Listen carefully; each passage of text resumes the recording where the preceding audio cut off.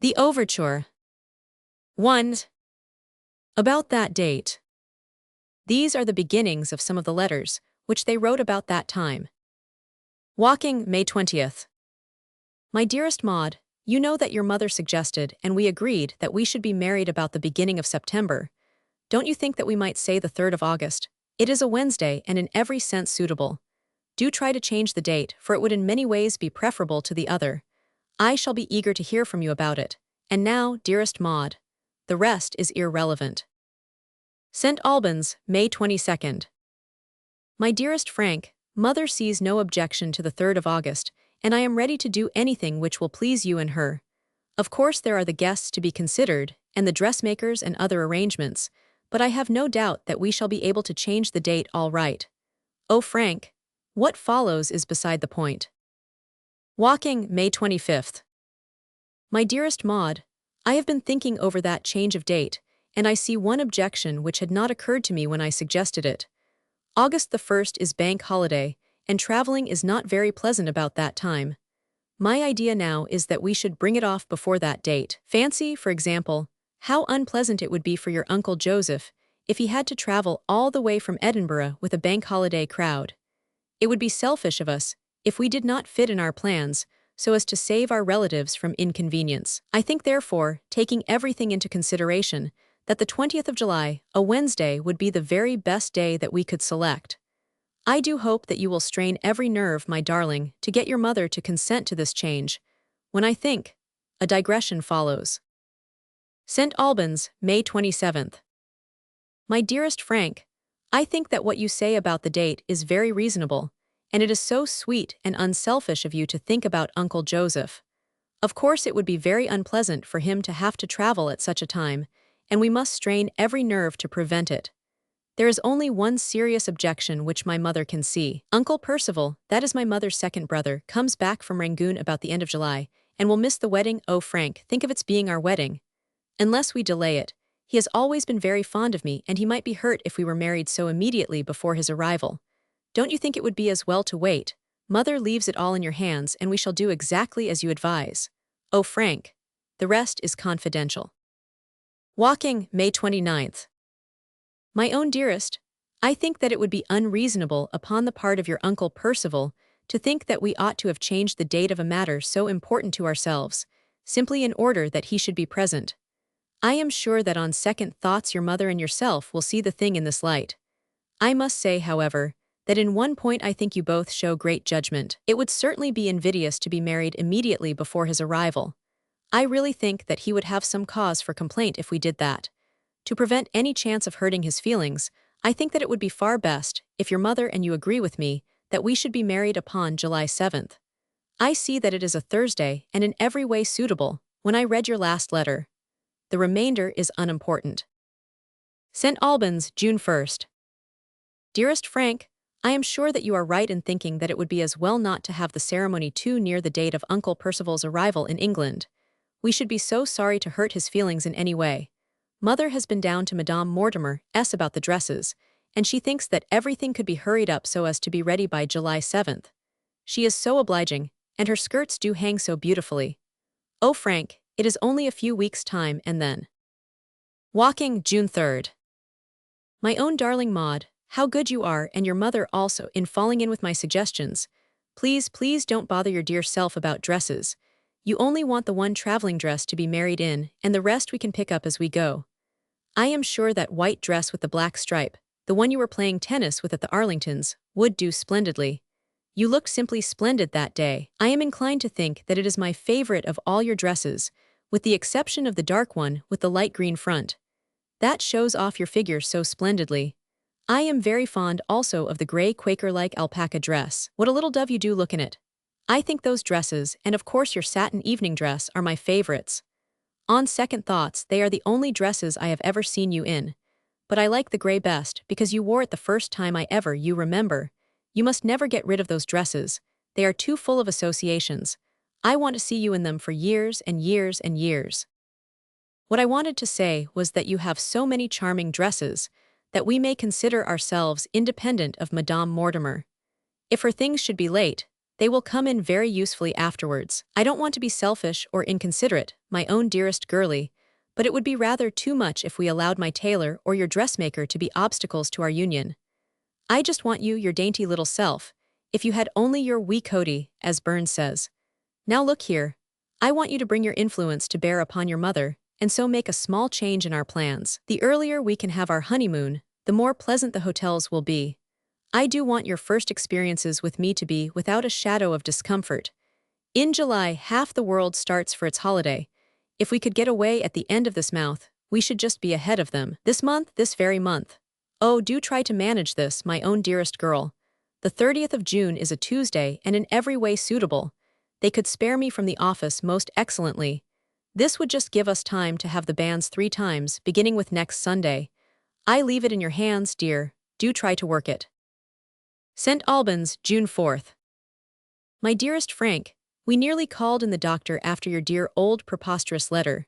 My mother gasped upon the sofa while I read her some extracts. That I, the daughter of the house, should be married in my old black and white tennis dress, which I wore at the Arlingtons, to save my nice one. Oh, you are simply splendid sometimes. And the learned way in which you alluded to my alpaca. As a matter of fact, it's a merino, but that doesn't matter. Fancy your remembering my wardrobe like that, and wanting me to wear them all for years. So I shall, dear, secretly, when we are quite alone. But they are all out of date already, and if in a year or so you saw your poor dowdy wife with tight sleeves among a roomful of puff-shouldered young ladies, you would not be consoled even by the memory that it was in that dress that you first. You know. As a matter of fact, I must have my dress to be married in. I don't think Mother would regard it as a legal marriage if I hadn't, and if you knew how nice it will be, you would not have the heart to interfere with it. Try to picture it, silver gray. I know how fond you are of grays. A little white chiffon at neck and wrists and the prettiest pearl trimming. Then the hat ends sweet, pale gray lace, white feather and brilliant buckle. All these details are wasted upon you, sir, but you will like it when you see it. It fulfills your ideal of tasteful simplicity, which men always imagine to be an economical method of dressing, until they have wives and milliners' bills of their own. And now I have kept the biggest news to the last. Mother has been to Madame, and she says that if she works all night, she will have everything ready for the 30th. Oh, Frank, does it not seem incredible? Next Tuesday 3 weeks. And the banns, oh my goodness, I am frightened when I think about it. Dear old boy, you won't tire of me, will you? Whatever should I do if I thought you had tired of me? And the worst of it is that you don't know me a bit. I have 100,000 faults, and you are blinded by your love and cannot see them. But then some day the scales will fall from your eyes, and you will perceive the whole 100,000 at once. Oh, what a reaction there will be! You will see me as I am, frivolous, willful, idle, petulant, and altogether horrid. But I do love you, Frank, with all my heart and soul and mind and strength, and you'll count that on the other side, won't you? Now I am so glad I have said all this, because it is best that you should know what you should expect. It will be nice for you to look back and to say, she gave me fair warning, and she is no worse than she said. Oh, Frank, think of the 30th. P.S. I forgot to say that I had a gray silk cape, lined with cream, to go with the dress. It is just sweet. So that is how they arranged about the date. P9 The Overture continued. Chapter 2. In a minor key. Walking, June 7th. My own dearest Maud, how I wish you were here, for I have been down, in the deepest state of despondency all day. I have longed to hear the sound of your voice, or to feel the touch of your hand. How can I be despondent, when in 3 weeks I shall be the husband of the dearest girl in England? That is what I ask myself, and then the answer comes that it is just exactly on that account that my wretched conscience is gnawing at me. I feel that I have not used you well. I owe you reparation, and I don't know what to do. In your last dear letter you talk about being frivolous. You have never been frivolous, but I have been frivolous.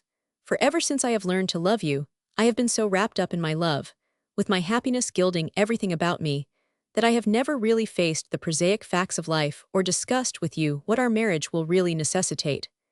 And now, at this 11th hour, I realize that I have led you on in ignorance to an act which will perhaps take a great deal of the sunshine out of your life. What have I to offer you in exchange for the sacrifice which you will make for me?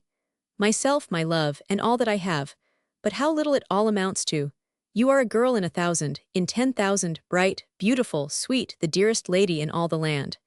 And I an average man, or perhaps hardly that, with little to boast of in the past, and vague ambitions for the future. It is a poor bargain for you, a most miserable bargain. You have still time. Count the cost, and if it be too great, then draw back even now without fear of one word or inmost thought of reproach from me. Your whole life is at stake. How can I hold you to a decision which was taken before you realized what it meant? Now I shall place the facts before you, and then, come what may, my conscience will be at rest, and I shall be sure that you are acting with your eyes open. You have to compare your life as it is, and as it will be. Your father is rich, or at least comfortably off, and you have been accustomed all your life to have whatever you desired. From what I know of your mother's kindness, I should imagine that no wish of yours has ever remained ungratified. You have lived well, dressed well, a sweet home, a lovely garden, your collie, your canary, your maid. Above all, you have never had anxiety, never had to worry about the morrow. I can see all your past life so well. In the mornings, your music, your singing, your gardening, your reading. In the afternoons, your social duties, the visit and the visitor. In the evening, tennis, a walk, music again, your father's return from the city, the happy family circle, with occasionally the dinner, the dance, and the theater. And so smoothly on, month after month, and year after year, your own sweet, kindly, joyous nature and your bright face, making everyone round you happy and so reacting upon your own happiness. Why should you bother about money? That was your father's business. Why should you trouble about housekeeping? That was your mother's duty. You lived like the birds and the flowers and had no need to take heed for the future. Everything which life could offer was yours. And now you must turn to what is in store for you, if you are still content to face the future with me. Position, I have none to offer. What is the exact position of the wife of the assistant accountant of the cooperative insurance office? It is indefinable. What are my prospects? I may become head accountant. If Dinton died, and I hope he won't, for he is an excellent fellow, I should probably get his berth. Beyond that I have no career. I have some aspirations after literature, a few critical articles in the monthlies, but I don't suppose they will ever lead to anything of consequence. And my income, £400 a year with a commission on business I introduce. But that amounts to hardly anything. You have £50. Our total, then, is certainly under £500. Have you considered what it will mean to leave that charming house at St. Albans, the breakfast room, the billiard room, the lawn, and to live in the little £50 a year house at Woking, with its 2 sitting rooms and poky garden? Have I a right to ask you to do such a thing? And then the housekeeping, the planning, the arranging, the curtailing, the keeping up appearances upon a limited income. I have made myself miserable, because I feel that you are marrying me without a suspicion of the long, weary uphill struggle which lies before you. Oh Maud, my darling Maud, I feel that you sacrifice too much for me. If I were a man I should say to you, forget me, forget it all. Let our relations be a closed chapter in your life. You can do better. I and my cares come like a great cloudbank to keep the sunshine from your young life. You who are so tender and dainty, how can I bear to see you exposed to the drudgery and sordid everlasting cares of such a household? I think of your graces, your pretty little ways, the elegancies of your life, and how charmingly you carry them off. You are born and bred for just such an atmosphere as the one which you breathe. And I take advantage of my good fortune in winning your love to drag you down, to take the beauty and charm from your life, to fill it with small and vulgar cares, never-ending and soul-killing. Selfish beast that I am, why should I allow you to come down into the stress and worry of life, when I found you so high above it?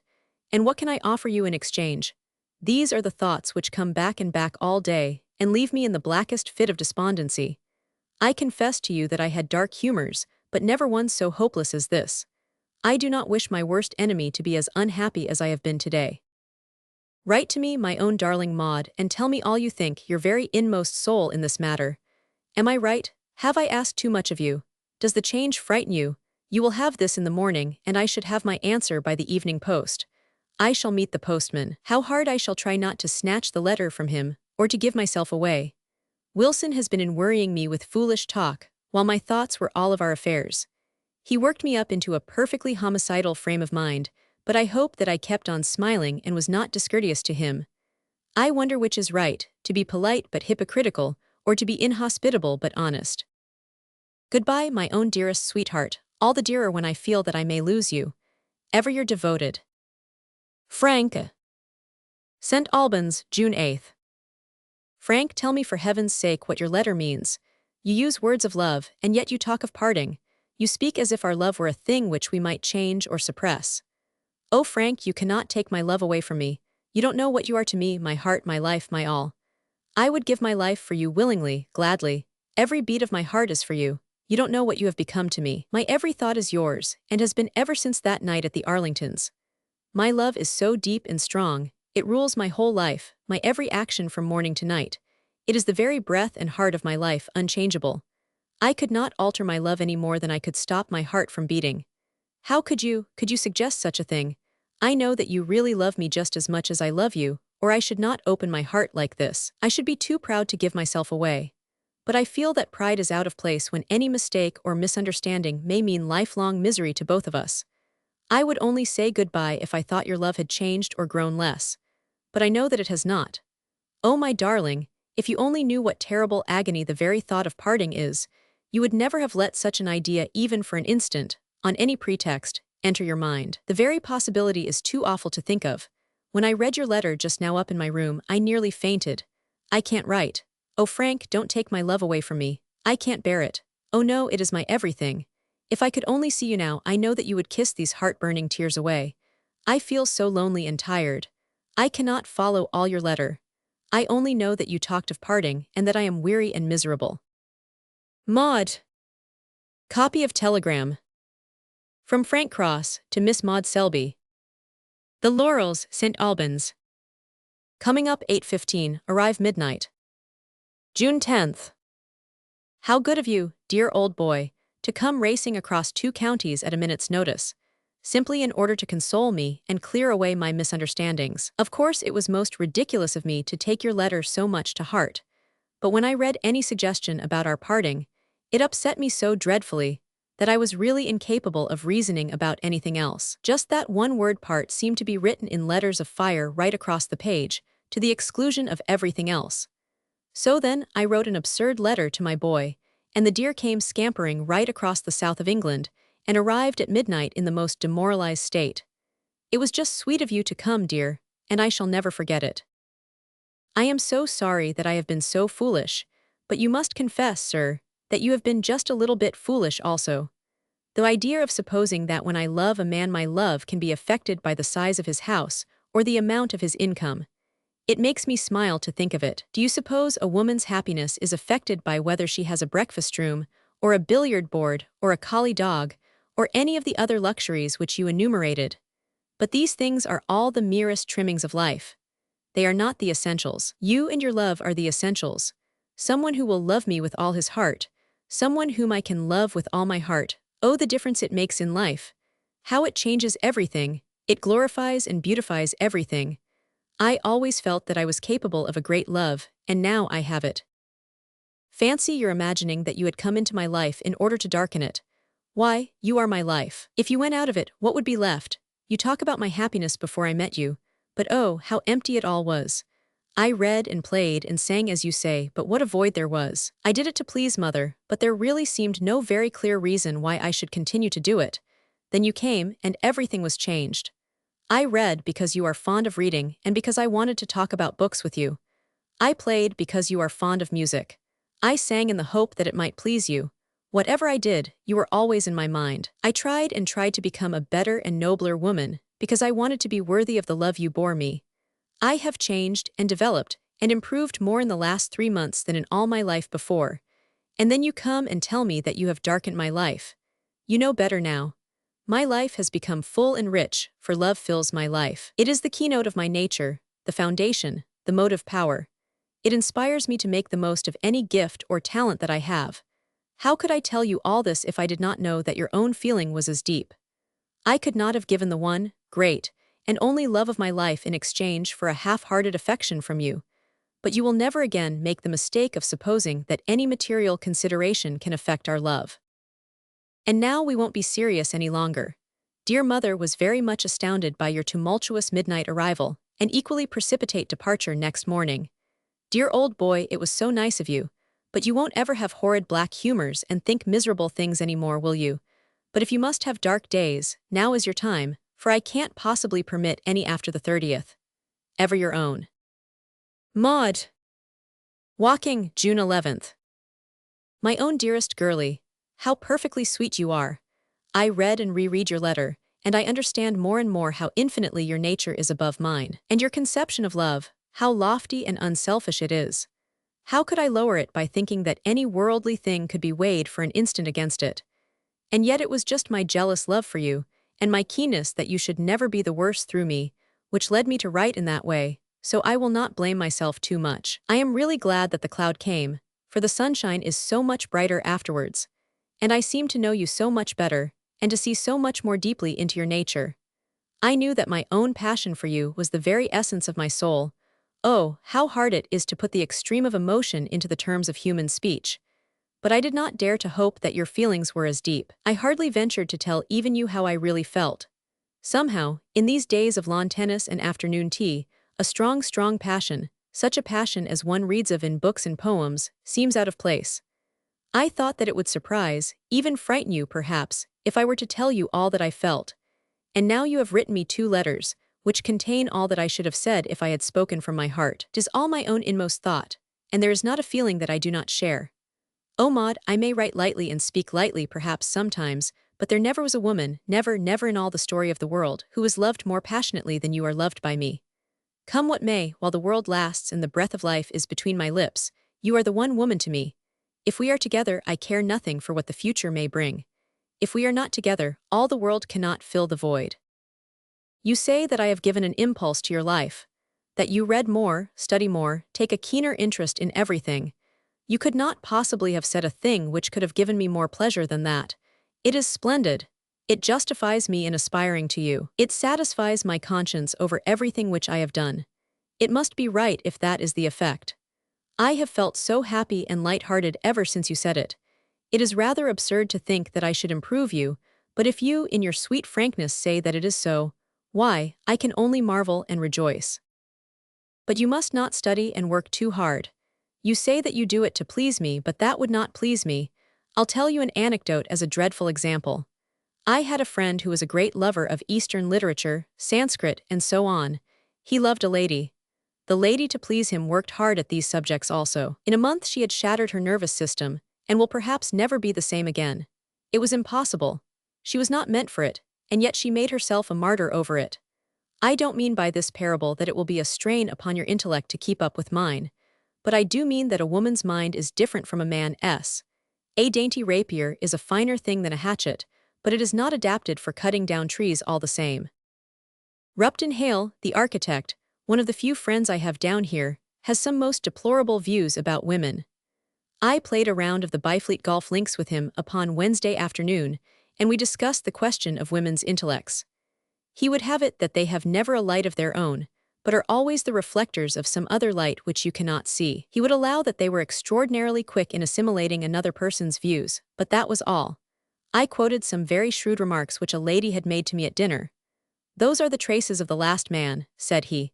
According to his preposterous theory, you could in conversation with a woman reconstruct the last man who had made an impression to her. She will reflect you upon the next person she talks to, said he. It was ungallant, but it was ingenious. Dearest sweetheart, before I stop, let me tell you that if I have brought any happiness into your life, you have brought far, far more into mine. My soul seemed to come into full being upon the day when I loved you. It was so small and cramped and selfish before, and life was so hard and stupid and purposeless. To live, to sleep, to eat for some years and then to die, it was so trivial and so material. But now the narrow walls seem in an instant to have fallen, and a boundless horizon stretches around me, and everything appears beautiful. London Bridge, King William Street, Upchurch Lane, the narrow stair, the office with the almanacs and the shining desks, it has all become glorified, tinged with a golden haze. I am stronger, I step out briskly and breathe more deeply. And I am a better man too. God knows there was room for it. But I do try to make an ideal and to live up to it. I feel such a fraud when I think of being put upon a pedestal by you, when some little hole where I am out of sight is my true place. I am like the man in Browning who mourned over the spots upon his speckled hide, but rejoiced in the swansdown of his lady. And so, my own dear, sweet little swansdown lady, good night to you, with my heart's love now and forever from your true lover. Frank. Saturday, Saturday, Saturday.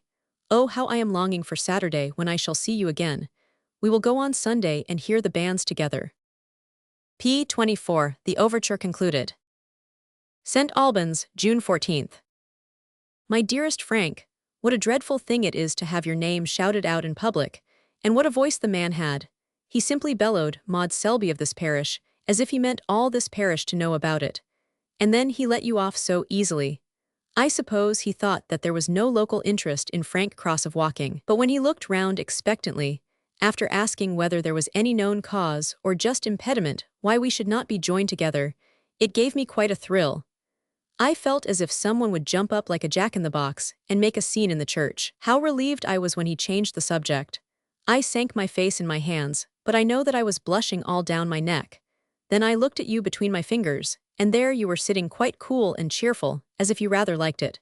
I think that we shall go to evening service next week. Papa has given up going altogether since the new organist came. He says he cannot face the music.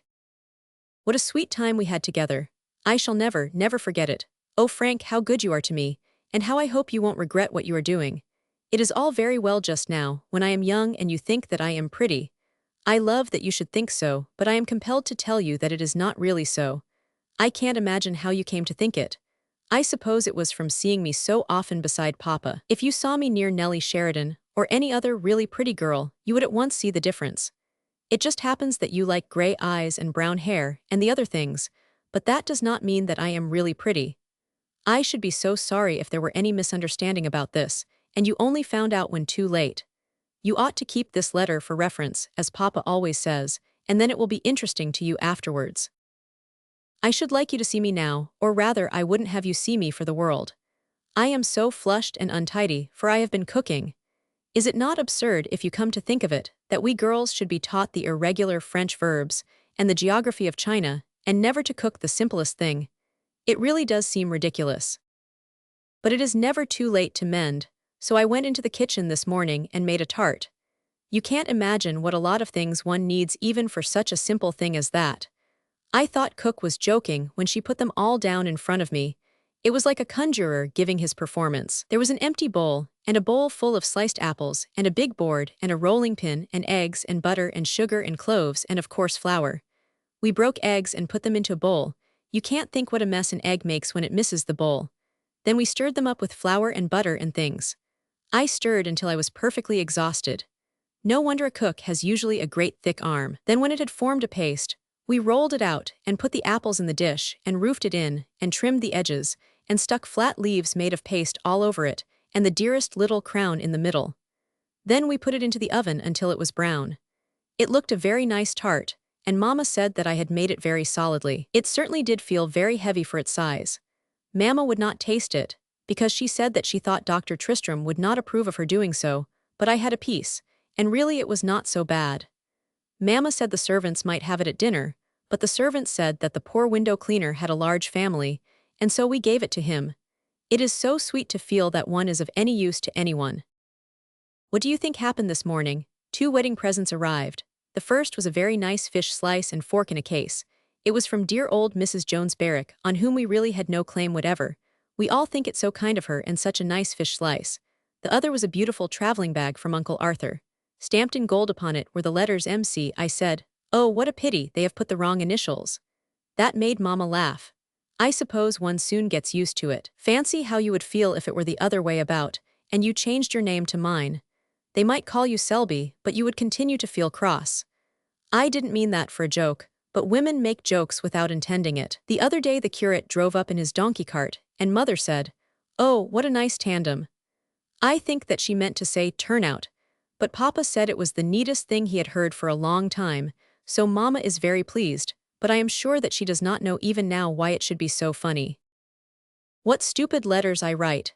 Doesn't it frighten you when you read them and think that is the person with whom I have to spend my life? Yet you never seem alarmed about it. I think it is so brave of you. That reminds me that I never finished what I wanted to say at the beginning of this letter.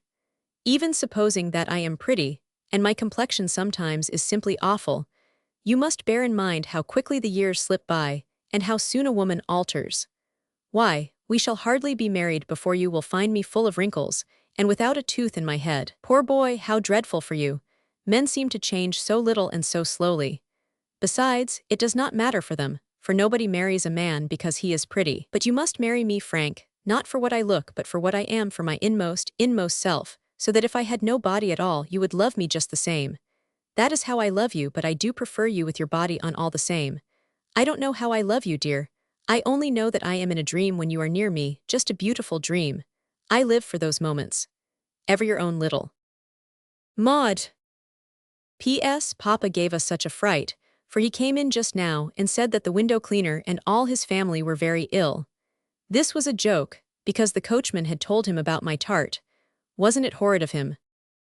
Walking, June 17th. My own sweetest Maud, I do want you to come up to town on Saturday morning. Then I will see you home to St. Albans in the evening, and we shall have another dear delightful week-end. I think of nothing else and I count the hours. Now please to manage it and don't let anything stop you. You know that you can always get your way. Oh yes, you can, miss, I know. We shall meet at the bookstall at Charing Cross Railway Station at 1 o'clock, but if anything should go wrong, send me a wire to the club. Then we can do some shopping together and have some fun also. Tell your mother that we shall be back in plenty of time for dinner. Make another tart, and I shall eat it. Things are slack at the office just now, and I could be spared for a few days. So you have had a fish slice. It is so strange, because on that very day I had my first present, and it was a fish slice also. We shall have fish at each end when we give a dinner. If we get another fish slice, then we shall give a fish dinner, or keep one of the slices to give to your friend Nellie Sheridan when she gets married. They will always come in useful. And I have had 2 more presents. One is a Tantalus spirit stand from my friends in the office. The other is a pair of bronzes from the cricket club. They got it up without my knowing anything about it, and I was amazed when a deputation came up to my rooms with them last night. May your innings be long and your partnership unbroken, until you each make 100 not out. That was the inscription upon a card. I have something very grave to tell you. I've been going over my bills and things, and I owe ever so much more than I thought. I have always been so careless, and never known exactly how I stood. It did not matter when one was a bachelor, for one always felt that one could live quite simply for a few months, and so set matters straight. But now it is more serious. The bills come to more than £100. The biggest one is £42 to Snell and Walker, the Conduit Street tailors. However, I am ordering my marriage suit from them, and that will keep them quiet. I have enough on hand to pay most of the others. But we must not run short upon our honeymoon. What an awful idea. Perhaps there may be some checks among our presents. We will hope for the best. But there is a more serious thing upon which I want to consult you. You asked me never to have any secrets from you, or else I should not bother you about such things. I should have kept it for Saturday when we meet, but I want you to have time to think about it, so that we may come to some decision then. I am surety to a man for an indefinite sum of money. It sounds rather dreadful, does it not? But it is not so bad as it sounds, for there is no harm done yet. But the question is what we should do in the future about it, and the answer is not a very easy one. He is a very pleasant fellow, an insurance agent, and he got into some trouble about his accounts last year. The office would have dismissed him, but as I knew his wife and his family, I became surety that he should not go wrong again, and so I saved him from losing his situation. His name is Farintosh. He is one of those amiable, weak, good fellows whom you cannot help loving, although you never can trust them. Of course we could give notice that we should not be responsible any longer, but it would be a thunderbolt to this poor family, and the man would certainly be ruined. We don't want to begin our own happiness by making anyone else unhappy, do we? But we shall talk it over, and I shall do what you advise.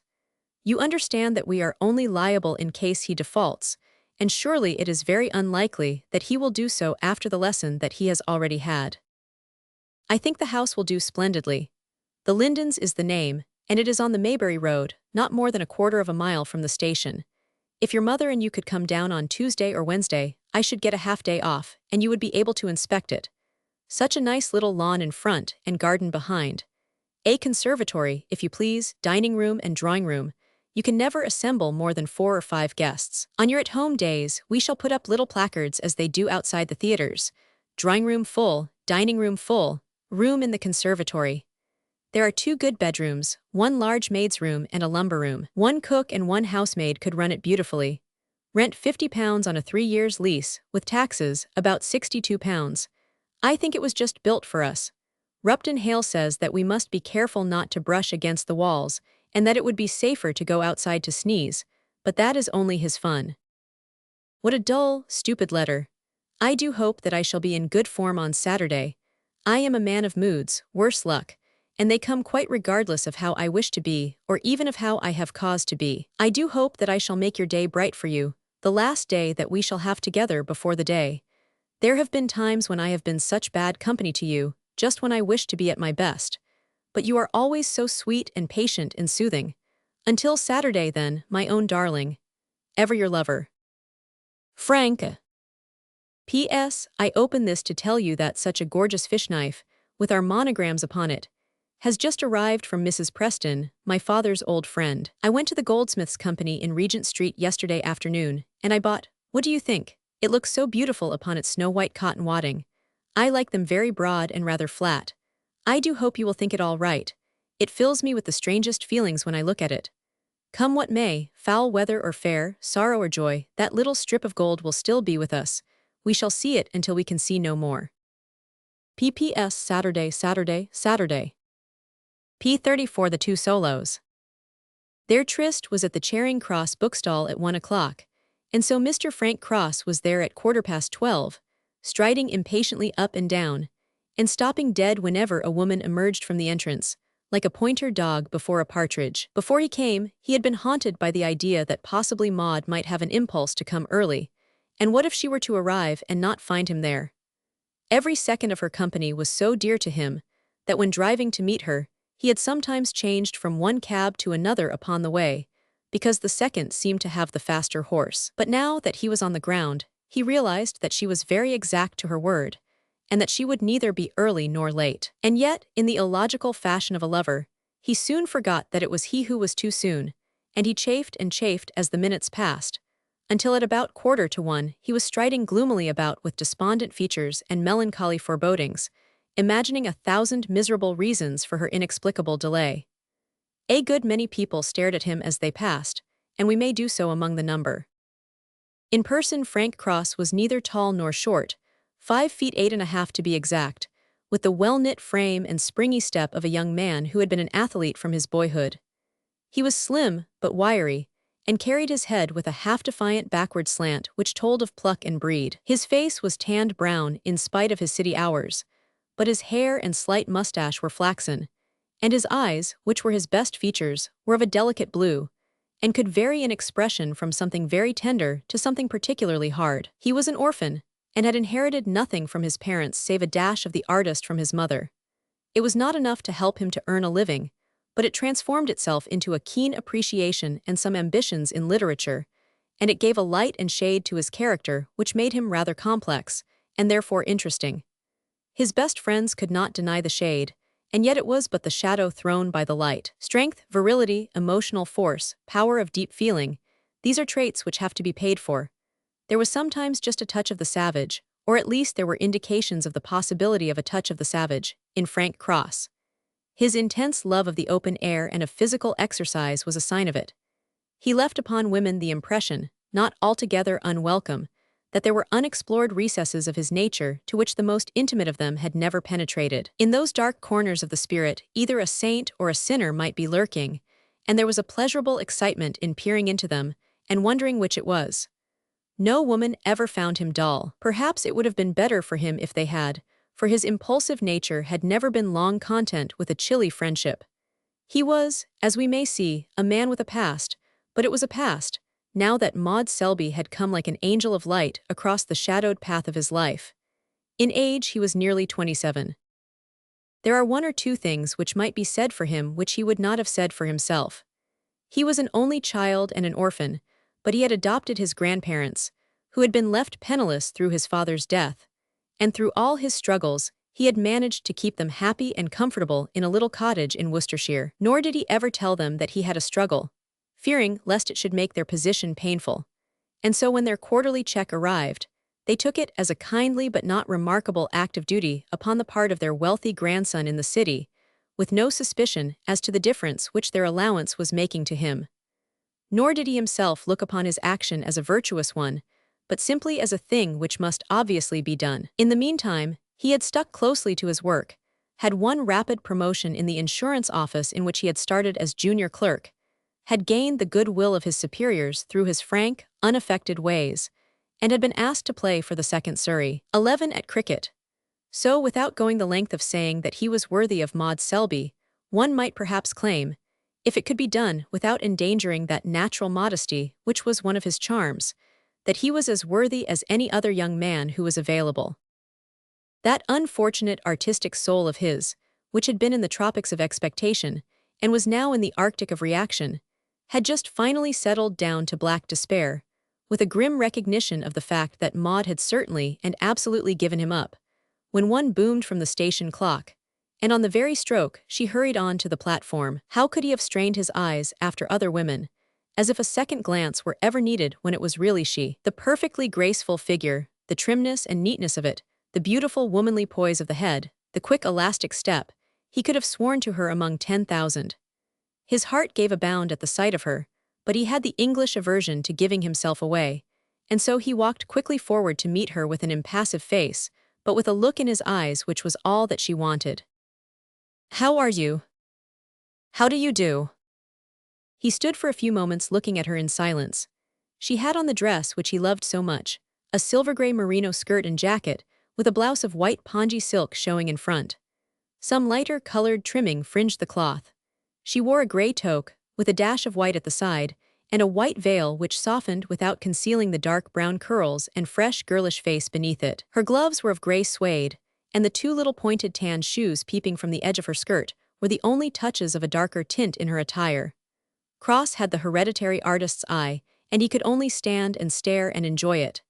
He was filled with admiration, with reverence, and with wonder that this perfect thing should really proclaim itself to be all his own.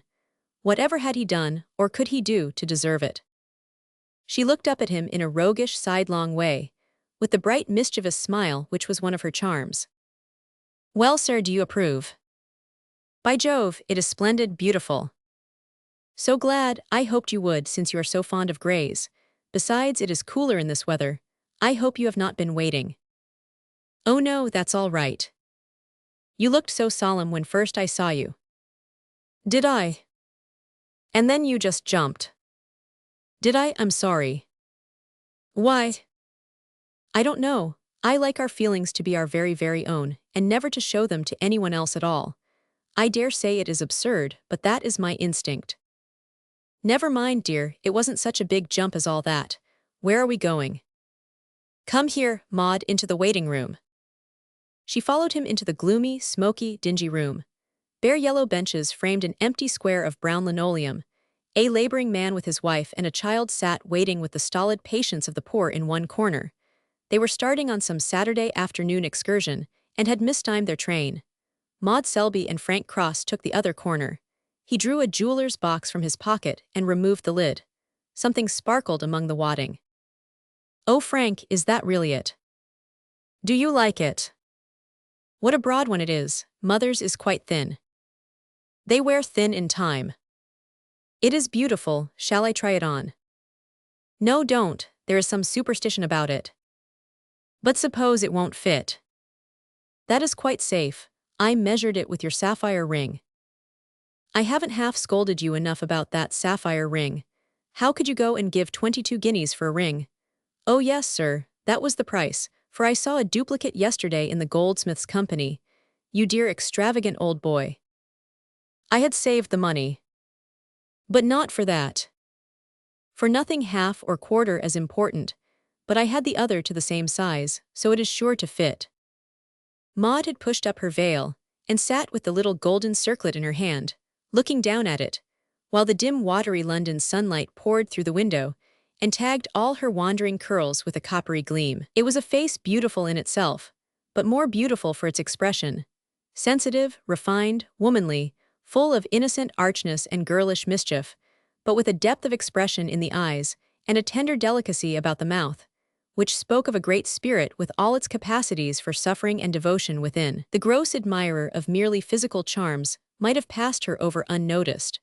So might the man who is attracted only by outward and obvious signs of character. But to the man who could see, to the man whose own soul had enough of spirituality to respond to hers, and whose eye could appreciate the subtlety of a beauty which is of the mind as well as of the body, there was not in all wide London upon that midsummer day a sweeter girl than Maud Selby, as she sat in her gray merino dress with the London sun tagging her brown curls with that coppery glimmer. She handed back the ring, and a graver expression passed over her mobile face. "I feel as you said in your letter, Frank, there is something tragic in it. It will be with me forever. All the future will arrange itself round that little ring." "Are you afraid of it?" Afraid, her gray glove rested for an instant upon the back of his hand. "I couldn't be afraid of anything if you were with me. It is really extraordinary, for by nature I am so easily frightened. But if I were with you in a railway accident or anywhere, it would be just the same. You see, I become for the time part of you, as it were, and you are brave enough for two." "I don't profess to be so brave as all that," said Frank. "I expect I have as many nerves as my neighbors." Maud's grey toque nodded up and down. "I know all about that," said she. "You have such a false idea of me. It makes me happy at the time and miserable afterwards, for I feel such a rank impostor. You imagine me to be a hero and a genius and all sorts of things, while I know that I am about as ordinary a young fellow as walks the streets of London, and no more worthy of you than anyone else is." She laughed with shining eyes. "I like to hear you talk like that," said she. "That is just what is so beautiful about you. It is hopeless to prove that you are not a hero when your disclaimers are themselves taken as a proof of heroism." Frank shrugged his shoulders. "I only hope you'll find me out gradually and not suddenly," said he. "Now, Maud, we have all day and all London before us. What shall we do? I want you to choose." "I am quite happy whatever we do. I am content to sit here with you until evening." Her idea of a happy holiday set them both laughing. "Come along," said he, "we shall discuss it as we go." The workman's family was still waiting, and Maud handed the child a shilling as she went out. She was so happy herself that she wanted everyone else to be happy also. The people turned to look at her as she passed. With the slight flush upon her cheeks and the light in her eyes, she seemed the personification of youth, and life, and love. One tall old gentleman started as he looked, and watched her with a rapt face until she disappeared. Some cheek had flushed, and some eye had brightened at his words once, and sweet old days had for an instant lived again. "Shall we have a cab?" "Oh, Frank, we must learn to be economical. Let us walk."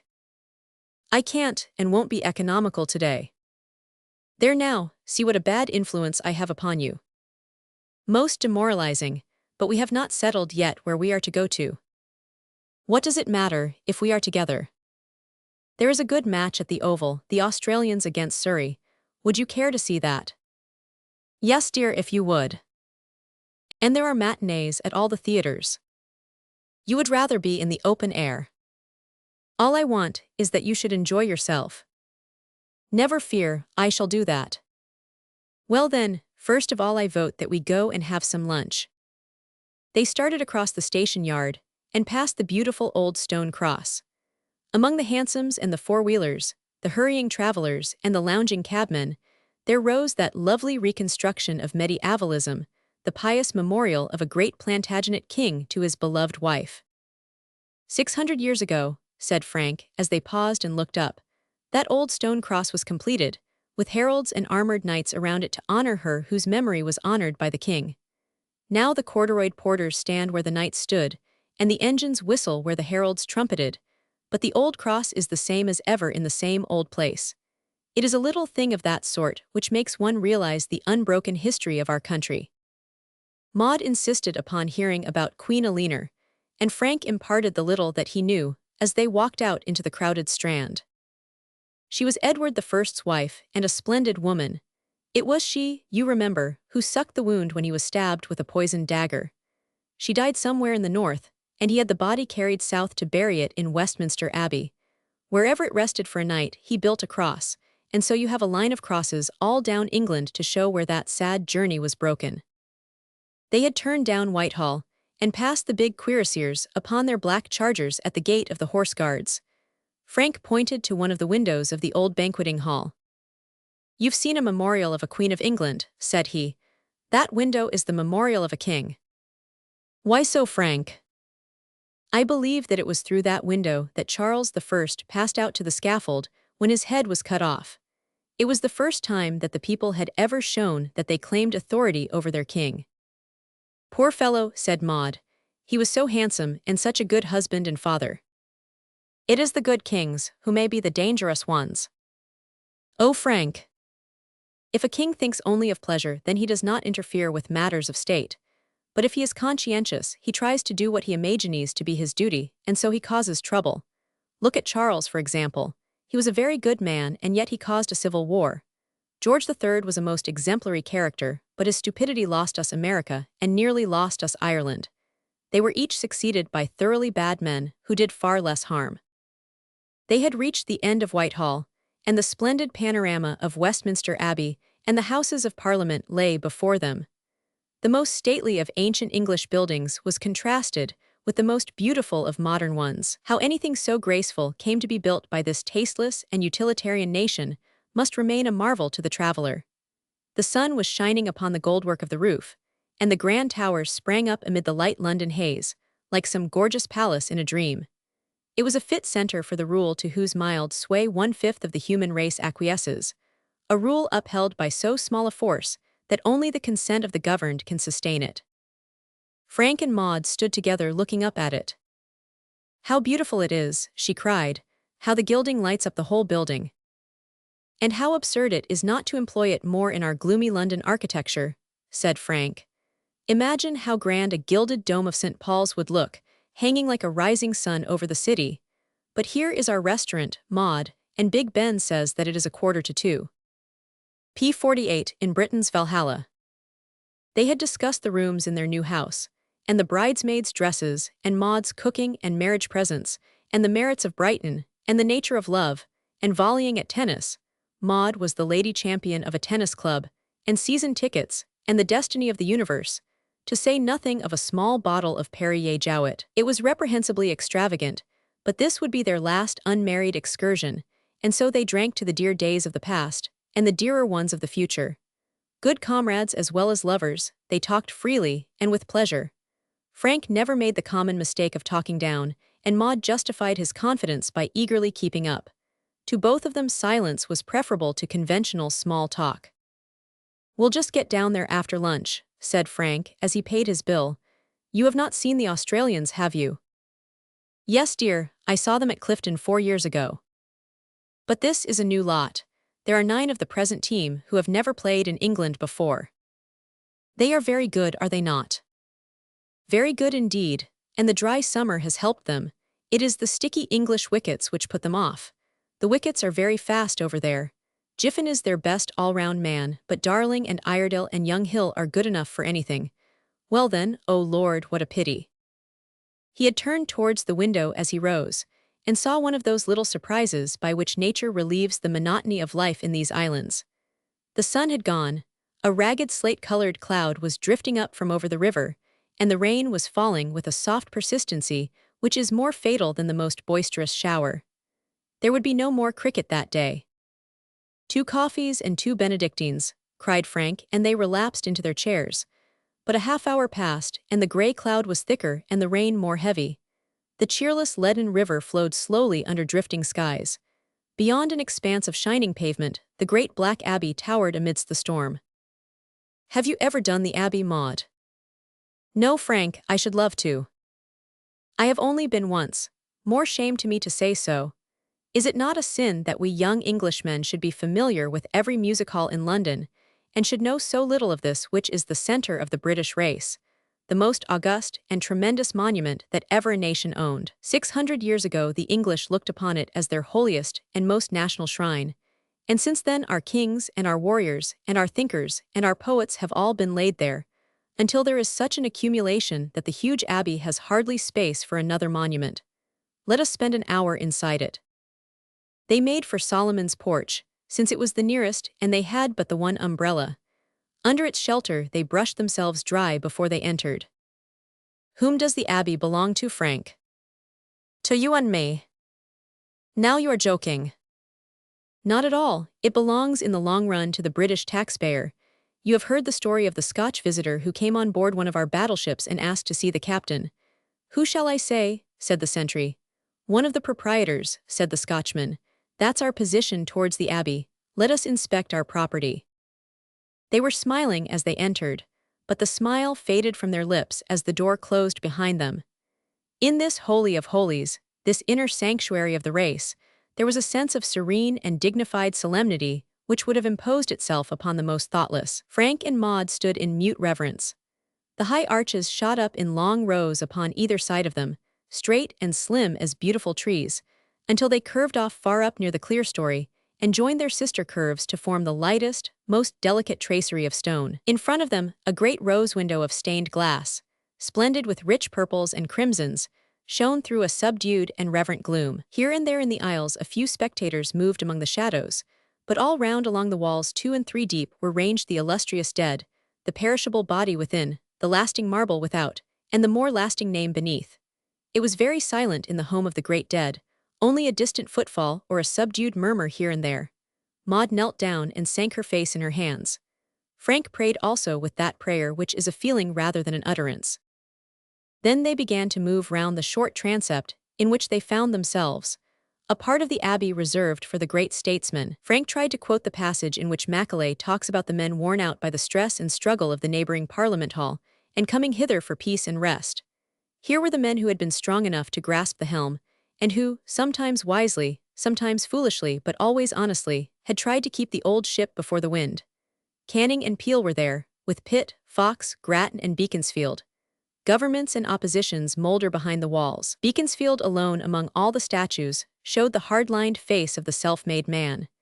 These others look so plump and smooth, one can hardly realize how strong they were, but they sprang from those ruling castes, to whom strength came by easy inheritance. Frank told Maud the little which he knew of each of them, of Grattan, the noblest Irishman of them all, of Castlereagh, whose coffin was pursued to the gates of the abbey by a raging mob who wished to tear out his corpse, of Fox the libertine philosopher, of Palmerston the gallant sportsman, who rode long after he could walk. They marveled together at the realism of the sculptor who had pitted Admiral Warren with the smallpox, and at the absurdity of that other one who had clad Robert Peel in a Roman toga. Then turning to the right at the end of the statesman's transept, they wandered aimlessly down the huge nave. It was overwhelming, the grandeur of the roof above and of the contents below. Any one of hundreds of these tombs was worth a devout pilgrimage, but how could one raise his soul to the appreciation of them all? Here was Darwin who revolutionized zoology, and here was Isaac Newton who gave a new direction to astronomy. Here were old Ben Jonson, and Stephenson the father of railways, and Livingstone of Africa, and Wordsworth, and Kingsley, and Arnold. Here were the soldiers of the mutiny, Clyde and Outram and Lawrence, and painters and authors and surgeons, and all the good sons who in their several degrees had done loyal service to the old mother. And when their service was done, the old mother had stretched out that long arm of hers and had brought them home, and always for every good son brought home she had sent another forth, and her loins were ever fruitful, and her children loving and true. Go into the abbey and think, and as the nation's past is borne in upon you, you will have no fear for its future. Frank was delighted with some of the monuments and horrified by others, and he communicated both his joy and his anger to Maud. They noticed together how the moderns and the Elizabethans had much in common in their types of face, their way of wearing the hair, and their taste in monuments, while between them lie the intolerable affectations, which culminated towards the end of last century. It all rings false, statue, inscription, everything, said Frank. These insufferable allegorical groups sprawling round a dead hero are of the same class as the pompous and turgid prose of Dr. Johnson. The greatest effects are the simplest effects, and so it always was, and so it always will be. But that little bit of Latin is effective, I confess. It was a very much defaced inscription underneath a battered Elizabethan effigy, whose feet had been knocked off, and whose features were blurred into nothing. 2 words of the inscription had caught Frank's eye. Mostissima uxor, it was his most sad wife who erected it. Look at it now, the poor battered monument of a woman's love. Now, Maud, come with me, and we shall visit the famous poet's corner. What an assembly it would be if at some supreme day each man might stand forth from the portals of his tomb. Tennyson, the last and almost the greatest of that illustrious line, lay under the white slab upon the floor. Maud and Frank stood reverently beside it. Sunset and evening star. And one clear call for me. Frank quoted, "What lines for a very old man to write. I should put him second only to Shakespeare had I the marshalling of them." I have read so little, said Maud. We will read it all together after next week. But it makes your reading so much more real and intimate when you have stood at the grave of the man who wrote. That's Chaucer, the big tomb there. He is the father of British poetry. Here is Browning beside Tennyson, united in life and in death. He was the more profound thinker, but music and form are essential also. What a splendid face, cried Maud. It is a bust to Longfellow, the American. They read the inscription. This bust was placed among the memorials of the poets of England by English admirers of an American poet. I am so glad to have seen that. I know his poems so well, said Maud. I believe he is more read than any poet in England. Who is that standing figure? It is Dryden. What a clever face and what a modern type. Here is Walter Scott beside the door. How kindly and humorous his expression was, and see how high his head was from the ear to the crown. It was a great brain. There is Burns, the other famous Scot. Don't you think there is a resemblance between the faces? And here are Dickens and Thackeray and Macaulay. I wonder whether, when Macaulay was writing his essays, he had a premonition that he would be buried in Westminster Abbey. He is continually alluding to the Abbey and its graves. I always think that we have a vague intuition as to what will occur to us in life. We can guess what is probable. It amounts to more than that. I had an intuition that I should marry you from the first day that I saw you, and yet it did not seem probable. But deep down in my soul, I knew that I should marry you. I knew that I should marry you, Frank, or else that I should never marry at all. There now, we both had it. Well, that is really wonderful. They stood among the memorials of all those great people, marveling at the mysteries of their own small lives. A voice at their elbows brought them back to the present. This way, if you please, for the Kings, said the voice. They are now starting for the Kings. They proved to be a curiously mixed little group of people who were waiting at the entrance, through the enclosure, for the arrival of the official guide. There were a tall red-bearded man with a very Scotch accent and a small gentle wife, also an American father with his two bright and enthusiastic daughters, a petty officer of the Navy in his uniform, two young men whose attention was cruelly distracted from the monuments by the American girls, and a dozen other travelers of various sexes and ages. Just as Maud and Frank joined them, the guide, a young, fresh-faced fellow, came striding up, and they passed through the opening into the royal burying ground. This way, ladies and gentlemen, cried the hurrying guide, and they all clattered over the stone pavement. He stopped beside a tomb upon which a lady with a sad, worn face was lying. Mary, Queen of Scots, said he, the greatest beauty of her day.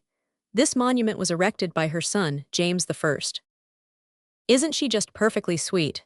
Said one of the American girls. Well, I don't know. I expected more of her than that, the other answered. I reckon, remarked the father, that if anyone went through as much as that lady did, it would not tend to improve her beauty. Now what age might the lady be, sir? 44 years of age at the time of her execution, said the guide. Ah weel, she's young for her years, muttered the Scotchman, and the party moved on.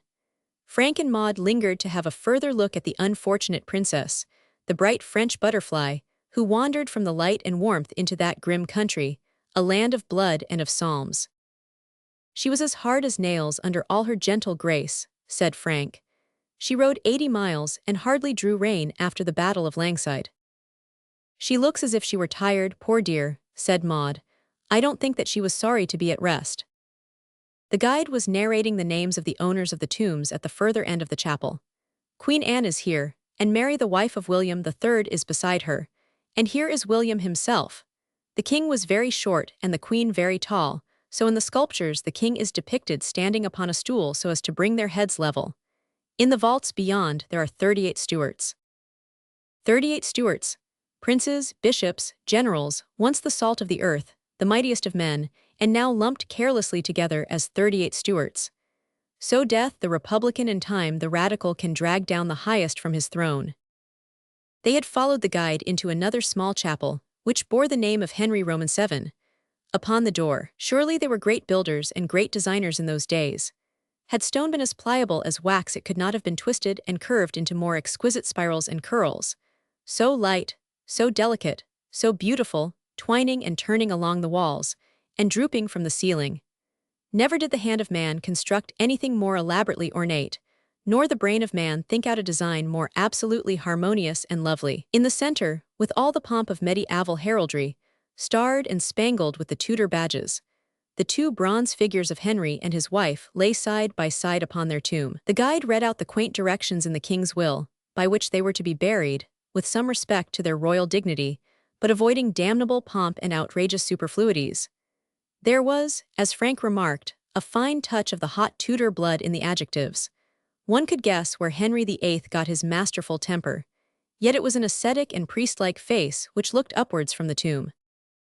They passed the rifled tombs of Cromwell, Blake, and Ireton, the despicable revenge of the men who did not dare to face them in the field, and they marked the grave of James I, who erected no monument to himself, and so justified in death the reputation for philosophy which he had aimed at in his life. Then they inspected the great tomb of Villiers, Duke of Buckingham, as surprising and as magnificent as his history, cast a glance at the covering of plucky little George II, the last English king to lead his own army into battle, and so onwards to see the corner of the Innocents, where rest the slender bones of the poor children murdered in the Tower. But now the guide had collected his little flock around him again, with the air of one who has something which is not to be missed. "You will stand upon the step to see the profile," said he, as he indicated a female figure upon a tomb. "It is the great Queen Elizabeth." It was a profile and a face worth seeing, the face of a queen who was worthy of her Shakespeares upon the land and her Drakes upon the sea. Had the Spanish king seen her, he would have understood that she was not safe to attack, this grim old lady with the eagle nose and the iron lips.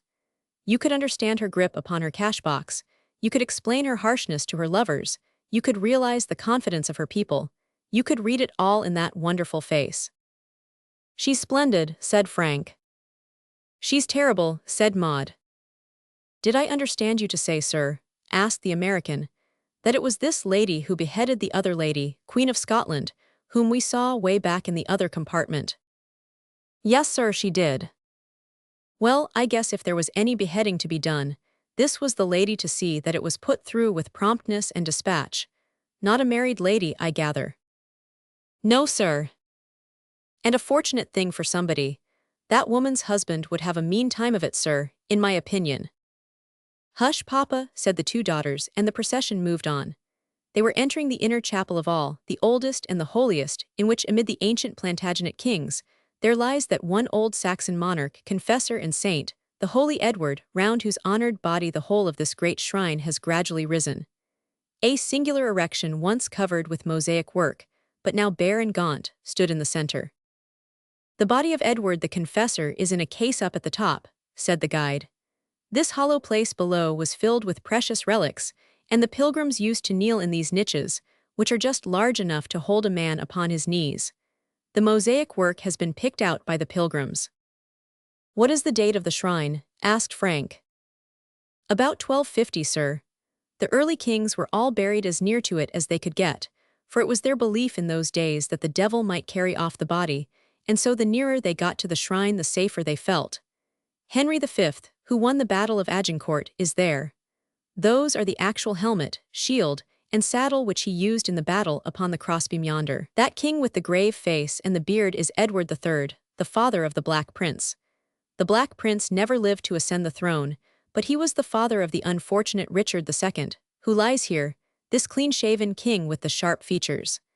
Now, ladies and gentlemen, if you will turn this way, I will show you one of the most remarkable objects in the abbey." The object in question proved to be nothing more singular than a square block of stone placed under an old chair. And yet, as the guide continued to speak, they felt that he had justified his words. "This is the sacred stone of Scone, upon which the kings of Scotland have been crowned from time immemorial. When Edward I overran Scotland years ago, he had it brought here, and since then every monarch of England has also sat upon it when crowned." "The present queen?" asked someone. "Yes, she also. The legend was that it was the stone upon which Jacob rested his head when he dreamed, but the geologists have proved that it is red sandstone of Scotland." "Then I understand, sir, that this other throne is the Scottish throne," said the American gentleman. "No, sir, the Scottish throne and the English throne are the same throne, but at the time of William and Mary, it was necessary to crown her as well as him, and so a second throne was needed. But that, of course, was modern. Only a couple of 100 years ago. I wonder they let it in, but I guess they might have taken better care of it. Someone has carved his name upon it. A Westminster boy bet his schoolfellows that he would sleep among the tombs, and to prove that he had done it, he carved his name upon the throne. You don't say, cried the American. Well, I guess that boy ended pretty high up. As high as the gallows, perhaps, said Frank, and everyone tittered, but the guide hurried on with a grave face, for the dignity of the abbey was in his keeping. This tomb is that of Queen Eleanor, said he.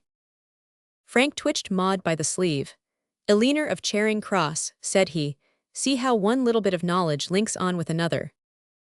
And here is the tomb of her husband, Edward I. It was he who brought the stone from Scone.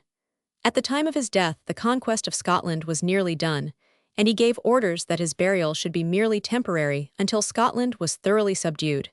He is still, as you perceive, in his temporary tomb. The big Scotchman laughed loudly and derisively. All the others looked sadly at him, with the pitying gaze which the English use towards the more excitable races when their emotion gets the better of them. A stream from a garden hose could not have damped him more. They opened the grave last century, said the guide. Inside was an inscription which said, Here lies the hammer of the Scots.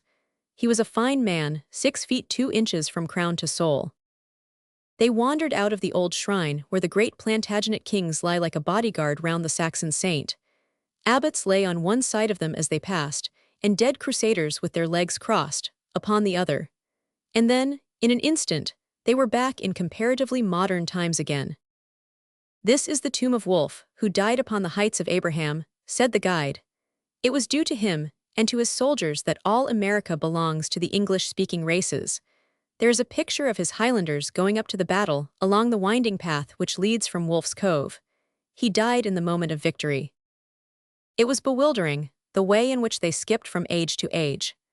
The history of England appeared to be not merely continuous, but simultaneous, as they turned in an instant from the Georgian to the Elizabethan, the one monument as well preserved as the other. They passed the stately De Vere, his armor all laid out in fragments upon a marble slab, as a proof that he died at peace with all men, and they saw the terrible statue of the onslaught of death, which, viewed in the moonlight, made a midnight robber drop his booty and fly panic-stricken out of the abbey. So awful and yet so fascinating is it, that the shuffling feet of the party of sightseers had passed out of hearing before Maud and Frank could force themselves away from it. In the base of the statue is an iron door, which has been thrown open, and the sculptor's art has succeeded wonderfully in convincing you that it has been thrown open violently. The 2 leaves of it seem still to quiver with the shock, and one could imagine that one heard the harsh clang of the metal. Out of the black opening had sprung a dreadful thing, something muffled in a winding sheet, one bony hand clutching the edge of the pedestal, the other upraised to hurl a dart at the woman above him. She, a young bride of 27, has fallen fainting, while her husband, with horror in his face, is springing forward, his hand outstretched, to get between his wife and her loathsome assailant. I shall dream of this, said Maud. She had turned pale, as many a woman has before this monument. It is awful. Frank walked backwards, unable to take his eyes from it. What pluck that sculptor had! It is an effect which must be either ludicrous or great, and he has made it great. Roubillac is his name, said Maud, reading it from the pedestal. A Frenchman or a man of French descent. Isn't that characteristic? In the whole great abbey, the one monument which has impressed us with its genius and imagination is by a foreigner. We haven't got it in us. We're too much afraid of letting ourselves go and of giving ourselves away. We are heavy-handed and heavy-minded. If we can't produce the monuments, we can produce the men who deserve them, said Maud, and Frank wrote the aphorism down upon his shirt cuff. We are too severe both in sculpture and architecture, said he. More fancy and vigor in our sculptors, more use of gold and more ornament in our architects, that is what we want. But I think it is past praying for. It would be better to subdivide the work of the world, according to the capacity of the different nations. Let Italy and France embellish us. We might do something in exchange, organize the French colonies, perhaps, or the Italian exchequer. That is our legitimate work, but we will never do anything at the other. The guide had already reached the end of his round, an iron gate corresponding to that by which they had entered, and they found him waiting impatiently and swinging his keys. But Maud's smile and word of thanks, as she passed him, brought content into his face once more. A ray of living sunshine is welcome to the man who spends his days among the tombs. They walked down the north transept and out through Solomon's porch. The rain cloud had swept over, and the summer sun was shining upon the wet streets, turning them all to gold. This might have been that fabled London of which young Whittington dreamed. In front of them lay the lawns of vivid green, with the sunlit raindrops gleaming upon the grass. The air was full of the chirping of the sparrows. Across their vision, from the end of Whitehall to Victoria Street, the black ribbon of traffic whirled and circled, one of the great driving belts of the huge city. Over it all, to their right, towered those glorious Houses of Parliament, the very sight of which made Frank repent his bitter words about English architecture. They stood in the old porch gazing at the scene. It was so wonderful to come back at one stride from the great country of the past to the greater country of the present. Here was the very thing which these dead men lived and died to build. "It's not much past 3, said Frank. "What a gloomy place to take you to. Good heavens, we have one day together, and I take you to a cemetery. Shall we go to a matinee to counteract it?" But Maud laid her hand upon his arm. "I don't think, Frank, that I was ever more impressed, or learned more in so short a time in my life. It was a grand hour, an hour never to be forgotten. And you must not think that I am ever with you to be amused. I am with you to accompany you in whatever seems to you to be highest and best. Now before we leave the dear old abbey, promise me that you will always live your own highest and never come down to me." "I can very safely promise that I will never come down to you," said Frank. "I may climb all my life, and yet there are parts of your soul which will be like snow peaks in the clouds to me. But you will be now and always my own dear comrade as well as my sweetest wife. And now, Maud, what shall it be, the theatre or the Australians? Do you wish to go to either very much?" "Not unless you do." "Well then, I feel as if either would be a profanation. Let us walk together down to the Embankment, and sit on one of the benches there, and watch the river flowing in the sunshine, and talk and think of all that we have seen." P71, 2 solos and a duet. The night before the wedding, Frank Cross and his best man, Rupton Hale, dined at the Raleigh Club with Maud's brother, Jack Selby, who was a young lieutenant in a hussar regiment. Jack was a horsey, slangy young sportsman who cared nothing about Frank's worldly prospects, but had given the match his absolute approval from the moment that he realized that his future brother had played for the Surrey Second. "What more can you want?" said he. "You won't exactly be a Mrs. W.G., but you will be on the edge of first-class cricket." And Maud, who rejoiced in his approval, without quite understanding the grounds for it, kissed him, and called him the best of brothers. The marriage was to be at 11 o'clock at St. Monica's Church, and the Selbys were putting up at the Langham. Frank stayed at the Metropole, and so did Rupton Hale. They were up early, their heads and nerves none the better for Jack Selby's hospitality of the night before. Frank could eat no breakfast, and he shunned publicity in his wedding garments, so they remained in the upstairs sitting room. He stood by the window, drumming his fingers upon the pane, and looking down into Northumberland Avenue. He had often pictured this day, and associated it with sunshine and flowers and every emblem of joy. But nature had not risen to the occasion. A thick vapor, half smoke, half cloud, drifted along the street, and a thin persistent rain was falling steadily. It pit-patted upon the windows, splashed upon the sills, and gurgled in the water pipes. Far down beneath him on the drab-colored slimy road stood the lines of wet cabs, looking like beetles with glistening backs. Round black umbrellas hurried along the shining pavements. A horse had fallen at the door of the Constitutional Club, and an oil-skinned policeman was helping the cabman to raise it. Frank watched it until the harness had been refastened, and it had vanished into Trafalgar Square. Then he turned and examined himself in the mirror. His trim black frock coat and pearl gray trousers set off his alert athletic figure to advantage.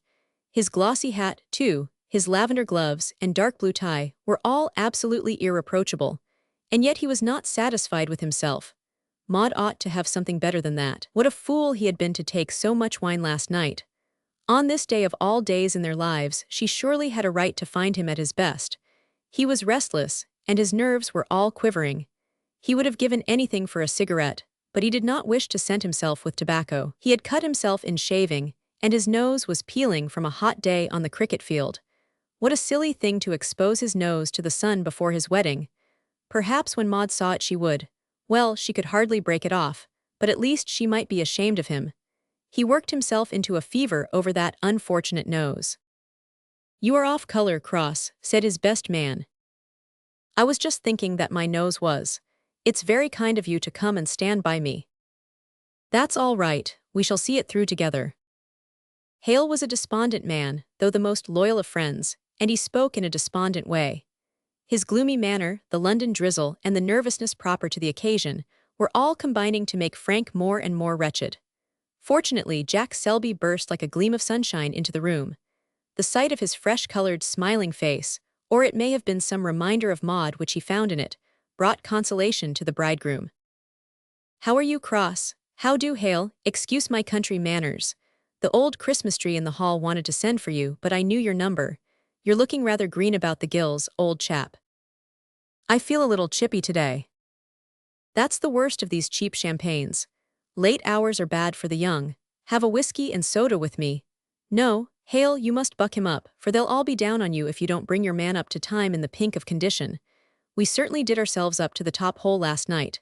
Couldn't face your breakfast, eh? Neither could I, a strawberry and a bucket of soda water."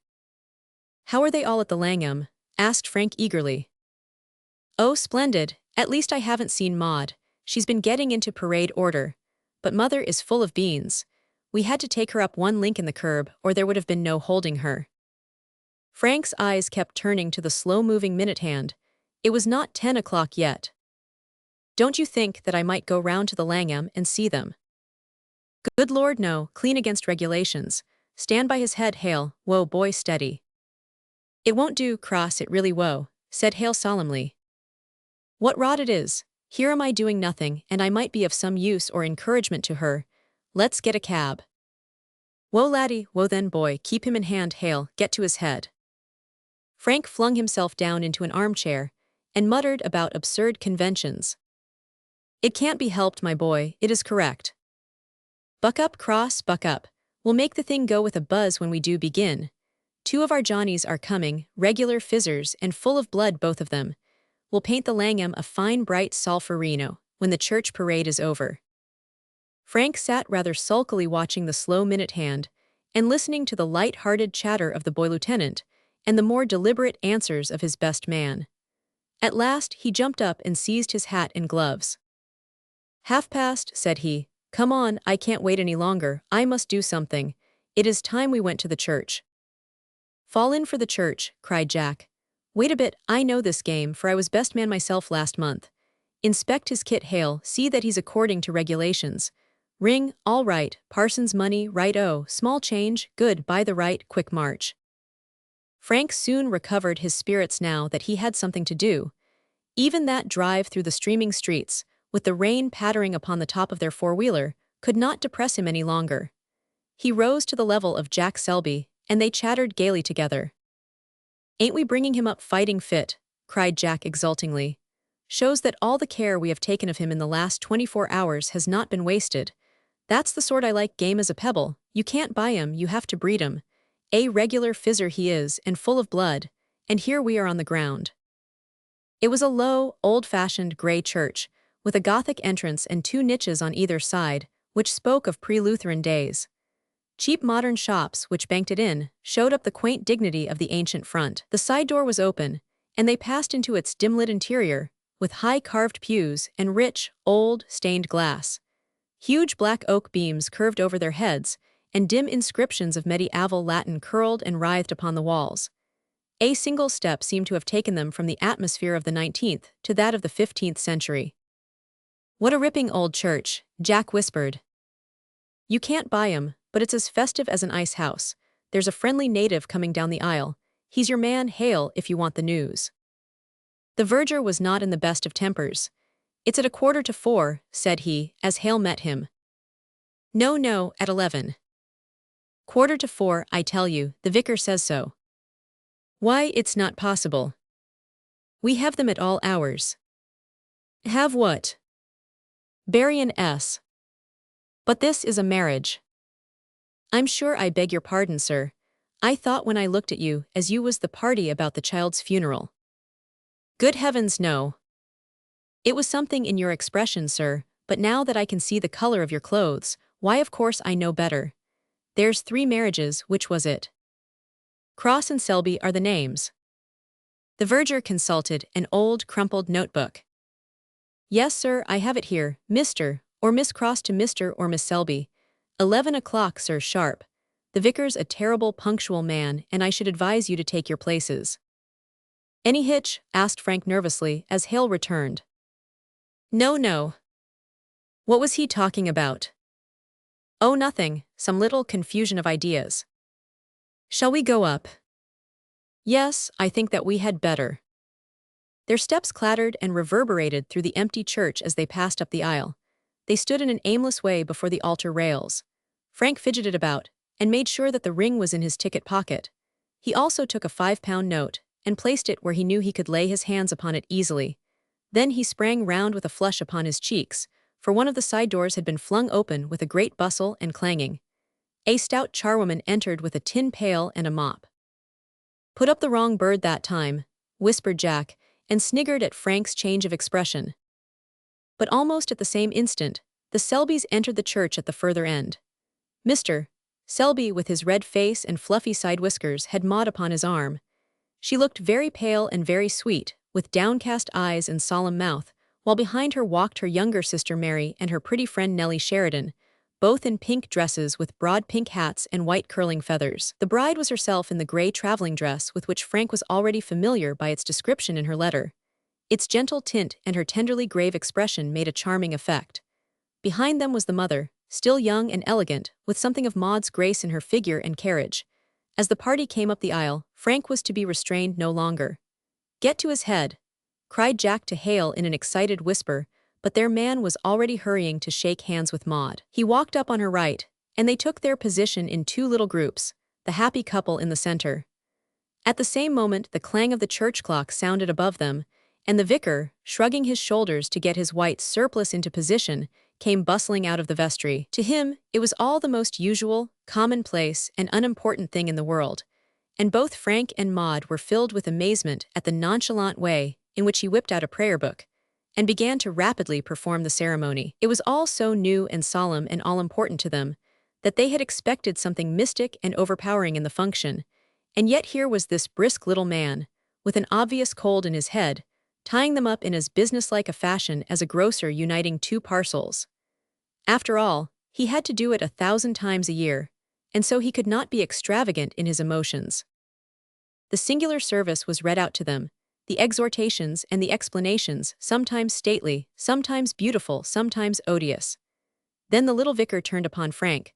Wilt thou have this woman to thy wedded wife, to live together after God's ordinance in the holy estate of matrimony? Wilt thou love her, comfort her, honor her, in sickness and in health, and forsaking all other, keep thee only unto her as long as ye both shall live? I will, cried Frank with conviction. And wilt thou have this man to thy wedded husband, to live together after God's ordinance in the holy estate of matrimony? Wilt thou obey him, and serve him, love, honor, and keep him, in sickness and in health, and forsaking all other, keep thee only unto him so long as ye both shall live? I will, said Maud from her heart. Who giveth this woman to be married to this man? I do, Mr. John Selby, her father, you know. And then in turn they repeated the fateful words. I take thee to have and to hold from this day forward, for better, for worse, for richer, for poorer, in sickness and in health, to love, cherish, and obey, till death us do part, according to God's holy ordinance, and thereto I give thee my troth. Ring, ring, said Hale. Ring, you juggins, whispered Jack Selby. Frank thrust his hands frantically into all his pockets. The ring was in the last one which he attempted, but the banknote was not to be found. He remembered that he had put it in some safe place. Where could it have been? Was it in his boot, or in the lining of his hat? No, surely he could not have done anything so infatuated. Again he took his pockets 2 at a time, while a dreadful pause came in the ceremony. Vestry afterwards, whispered the clergyman. Here you are, gasped Frank. He had come upon it in a last desperate dive into his watch pocket, in which he never by any chance kept anything. Of course it was for that very reason, that it might be alone and accessible, that he had placed it there. Ring and note were handed to the vicar, who deftly concealed the one and returned the other. Then Maud's little white hand was outstretched, and over the 3rd finger Frank slipped the circlet of gold. With this ring I thee wed, said Frank, and with my body I thee worship. He paused, and made a mental emendation of with my soul also, and with all my worldly goods I thee endow. There was a prayer, and then the vicar joined the two hands, the muscular sunburned one and the dainty white one, with the new ring gleaming upon it. Those whom God hath joined together, let no man put asunder, said he. Forasmuch as Francis Cross and Maud Selby have consented together in holy wedlock, and have witnessed the same before God and this company, and thereto have given and pledged their troth, either to other, and have declared the same by giving and receiving of a ring, and by joining of hands, I pronounce that they be man and wife together. There now, it was done. They were one, never more to part until the coffin lid closed over one or the other. They were kneeling together now, and the vicar was rapidly repeating some psalms and prayers. But Frank's mind was not with the ritual. He looked slantwise at the graceful, girlish figure by his side. Her hair hung beautifully over her white neck, and the reverent droop of her head was lovely to his eyes. So gentle, so humble, so good, so beautiful, and all his sworn life companion forever.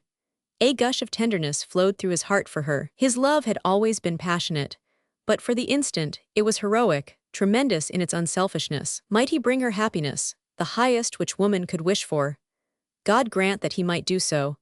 But if he were to make her unhappy, or to take anything from her beauty and her goodness, then he prayed that he might die now, at this supreme moment, kneeling at her side before the altar rails. So intense was his prayer that he looked up expectantly at the altar, as if in the presence of an imminent catastrophe. But every one had risen to their feet, and the service was at an end. The vicar led the way, and they all followed him, into the vestry. There was a general murmur all round them of congratulation and approval. Heartiest congratulations, Cross, said Hale. Bravo, Maud, you looked ripping, cried Jack, kissing his sister. By Jove, it simply went with a buzz from the word go. You sign it here and here, said the vicar, and the witnesses here and here. Thank you very much. I am sure that I wished you every happiness. I need not detain you by any further formality. And so, with a curious dreamlike feeling, Frank Cross and Maud found themselves walking down the aisle, he very proud and erect, she very gentle and shy, while the organ thundered the wedding march. Carriages were waiting. He handed in his wife, stepped in after her, and they drove off, amidst a murmur of sympathy from a little knot of idlers who had gathered in the porch, partly from curiosity, and partly to escape the rain. Maud had often driven alone with Frank before, but now she felt suddenly constrained and shy. The marriage service, with all its half-understood allusions and exhortations, had depressed and frightened her. She hardly dared to glance at her husband, but he soon led her out of her graver humor. Name, please, said he. Oh, Frank. Name, if you please. Why'd you know? Say it. Maud. That all. Maud Cross, oh, Frank. You blessing, how grand it sounds. Oh, Maud, what a jolly old world it is. Isn't it pretty to see the rain falling, and aren't the shining pavements lovely, and isn't everything splendid, and am I not the luckiest, the most incredibly lucky of men? Dear girlie, give me your hand. I can feel it under the glove. Now, sweetheart, you are not frightened, are you? Not now. You were. Yes, I was a little. Oh, Frank, you won't tire of me, will you? I should break my heart if you did. Tire of you? Good heavens. Now you'll never guess what I was doing while the parson was telling us about what St. Paul said to the Colossians, and all the rest of it. I know perfectly well what you were doing, and you shouldn't have done it. What was I doing then? You were staring at me. Oh, you saw that, did you? I felt it. Well, I was, but I was praying also. Were you, Frank?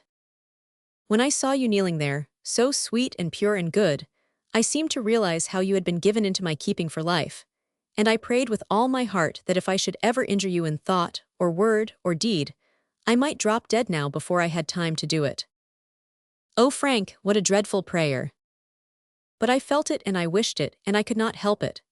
My own darling, there you are, just a living angel, the gentlest, most sensitive and beautiful living creature that walks the earth, and please God I shall keep you so, and ever higher and higher if such a thing is possible, and if ever I say a word or do a deed that seems to lower you, then remind me of this moment, and send me back to try to live up to our highest ideal again. And I for my part will try to improve myself and to live up to you, and to bridge more and more the gap that is between us, that I may feel myself not altogether unworthy of our love. And so we shall act and react upon each other, ever growing better and wiser, and dating what is best and brightest in our minds and souls from the day that we were married. And that's my idea of a marriage service, and here endeth the first lesson, and the windows are blurred with rain, and hang the coachman, and it's hard lines if a man may not kiss his own wife. You blessing. A broad-brimmed hat with a curling feather is not a good shape for driving with an ardent young bridegroom in a discreetly rain-blurred carriage. Frank demonstrated the fact, and it took them all the way to the Langham to get those pins driven home again.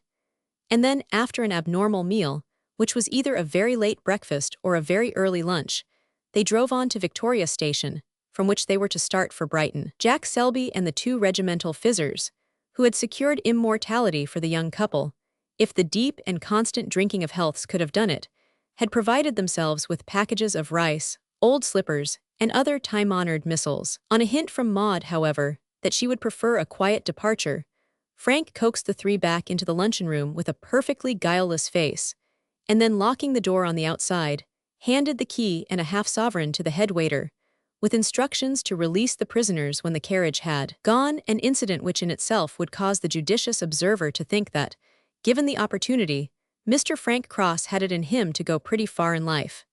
And so, quietly and soberly, they rolled away upon their first journey, the journey which was the opening of that life's journey, the goal of which no man may see.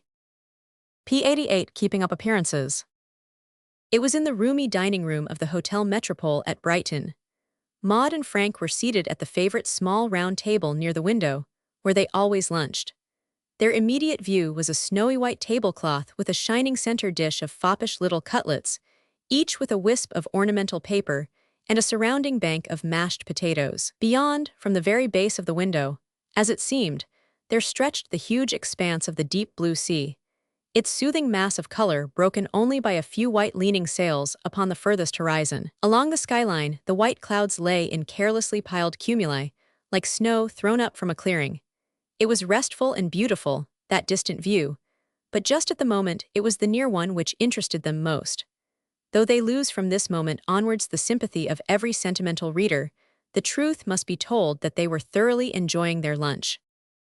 With the wonderful adaptability of women, a hereditary faculty, which depends upon the fact that from the beginning of time the sex has been continually employed in making the best of situations, which were not of their own choosing, Maud carried off her new character easily and gracefully. In her trim blue serge dress and sailor hat, with the warm tint of yesterday's sun upon her cheeks, she was the very picture of happy and healthy womanhood. Frank was also in a blue serge boating suit, which was appropriate enough, for they spent most of their time upon the water, as a glance at his hands would tell. Their conversation was unhappily upon a very much lower plane than when we overheard them last. "I've got such an appetite." "So have I, Frank." "Capital, have another cutlet." "Thank you, dear." "Potatoes." "Please." "I always thought that people on their honeymoon lived on love." "Yes, isn't it dreadful, Frank? We must be so material." "Good old Mother Nature, cling on to her skirt and you never lose your way. One wants a healthy physical basis for a healthy spiritual emotion. Might I trouble you for the pickles?" "Are you happy, Frank?" "Absolutely and completely." Quite sure." "I never was quite so sure of anything." "It makes me so happy to hear you say so." "And you?" "Oh, Frank, I am just floating upon golden clouds in a dream, but your poor hands, oh, how they must pain you." "Not a bit. It was that heavy oar." "I get no practice at rowing. There is no place to row in at walking unless one used the canal. But it was worth a blister or two. By Jove, wasn't it splendid, coming back in the moonlight with that silver lane flickering on the water in front of us.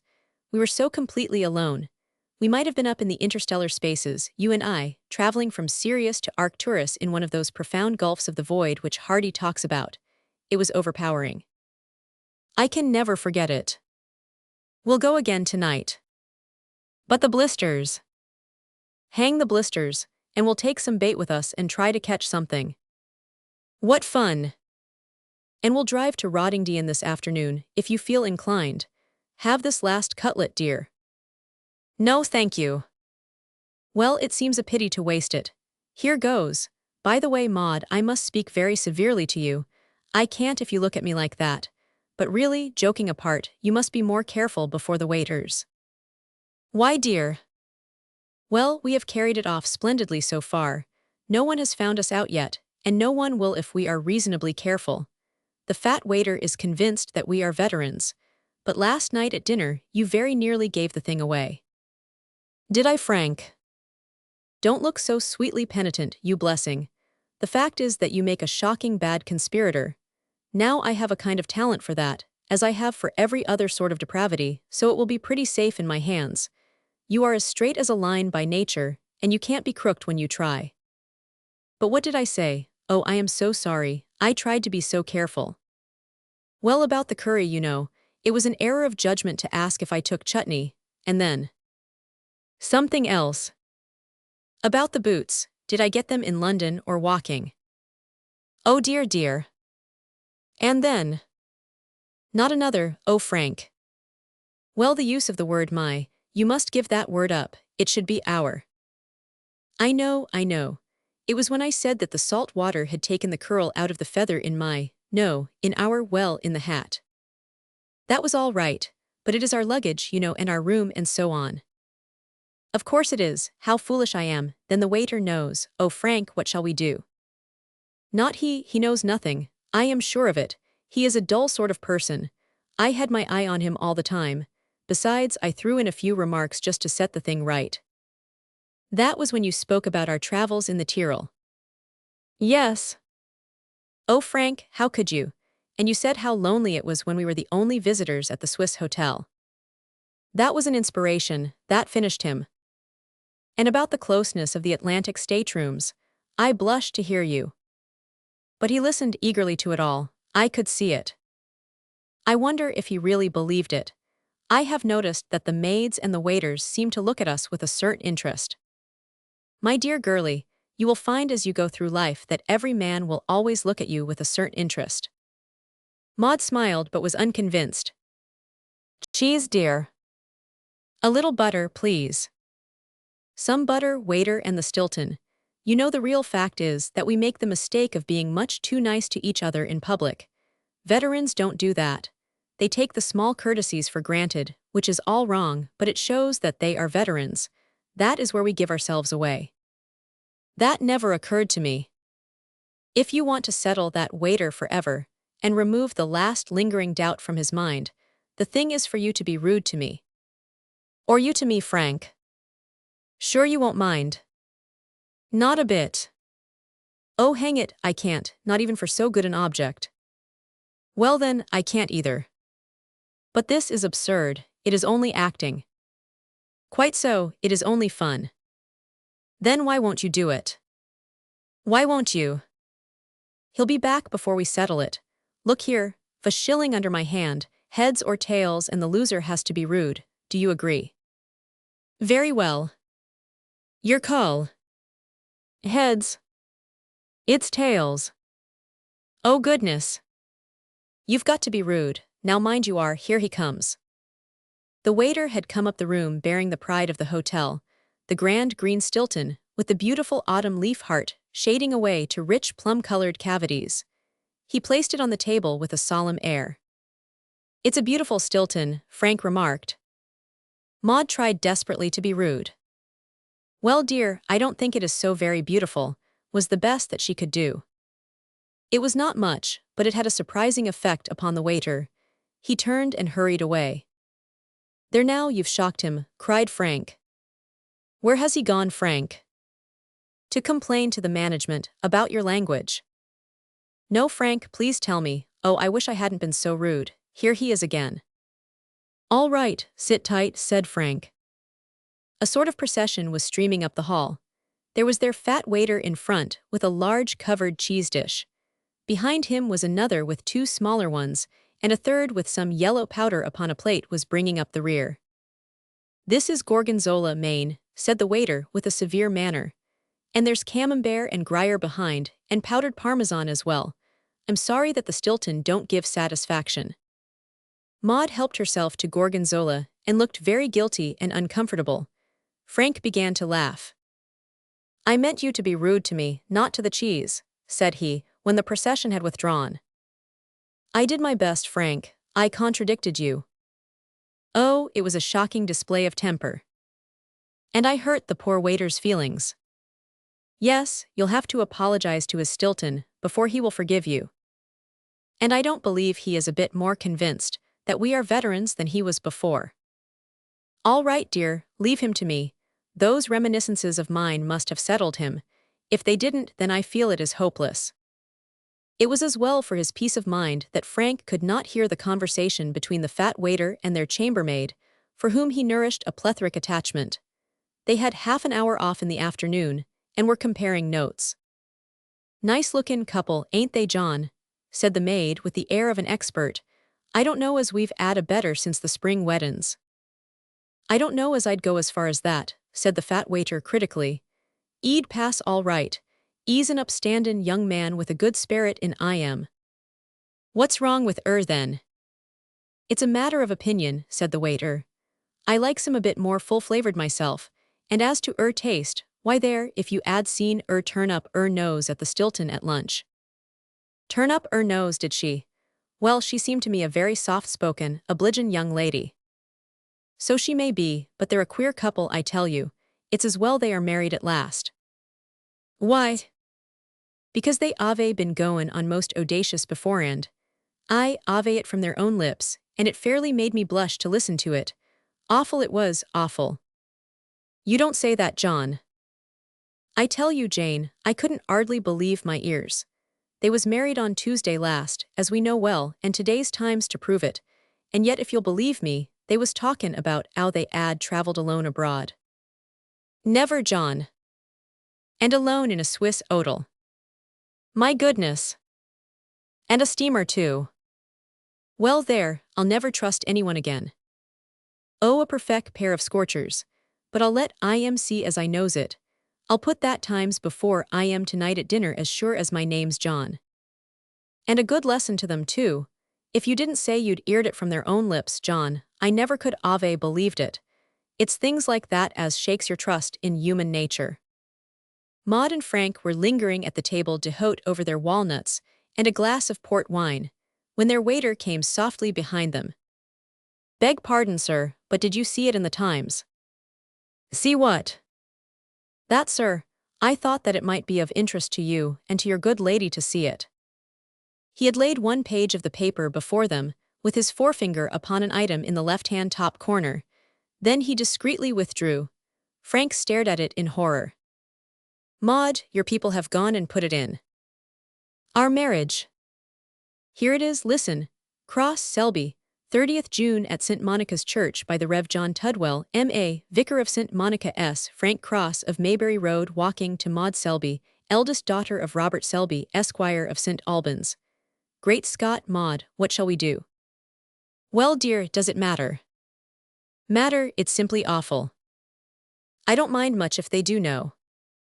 But my reminiscences, Maud, the travels in the Tyrol, the Swiss hotel, the stateroom, great goodness, how I have put my foot into it." Maud burst out laughing.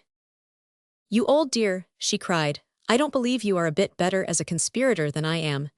There's only one thing you can do. Give the waiter half a crown, tell him the truth, and don't conspire any more." And so ignominiously ended the attempt which so many have made, and at which so many have failed. Take warning, gentle reader, and you also, gentler reader still, when your own turn comes. P100 The Homecoming. The days of holiday were over, and for each of them the duties of life were waiting. For him it was his work, and for her, her housekeeping. They both welcomed the change, for there was a rush and a want of privacy about the hotel life which had been amusing at first, but was now becoming irksome. It was pleasant, as they rolled out of Waterloo Station that summer night, to know that their cozy little home was awaiting them just 25 miles down the line. They had a first-class carriage to themselves. It is astonishing how easy it is for two people to fit into one of those armchair partitions, and they talked all the way down about their plans for the future. Golden visions of youth, how they can glorify even a suburban villa, and 400 a year. They exulted together over the endless vista of happy days which stretched before them. Mrs. Watson, Frank's trusty housekeeper, had been left in charge of the Lindens, and he had sent her a telegram the evening before to tell her that they were coming. She had already engaged the 2 servants, so everything would be ready for them. They pictured her waiting at the door, the neat little rooms with all their useful marriage presents in their proper places, the lamplight and the snowy cloth laid for supper in the dining room. It would be 10 o'clock before they got there, and that supper would be a welcome sight. It was all delightful to look forward to, and this last journey was the happiest of all their wanderings. Maud wanted to see her kitchen. Frank wanted to see his books. Both were eager for the fight. But they found a small annoyance waiting for them at Woking. A crowded train had preceded them, and there was not a single cab left at the station. Some would be back soon, but nobody could tell when. "You don't mind walking, Maud?" "I should prefer it." So a friendly porter took charge of their trunks, and promised to send them up when a conveyance had arrived. In the meantime, they started off together down an ill-lit and ill-kept road, which opened into that more important thoroughfare in which their own villa was situated. They walked quickly, full of eager anticipations. "It's just past the 3rd lamp-post on the right," said Frank. "Now it's only the 2nd lamp-post. You see, it will not be far from the station. Those windows among the trees are where Hale lives, my best man, you know. Now it is only 1 lamp-post."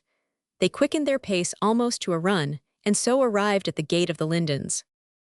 It was a white gate leading into a short path, carriage sweep, the house agent called it, and so to a low but comfortable-looking little house. The night was so dark that one could only see its outline.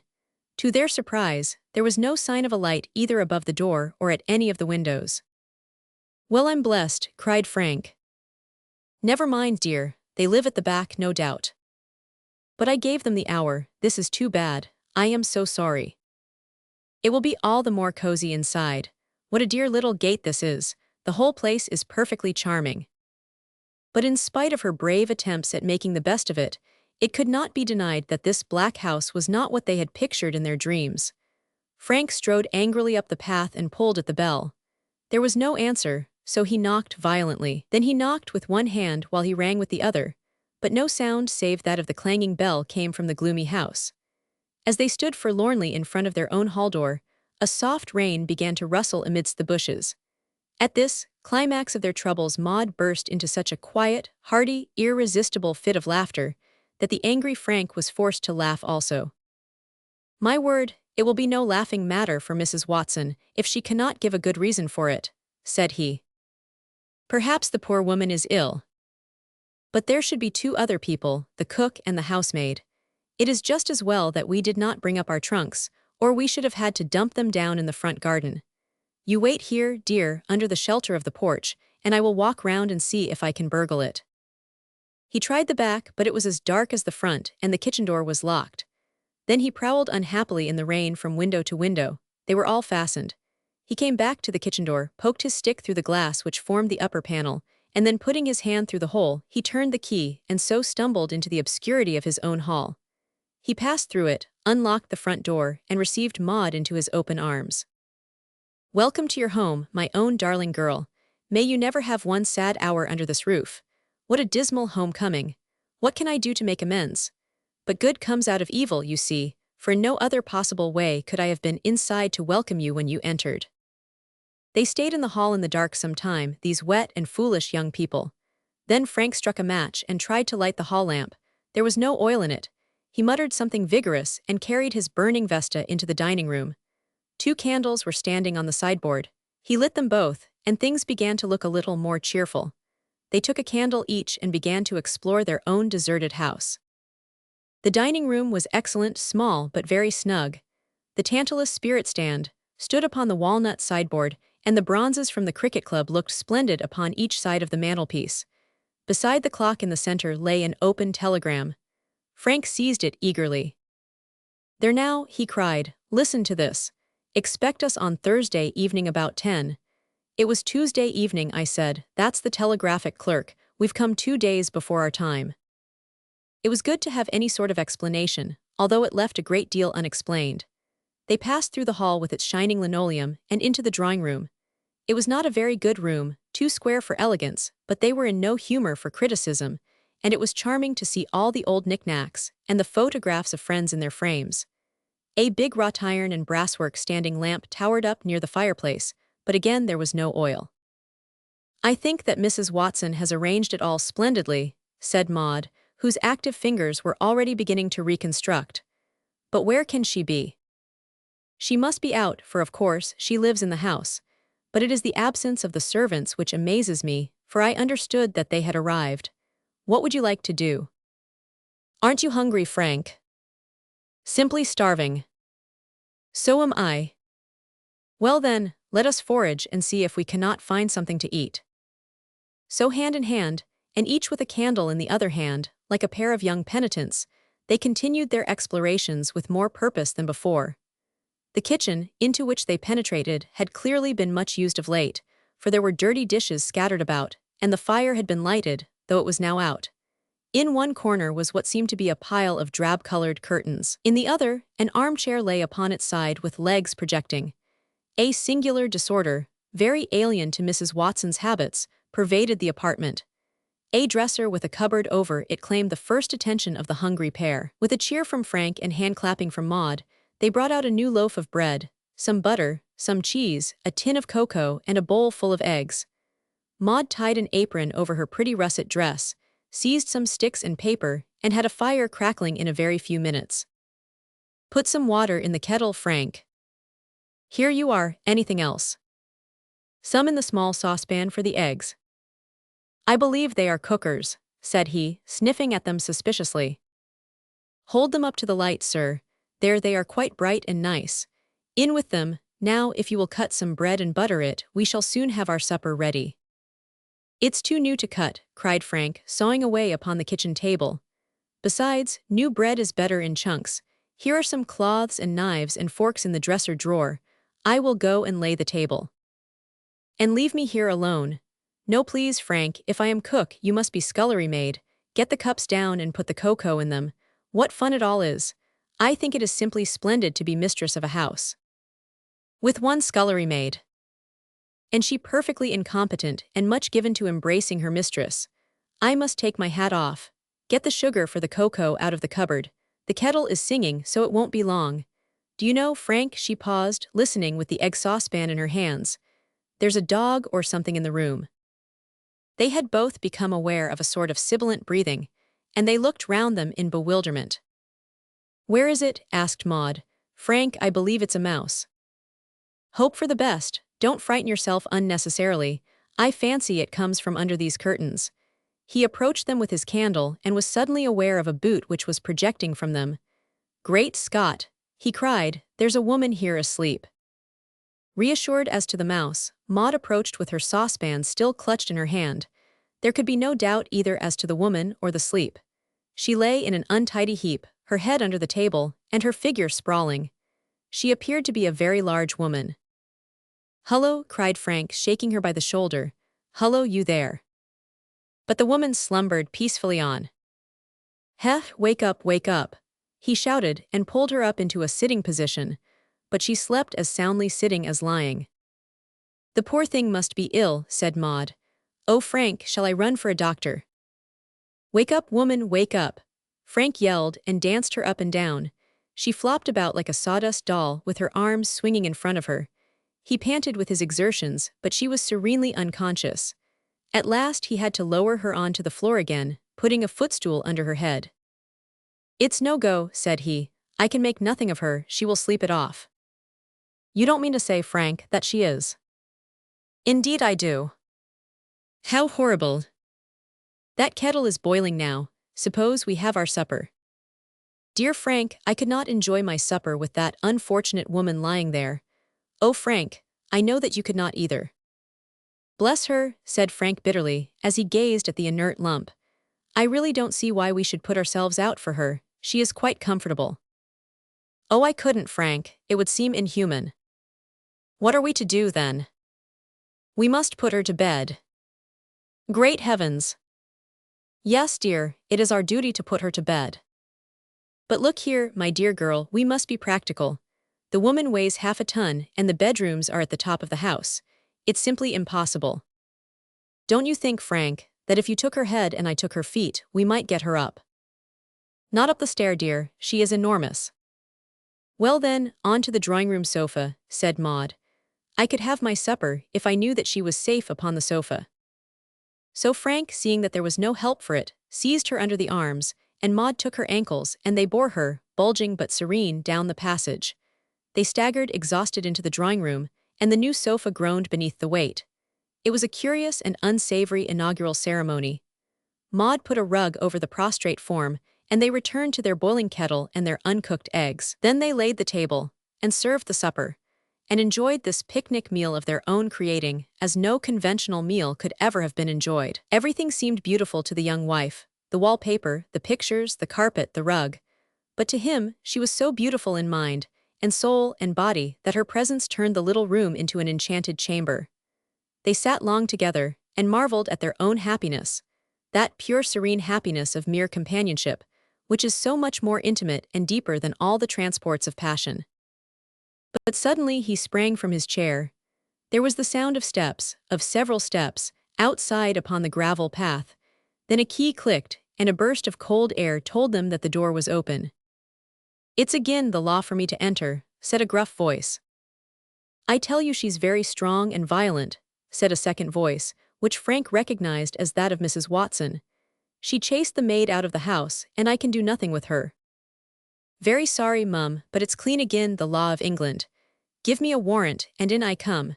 If you will bring her to the doorstep, I will be answerable for her removal. She's in the dining room. I can see the lights, said Mrs. Watson, and then, Good Lord, Mr. Cross, what a fright you gave me. Oh dear me, that you should have come when I was out, and I not expecting you for another 2 days yet. Well now, I shall never forgive myself for this.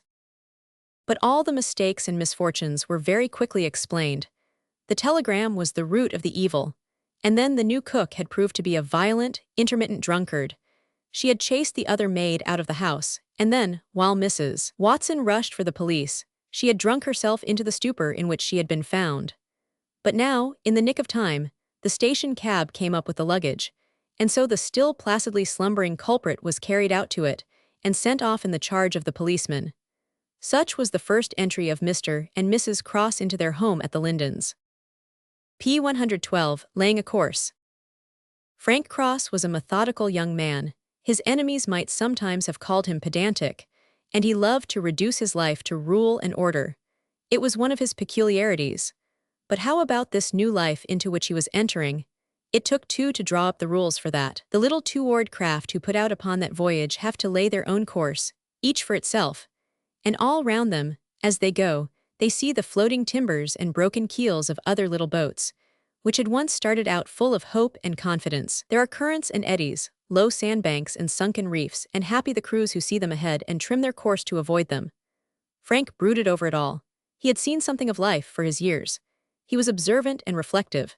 He had watched his friends who were happy, and he had watched his friends who were not. And now, as a result of all this wise cogitation, he sat down at a table one evening with a solemn face and a sheet of foolscap. Now, Maud, said he, I want to have a serious talk. Maud looked up in surprise from the linen which she was marking. Oh dear, she cried. Why, oh dear. There's something wrong. Nothing in the world. You looked so solemn, Frank. I thought you had been looking at the tradesmen's books. What is it, dear? Well, Maud, I have been thinking of married life in general. Don't you think it would be a good thing if we were to make some resolutions as to how it should be conducted, some fundamental principles, as it were? Oh, do, dear, do, what fun it will be. But it's serious, Maud. Yes, dear, I am quite serious. It seemed to me that if we could reduce it to certain rules, then, whatever came upon us in the future, we should always know exactly how to act. What are the rules, dear? Well, we can only arrive at them by talking it over between ourselves. I could not draw up a set of rules and ask you to submit to them. That is not my idea of a partnership, but if we found that we were agreed upon certain points, then we could both adopt them by mutual consent. How charming, Frank. Do please tell me some of the points. I have a few in my mind, and I should like to hear any which you may have, any ideas, how to get the very highest and best out of our life. Now, first of all, there is the subject of quarreling. Oh Frank, how horrid. Dear girl, we must look into the future. We are going to live all our lives together. We must foresee and prepare for all the chances of life. But that is absurd. You can't live all your life and never be in a bad temper.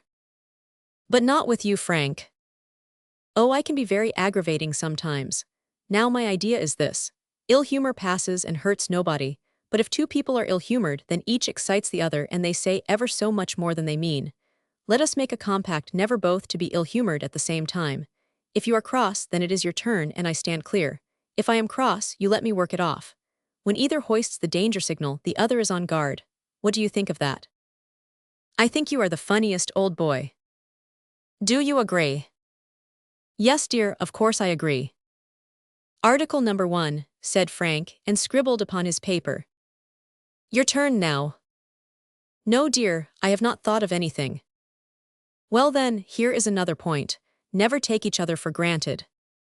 What do you mean by that? Never relax those attentions which one lover shows to another. Some husbands seem to forget that their wives are ladies. Some wives speak to their husbands with less courtesy and consideration than to any casual male visitor. They mean no harm, but they get into a slack way. We must not do that. I don't think we are likely to. People get into it unconsciously. Pull me up sharply at the first sign. Yes, sir, I will. The next point that I have noted is an extension of the last. Let each strive to be worthy of the love of the other. People get slovenly and slipshoddy, as if it didn't matter now that they were married. If each were very keen to please the other, that would not be so. How many women neglect their music after marriage? My goodness, I haven't practiced for a week, cried Maud. And their dress and their hair, Maud's hand flew up to her curls. My darling, yours is just perfect, but you know how often a woman grows careless. He will love me anyhow, she says to herself, and perhaps she is right, but still it is not as it should be. Why, Frank, I had no idea you knew so much. I have heard my friend's experiences. And the man, too, he should consider his wife's feelings as much as he did his sweetheart's. If she dislikes smoke, he should not smoke. He should not yawn in her presence. He should keep himself well-groomed and attractive. Look at that dirty cuff, I have no business to have it. As if it could make any difference to me. There now, that is what is so demoralizing. You should stand out for the highest. When I came to you at St. Albans, I had not dirty cuffs. You forgive me the music, Frank, and I'll forgive you the cuff, but I agree to all you say. I think it is so wise and good. Now I've got something to add. Good, what is it? Each should take an interest in the other's department. Why, of course they should. But it is not done. Why, naturally, dear, you take an interest in my city work. Yes, sir, but do you take as keen an interest in my housekeeping? Perhaps I have been a little thoughtless. No, no, dear, you haven't. You are always full of consideration. But I have noticed it with mother and with others also. The husband pulls out his checkbook at the end of the week or month and he says, well, this is rather more than we can afford. Or, this is less than I expected. But he never really takes any interest in his wife's efforts to keep things nice on a little. He does not see it with her eyes and try to realize her difficulties. Oh, I wish I could express myself better, but I know that the interest is one-sided. I think what you say is quite right. I'll try to remember that. How shall we enter it upon our list? That interests should be mutual. Quite right, I have it down. Well, any more points? It is your turn.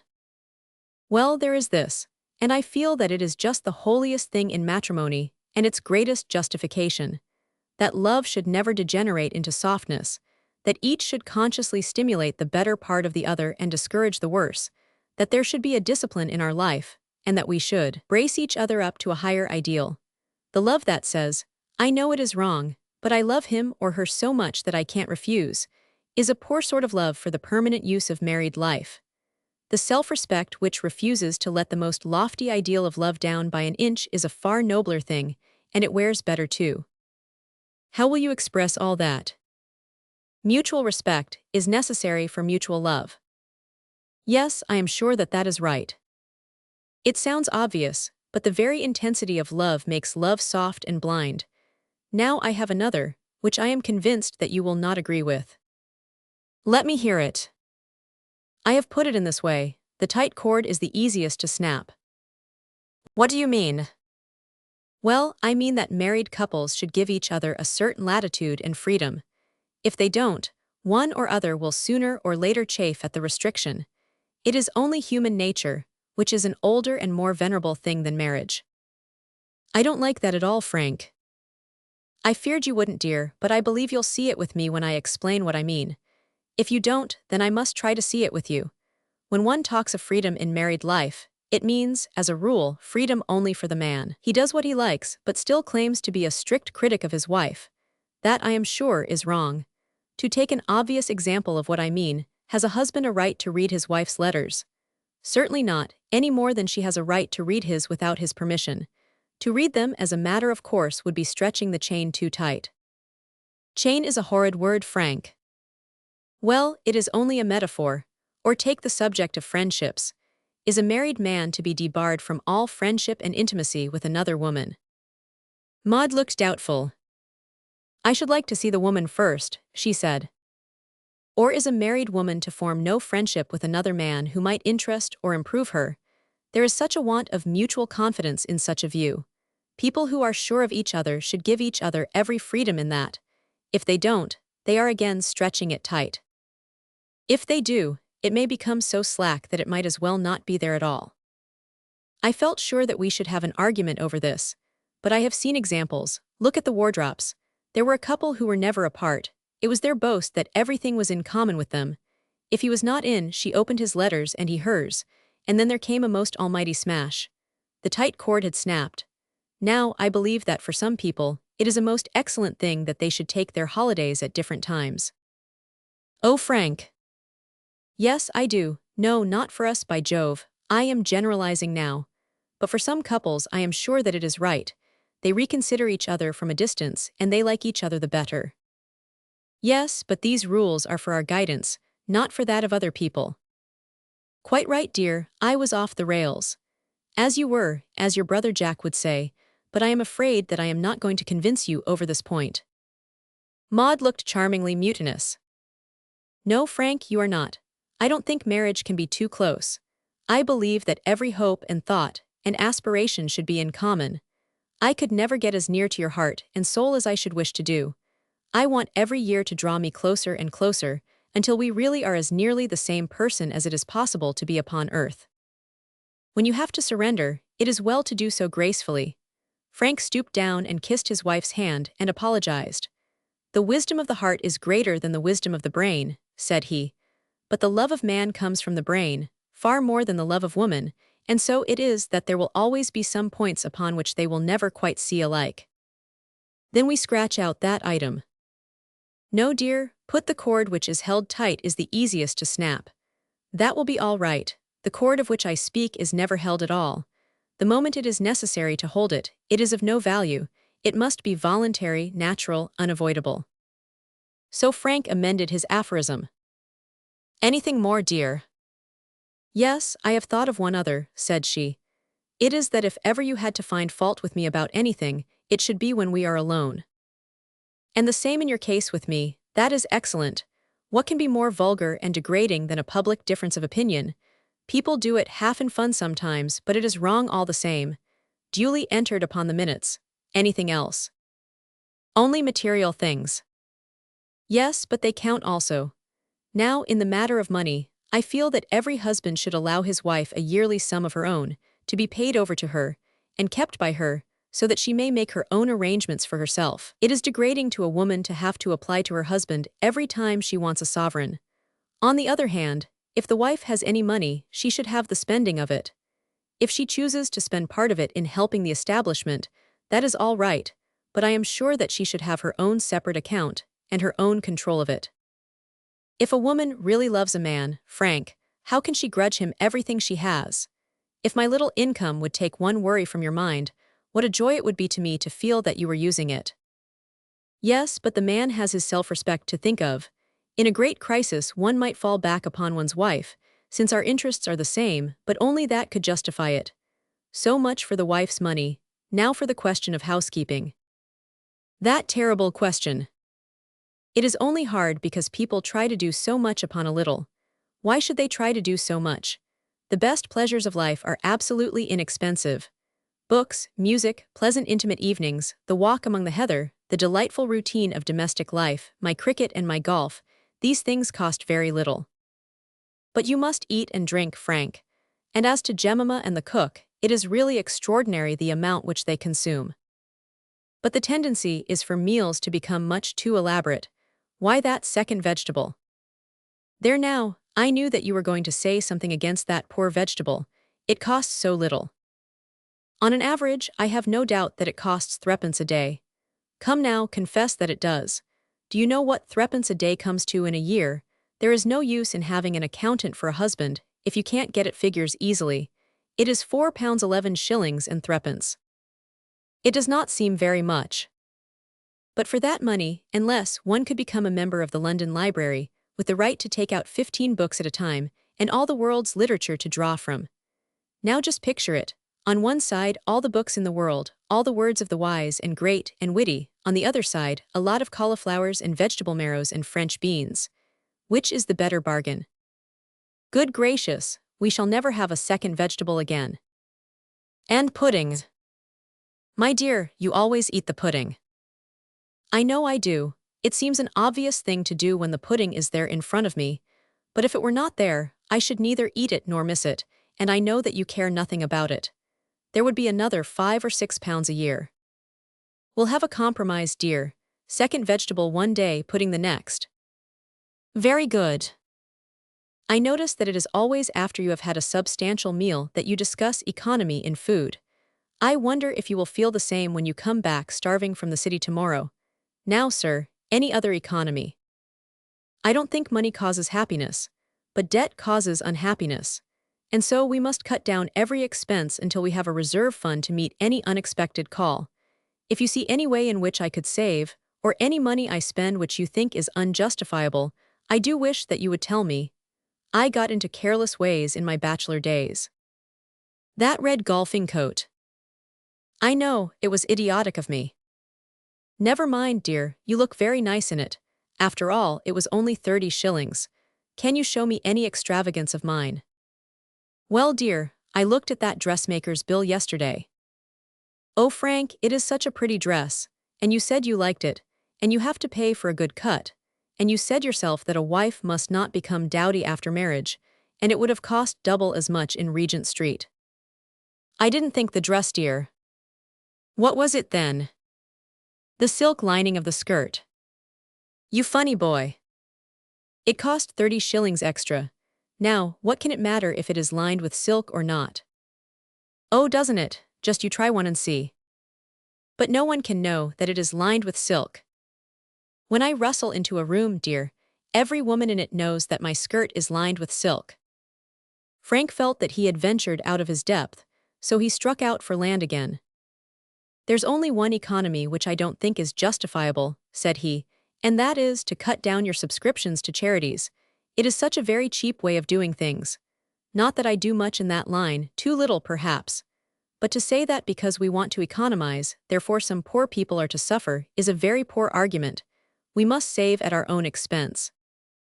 So now Frank, in his methodical fashion, had all his results tabulated upon his sheet of foolscap.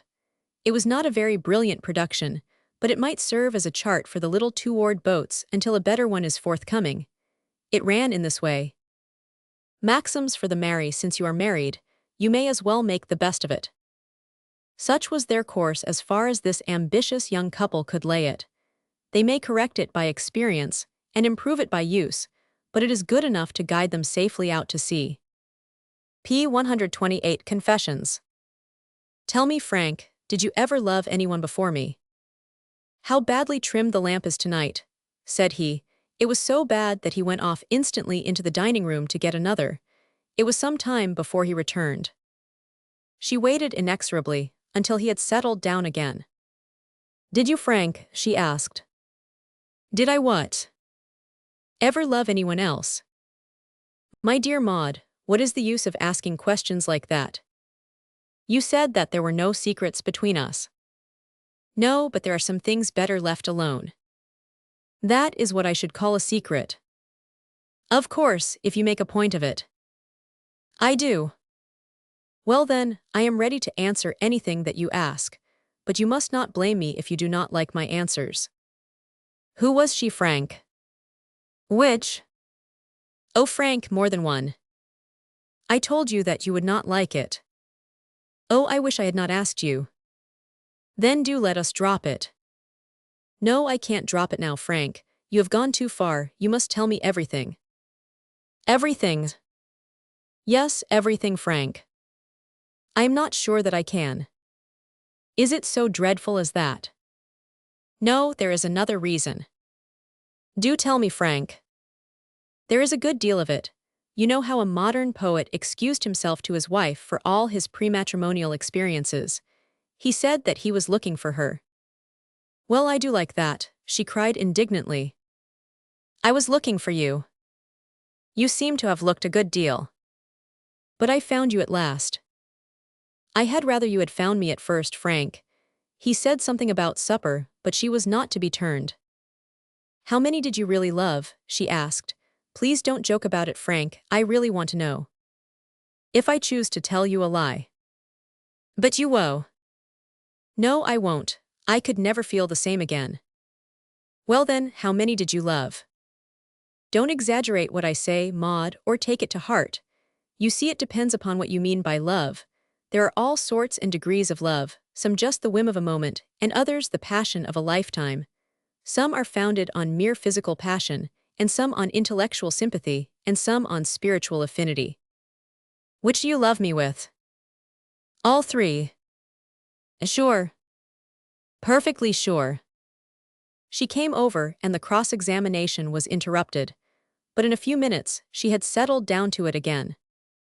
Well, now the first, said she. Oh, I can't, Maud, don't. Come, sir, her name. No, no, Maud, that is going a little too far. Even to you, I should never mention another woman's name. Who was she then? Please don't let us go into details. It is perfectly horrible. Let me tell things in my own way. She made a little grimace. You are wriggling, sir, but I won't be hard upon you. Tell it your own way. Well, in a word, Maud, I was always in love with someone. Her face clouded over. Your love must be very cheap, said she. It's almost a necessity of existence for a healthy young man who has imagination and a warm heart. It was all, or nearly all, quite superficial. I should think all your love was superficial, if it can come so easily. Don't be cross, Maud. I had never seen you at the time. I owed no duty to you. You owed a duty to your own self-respect. There, I knew we should have trouble over it. What do you want to ask such questions for? I dare say I am a fool to be so frank. She sat for a little with her face quite cold and set. In his inmost heart Frank was glad that she should be jealous, and he watched her out of the corner of his eye. Well, said she at last. Must I go on? Yes, I may as well hear it. You'll only be cross. We've gone too far to stop, and I'm not cross, Frank, only pained a little, but I do appreciate your frankness. I had no idea you were such a Mormon. She began to laugh. I used to take an interest in every woman. Take an interest is good. That was how it began, and then if circumstances were favorable the interest deepened, until at last, naturally, well, you can understand. How many did you take an interest in?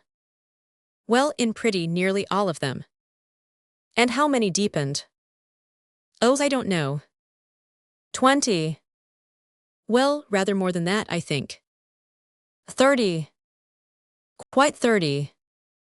40. Not more than 40, I think. Maud sat aghast at the depths of his depravity. Let me see. You are 27 now, so you have loved 4 women a year since you were 17. If you reckon it that way, said Frank, I am afraid that it must have been more than 40. It's dreadful, said Maud and began to cry. Frank knelt down in front of her and kissed her hands. She had sweet little plump hands, very soft and velvety. You make me feel such a brute, said he. Anyhow, I love you now with all my heart and mind and soul. 41stly and lastly, she sobbed, half laughing and half crying. Then she pulled his hair to reassure him. I can't be angry with you, said she. Besides, it would be ungenerous to be angry when you tell me things of your own free will. You are not forced to tell me. It is very honorable of you. But I do wish you had taken an interest in me first. Well, it was not so fated. I suppose there are some men who are quite good when they are bachelors. But I don't believe they are the best men. They are either archangels upon earth, young Gladstones and Newmans, or else they are cold, calculating, timid, unvirile creatures who will never do any good. The first class must be splendid. I never met one except in memoirs. The others I don't want to meet. Women are not interested in generalities. Were they nicer than me? She asked. Who? Those 40 women. No, dear, of course not. Why are you laughing? Well, it came into my head how funny it would be if the 40 were all gathered into one room, and you were turned loose in the middle of them. Funny, Frank ejaculated. Women have such extraordinary ideas of humor. Maud laughed until she was quite tired. It doesn't strike you as comic, she cried at last. No, it doesn't, he answered coldly. Of course it wouldn't, said she, and went off into another ripple of pretty contralto laughter. There is a soft, deep, rich laugh, which some women have, that is the sweetest sound in nature. When you have quite finished, said he huffily. Her jealousy was much more complimentary than her ridicule. All right now, don't be cross. If I didn't laugh I should cry. I'm so sorry if I have annoyed you. He had gone back to his chair, so she paid him a flying visit. Satisfied? Not quite. Now. All right, I forgive you. That's funny too. Fancy you forgiving me after all these confessions, but you never loved one of them all as you love me. Never. Swear it. I do swear it. Morally, and what do you call it and the other? Not one of them. And never will again. Never. Good boy forever and ever. Forever and ever. And the 40 were horrid. No, hang it, Maud, I can't say that. She pouted and hung her head. You do like them better, then? How absurd you are, Maud. If I had liked one better, I should have married her. Well, yes, I suppose you would. You must have taken a deeper interest in me than in the others, since you married me. I hadn't thought of that. Silly old girl, of course I liked you best. Let us drop the thing and never talk about it any more. Have you their photographs? No. None of them. No. What did you do with them? I never had most of them. And the others? I destroyed some when I married. That was nice of you, aren't you sorry? No, I thought it was only right. Were you fondest of dark women or fair? Oh, I don't know, I was never pernickety in my tastes. You know those lines I read you from Henley, handsome, ugly, all are women. That's a bachelor's sentiment. But do you mean to say, sir, now you are speaking on your honor, that out of all these 40, there was not one who was prettier than I am? Do let us talk of something else. And not one as clever. How absurd you are tonight, Maud. Come, answer me. I've answered you already. I did not hear you. Oh yes, you did. I said that I had married you, and that shows that I liked you best. I don't compare you quality for quality against everyone in the world. That would be absurd. What I say is that your combination of qualities is the one which is most dear to me. Oh, I see, said Maud dubiously. How nice and frank you are. Now I've hurt you. Oh no, not in the least. I like you to be frank. I should hate to think that there was anything you did not dare to tell me. And you, Maud, would you be equally frank with me? Yes, dear, I will. I feel that I owe it to you after your confidence in me. I have had my little experiences too. You? Perhaps you would rather that I said nothing about them. What good can there be in raking up these old stories? No, I had rather you told me. You won't be hurt. No, no, certainly not. You may take it from me, Frank, that if any married woman ever tells her husband that until she saw him she never felt any emotion at the sight of another man, it is simple nonsense. There may be women of that sort about, but I never met them. I don't think I should like them, for they must be dry, cold, unsympathetic, unemotional, unwomanly creatures. Maud, you have loved someone else. I won't deny that I have been deeply interested in several men. Several. It was before I had met you, dear. I owed you no duty. You have loved several men. The feeling was for the most part quite superficial. There are many different sorts and degrees of love. Good God, Maud, how many men inspired this feeling in you? The truth is, Frank, that a healthy young woman who has imagination and a warm heart is attracted by every young man. I know that you wish me to be frank and to return your confidence, but there is a certain kind of young man with whom I always felt my interest deepen. Oh, you did discriminate. Now you are getting bitter. I will say no more. You have said too much. You must go on now. Well, I was only going to say that dark men always had a peculiar fascination for me. I don't know what it is, but the feeling is quite overpowering. Is that why you married a man with flaxen hair? Well, I couldn't expect to find every quality in my husband, could I? It would not be reasonable. I assure you, dear, that taking your tout ensemble, I like you far the best of all. You may not be the handsomest, and you may not be the cleverest. One cannot expect one's absolute ideal. But I love you far, far the best of any. I do hope I haven't hurt you by anything I have said. I am sorry I am not your ideal, Maud. It would be absurd to suppose myself anybody's ideal, but I hoped always that the eyes of love transfigured an object and made it seem all right. My hair is past praying for, but if you can point out anything that I can mend. No, no, I want you just as you are. If I hadn't liked you best, I shouldn't have married you, Frank, should I? But those other experiences. Oh, we had better drop them. What good can it possibly do to discuss my old experiences? It will only annoy you. Not at all. I honor you for your frankness in speaking out, although I acknowledge that it is a little unexpected. Go on. I forget where I was. You had just remarked that before your marriage you had love affairs with a number of men. How horrid it sounds, doesn't it? Well, it did strike me in that way. But that's because you exaggerate what I said. I said that I had been attracted by several men. And that dark men thrilled you. Exactly. I had hoped that I was the first. It was not fated to be so. I could easily tell you a lie, Frank, and say that you were, but I should never forgive myself if I were to do such a thing.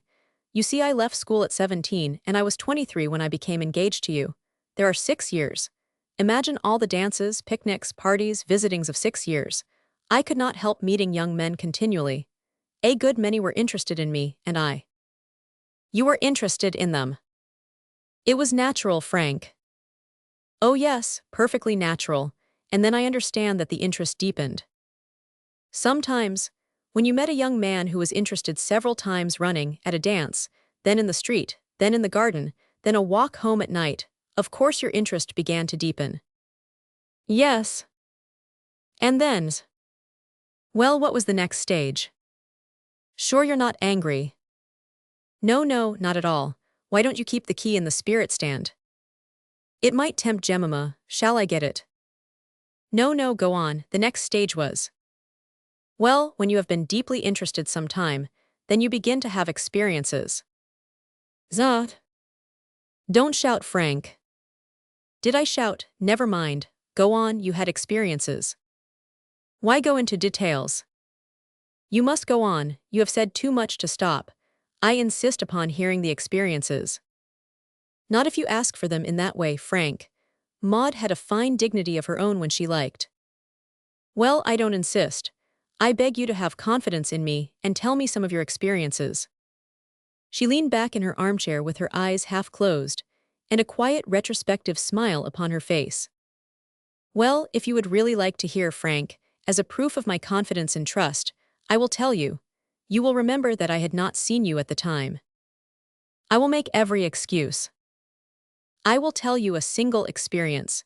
It was my first of the sort, and stands out very clearly in my memory. It all came through my being left alone with a gentleman who was visiting my mother. Yes. Well, we were alone in the room, you understand. Yes, yes, go on. And he paid me many little compliments, kept saying how pretty I was, and that he had never seen a sweeter girl, and so on. You know what gentlemen would say. And you? Oh, I hardly answered him, but of course I was young and inexperienced, and I could not help being flattered and pleased at his words. I may have shown him what I felt, for he suddenly kissed you. Exactly, he kissed me. Don't walk up and down the room, dear, it fidgets me.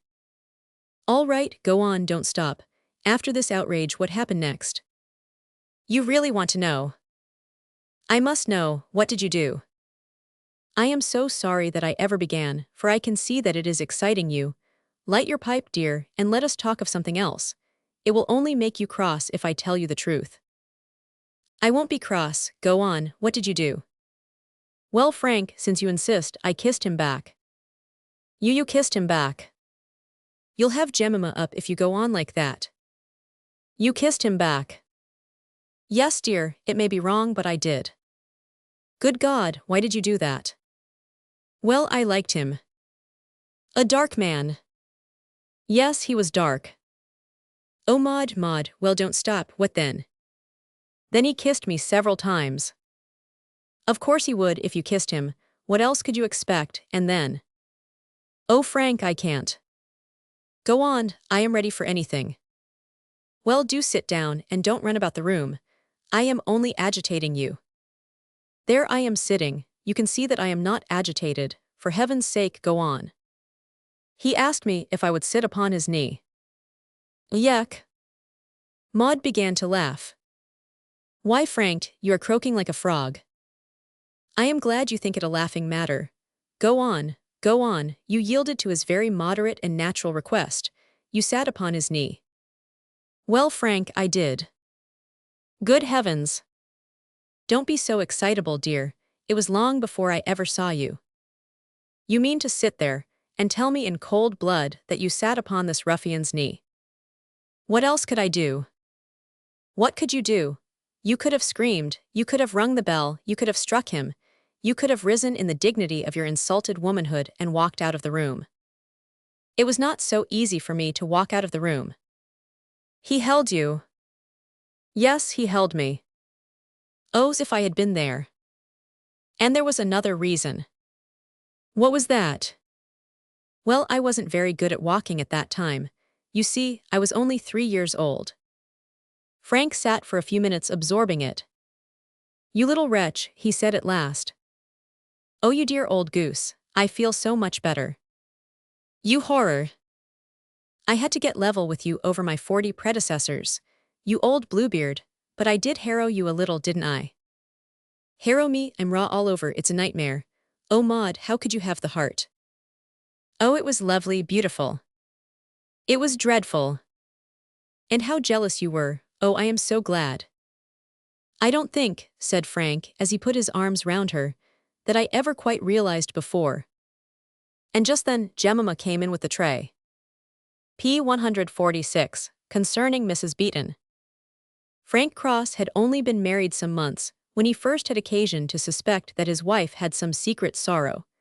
There was a sadness and depression about her at times, for which he was unable to account. One Saturday afternoon he happened to come home earlier than he was expected, and entering her bedroom suddenly, he found her seated in the basket chair in the window, with a large book upon her knees.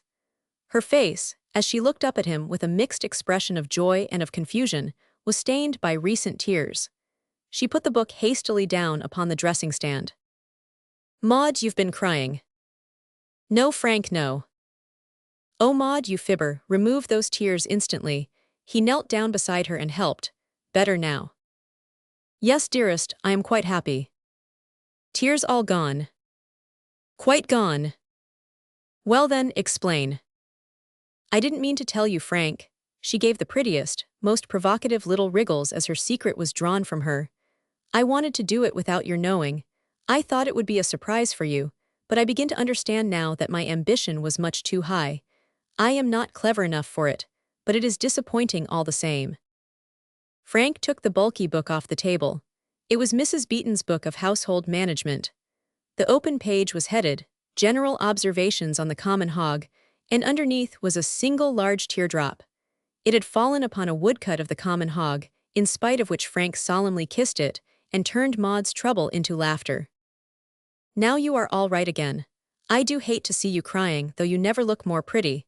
But tell me, dear, what was your ambition? To know as much as any woman in England about housekeeping, to know as much as Mrs. Beeton. I wanted to master every page of it, from the first to the last. There are 1641 of them, said Frank, turning them over. I know, I felt that I should be quite old before I had finished. But the last part, you see, is all about wills and bequests and homeopathy and things of that kind. We could do it later. It is the early part that I want to learn now, but it is so hard. But why do you wish to do it, Maud? Because I want you to be as happy as Mr. Beeton. I'll bet I am. No, no, you can't be, Frank. It says somewhere here that the happiness and comfort of the husband depend upon the housekeeping of the wife. Mrs. Beeton must have been the finest housekeeper in the world. Therefore, Mr. Beeton must have been the happiest and most comfortable man. But why should Mr. Beeton be happier and more comfortable than my Frank? From the hour I read that I determined that he shouldn't be, and he won't be. And he is. Oh, you think so, but then you know nothing about it. You think it right because I do it. But if you were visiting Mrs. Beeton, you would soon see the difference.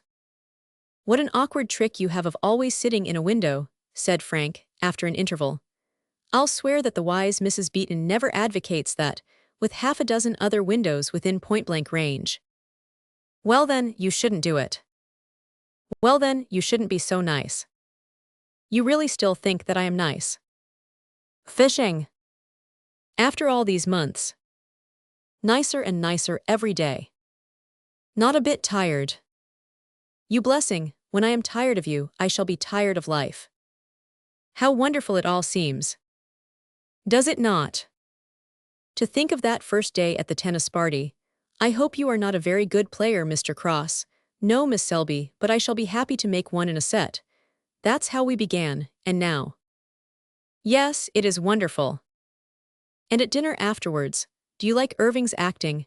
Yes, I think that he is a great genius.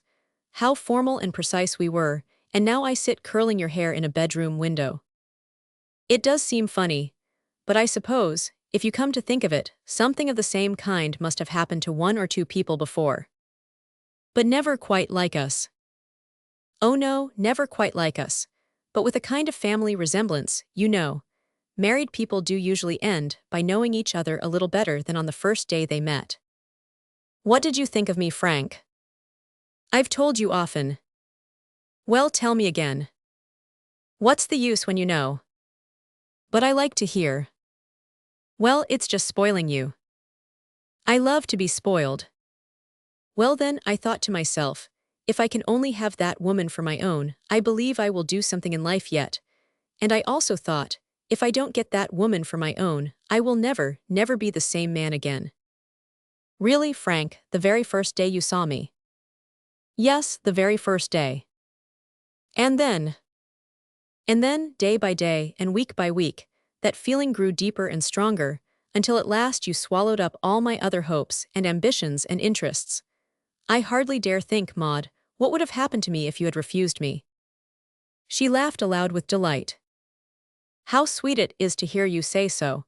And the wonderful thing is that you have never seemed disappointed. I always expected that someday after marriage, not immediately perhaps, but at the end of a week or so, you would suddenly give a start like those poor people who are hypnotized, and you would say, "Why, I used to think that she was pretty.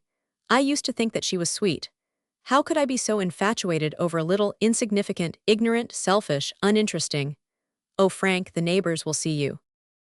Well then, you mustn't provoke me. What will Mrs. Potter think? You should pull down the blinds before you make speeches of that sort. Now do sit quiet and be a good boy. Well then, tell me what you thought.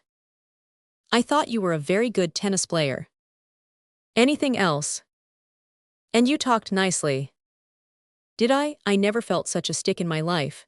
I was as nervous as a cat. That was so delightful. I do hate people who are very cool and assured. I saw that you were disturbed, and I even thought. Yes. Well, I thought that perhaps it was I who disturbed you. And you liked me. I was very interested in you. Well, that is the blessed miracle which I can never get over. You, with your beauty, and your grace, and your rich father, and every young man at your feet, and I a fellow with neither good looks, nor learning, nor prospects, nor— Be quiet, sir, yes, you shall now. By Jove, there is old Mrs. Potter at the window. We've done it this time. Let us get back to serious conversation again.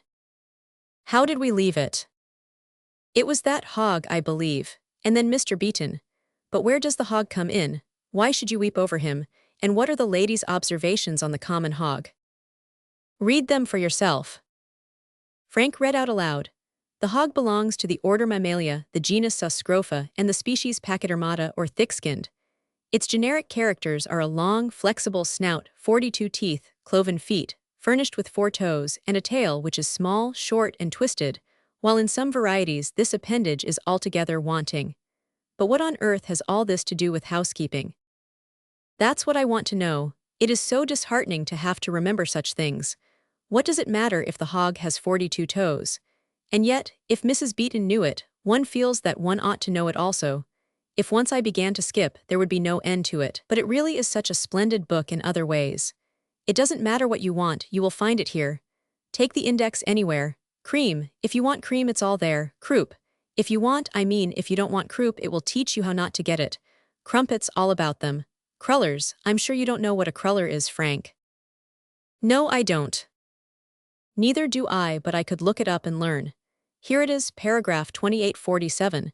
It is a sort of pancake, you see. That's how you learn things. Frank Cross took the book and dropped it. It fell with a sulky thud upon the floor. Nothing that it can teach you, dear, can ever make up to me if it makes you cry and bothers you. You bloated, pedantic thing. He cried, in sudden fury, aiming a kick at the squat volume. It is to you I owe all those sad, tired looks which I have seen upon my wife's face. I know my enemy now. You pompous, fussy old humbug, I'll kick the red cover off you. But Maud snatched it up and gathered it to her bosom. No, no, Frank, I don't know what I should do without it. You have no idea what a wise old book it is. Now sit there on the footstool at my feet, and I will read to you. Do, dear, it's delightful. Sit quiet then, and be good. Now listen to this pearl of wisdom. As with the commander of an army, so it is with the mistress of a house. Her spirit will be seen through the whole establishment, and just in proportion as she performs her duties thoroughly, so will her domestics follow in her path. From which it follows, said her husband, that Jemima must be a perfect paragon. On the contrary, it explains all Jemima's shortcomings. Listen to this. Early rising is one of the most essential qualities. When a mistress is an early riser, it is almost certain that her house will be orderly and well managed. Well, you are down at 9, what more do you want? At 9, I am sure that Mrs. Beeton was always up at 6. I have my doubts about Mrs. B. Methinks the lady doth protest too much. I should not be very much surprised to learn that she had breakfast in bed every morning. Oh, Frank, you have no reverence for anything. Let us have some more wisdom. Frugality and economy are home virtues without which no household can prosper. Dr. Johnson says, frugality may be termed. Oh, bother Dr. Johnson. Who cares for a man's opinion, now if it had been Mrs. Johnson? Johnson kept house for himself for years, and a queer job he made of it. So I should think. Maud tossed her pretty curls. Mrs. Beeton is all right, but I will not be lectured by Dr. Johnson. Where was I? Oh yes, we must always remember that to manage a little well is a great merit in housekeeping. Hurrah, down with the second vegetable, no pudding on fish days. Vive la bière de Pilsen. What a noisy boy you are. This book excites me, anything more. Friendships should not be hastily formed, nor the heart given at once to every newcomer. Well, I should hope not. Don't let me catch you at it. You don't mind my cigarette? Has Mrs. Beeton a paragraph about smoking in bedrooms? Such an enormity never occurred to her as a remote possibility. If she had known you, dear, she would have had to write an appendix to her book to meet all the new problems which you would suggest. Shall I go on? Please do. She next treats conversation. In conversation, trifling occurrences such as small disappointments, petty annoyances, and other everyday incidents should never be mentioned to friends. If the mistress be a wife, never let a word in connection with her husband's failings pass her lips. By Jove, this book has more wisdom to the square inch than any work of man, cried Frank, in enthusiasm. I thought that would please you. Good temper should be cultivated by every mistress, as upon it the welfare of the household may be said to turn. Excellent.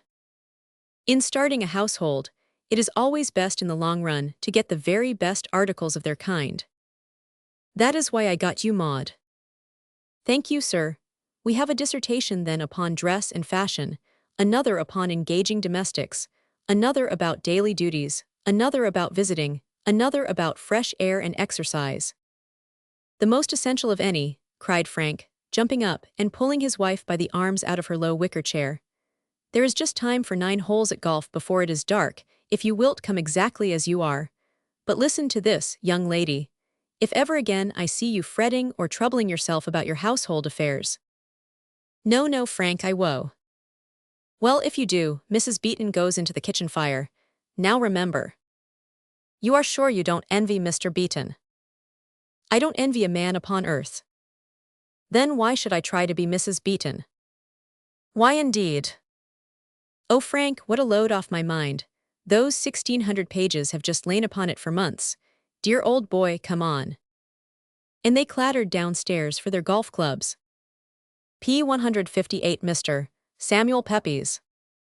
There were few things which Maud liked so much as a long winter evening when Frank and she dined together, and then sat beside the fire and made good cheer. It would be an exaggeration to say that she preferred it to a dance, but next to that supreme joy, and higher even than the theater in her scale of pleasures, were those serene and intimate evenings when they talked at their will, and were silent at their will, within their home brightened by those little jokes and endearments and allusions, which make up that inner domestic masonry which is close-styled forever to the outsider. 5 or 6 evenings a week, she with her sewing and Frank with his book, settled down to such enjoyment as men go to the ends of the earth to seek, while it awaits them, if they will but attune their souls to sympathy, beside their own hearthstones. Now and again their sweet calm would be broken by a ring at the bell, when some friend of Frank's would come round to pay them an evening visit. At the sound Maud would say bother, and Frank something shorter and stronger, but as the intruder appeared, they would both break into, "Well, really now it was good of you to drop in upon us in this homely way. Without such hypocrisy, the world would be a hard place to live in." I may have mentioned somewhere that Frank had a catholic taste in literature. Upon a shelf in their bedroom, a relic of his bachelor days, there stood a small line of his intimate books, the books which filled all the chinks of his life when no new books were forthcoming. They were all volumes which he had read in his youth, and many times since, until they had become the very tie-beams of his mind.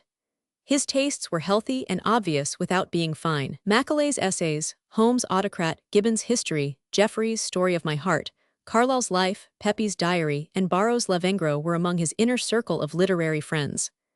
The sturdy East Anglian, half-prize fighter, half-missionary, was a particular favorite of his, and so was the garrulous Secretary of the Navy. One day it struck him that it would be a pleasant thing to induce his wife to share his enthusiasms, and he suggested that the evenings should be spent in reading selections from these old friends of his. Maud was delighted.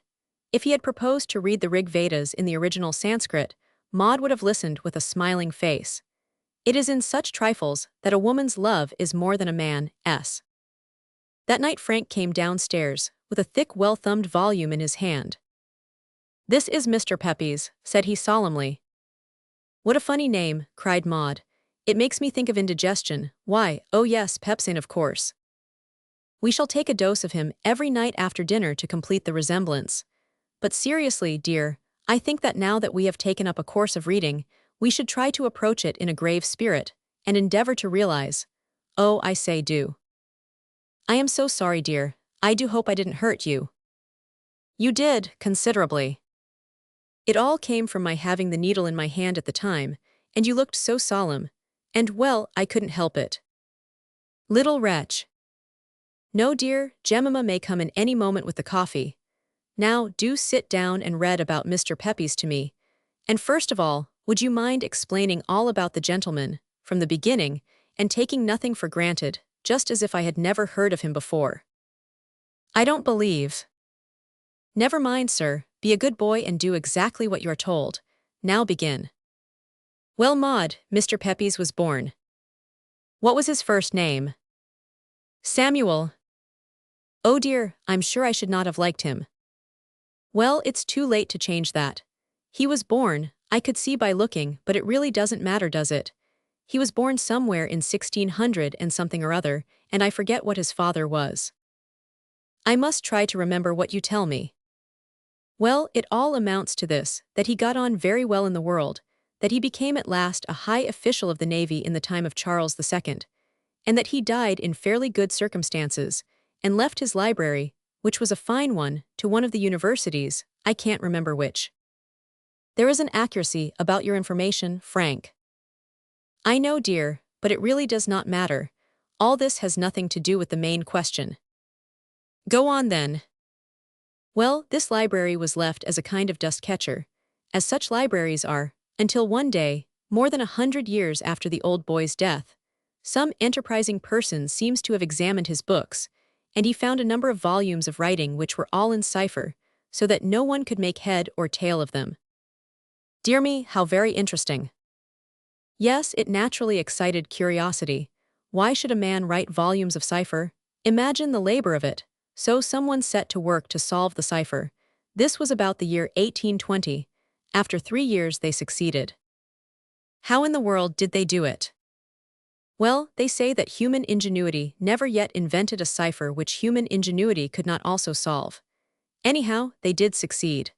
And when they had done so, and copied it all out clean, they found they had got hold of such a book as was never heard of before in the whole history of literature. Maud laid her sewing on her lap, and looked across with her lips parted and her eyebrows raised. They found that it was an inner diary of the life of this man, with all his impressions and all his doings and all his thoughts, not his ought-to-be thoughts, but his real thoughts, just as he thought then at the back of his soul. You see this man, and you know him very much better than his own wife knew him. It is not only that he tells of his daily doings, and gives us such an intimate picture of life in those days, as could by no other means have been conveyed, but it is as a piece of psychology that the thing is so valuable. Remember the dignity of the man, a high government official, an orator, a writer, a patron of learning, and here you have the other side, the little thoughts, the mean ideas which may lurk under a bewigged head and behind a solemn countenance. Not that he is worse than any of us, not a bit, but he is frank.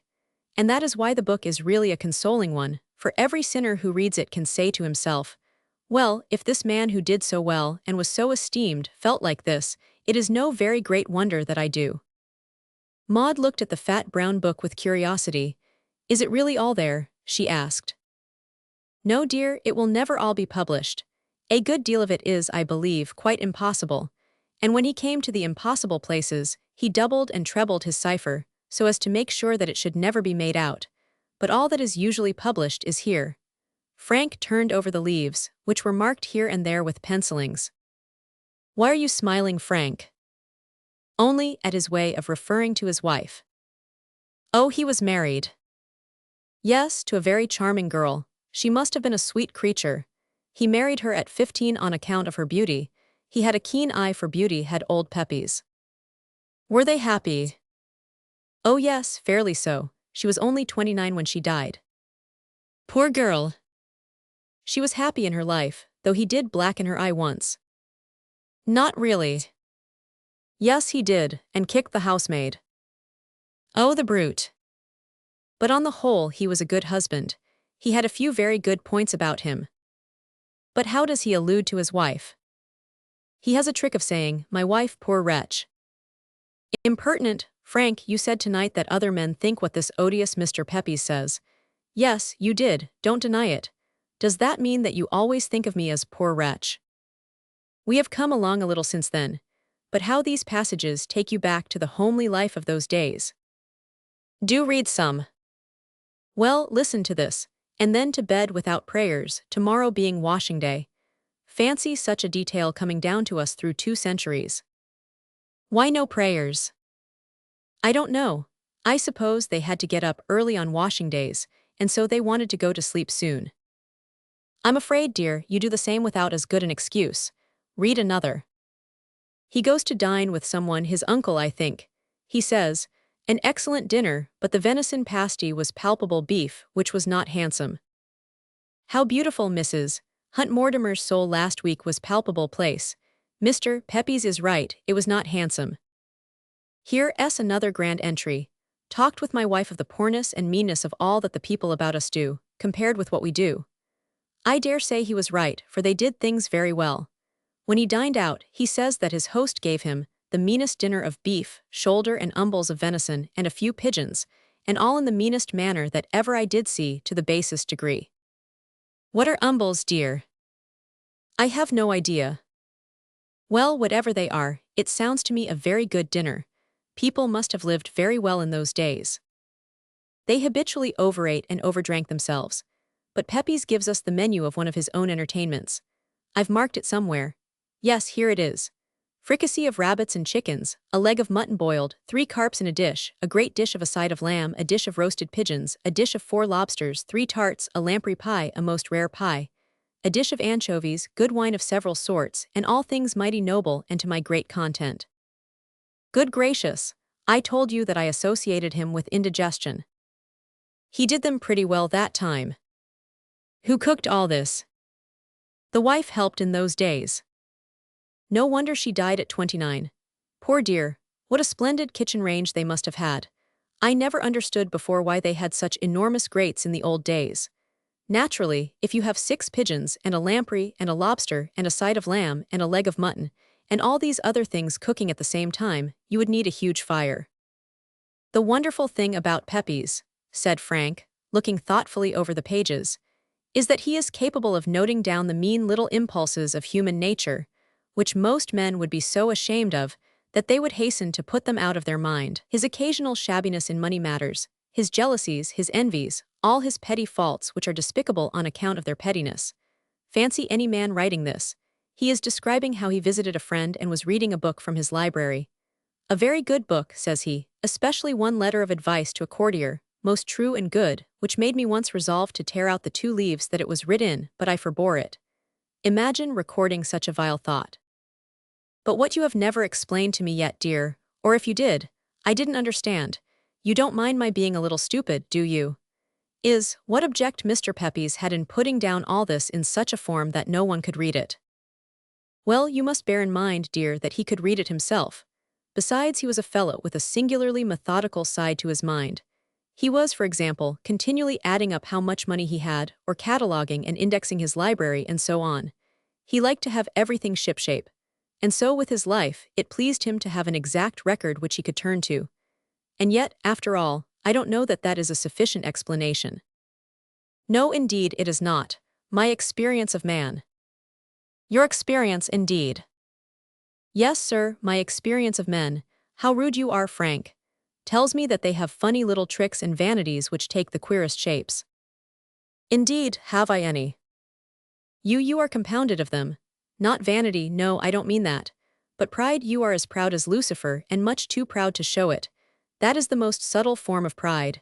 Oh yes, I know perfectly well what I mean. But in this man's case, it took the form of wishing to make a sensation after his death. He could not publish such a thing when he lived, could he? Rather not. Well then, he had to do it after his death. He had to write it in cipher, or else someone would have found him out during his lifetime. But very likely, he left a key to the cipher, so that everyone might read it when he was gone, but the key and his directions were in some way lost. Well, it is very probable. The fire had died down, so Maud shipped off her chair and sat on the black fur rug with her back against Frank's knees. Now, dear, read away, said she. But the lamp shone down upon her dainty head, and it gleamed upon her white neck, and upon the fluffy, capricious, untidy, adorable little curlets, which broke out along the edges of the gathered strands of her chestnut hair. And so, after the fashion of men, his thoughts flew away from Mr. Pepys and the 17th century, and all that is lofty and instructive, and could fix upon nothing except those dear little wandering tendrils, and the white column on which they twined. Alas, that so small a thing can bring the human mind from its empyrean flights. Alas, that vague emotions can drag down the sovereign intellect. Alas, that even for an hour, a man should prefer the material to the spiritual. But the man who doesn't misses a good deal. P. 170a. Visit to Mr. Samuel Pepys. There are several unjustifiable extravagances which every normal man commits. There are also several unjustifiable economies. Among others, there is that absurd eagerness to save the striking of a second match, which occasions so many burned fingers, and such picturesque language. And again, There is the desire to compress a telegraphic message into the minimum sixpennyworth, and so send an ambiguous and cryptic sentence, when sevenpence would have made it as clear as light. We all tend to be stylists in our telegrams. A week after the conversation about Mr. Pepys, when some progress had been made with the reading of the diary, Maud received the following wire from Frank. Mrs. Cross, Woking. Pepys buttered toast suede gloves 4 monument weight late. As a sixpennyworth it was a success, but as a message it seemed to leave something to be desired. Maud puzzled over it and tried every possible combination of the words. The nearest approach to sense was when it was divided in this way: Pepys, buttered toast, suede gloves, 4 monument, weight late. She wrote it out in this form and took it section by section. Pepys, that was unintelligible. Buttered toast, no sense in that. Suede gloves, yes, she had told Frank that when she came to town, she would buy some suede gloves at a certain shop in the city, where she could get for 3 and 3 a pair, which would cost her 3 and 9 in walking. Maud was so conscientiously economical that she was always prepared to spend 2 shillings in railway fares to reach a spot where a 6 was to be saved, and to lavish her nerve and energy freely in the venture. Here, then, in the suede gloves, was a central point of light. And then her heart bounded with joy, as she realized that the last part could only mean that she was to meet Frank at the monument at 4, and that she was to wait for him if he were late. So now, returning to the opening of the message, with the light which shone from the ending, she realized that buttered toast might refer to a queer little city hostel, remarkable for that luxury, where Frank had already taken her twice to tea. And so, leaving Mr. Pepys to explain himself later, Maud gave hurried orders to Jemima and the cook, and dashed upstairs to put on her new fawn-colored walking dress, a garment which filled her with an extraordinary mixture of delight and remorse, for it was very smart, cost 7 guineas, and had not yet been paid for.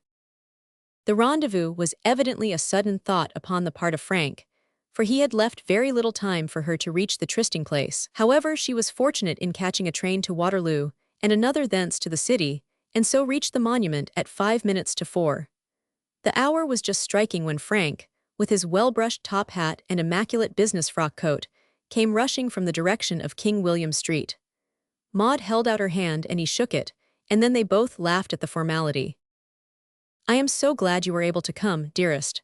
How you do brighten up the old city." "Do I? I felt quite lonely until you came. Nothing but droves of men and all staring." "It's your dress." "Oh, thank you, sir." "Entirely that pretty brown."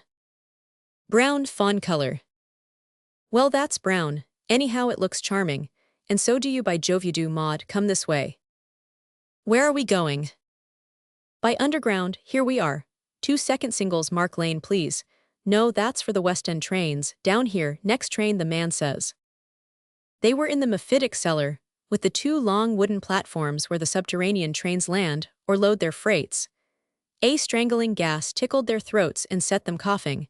It was all dank and dark and gloomy, but little youth and love care for that. They were bubbling over with the happiness of this abnormal meeting.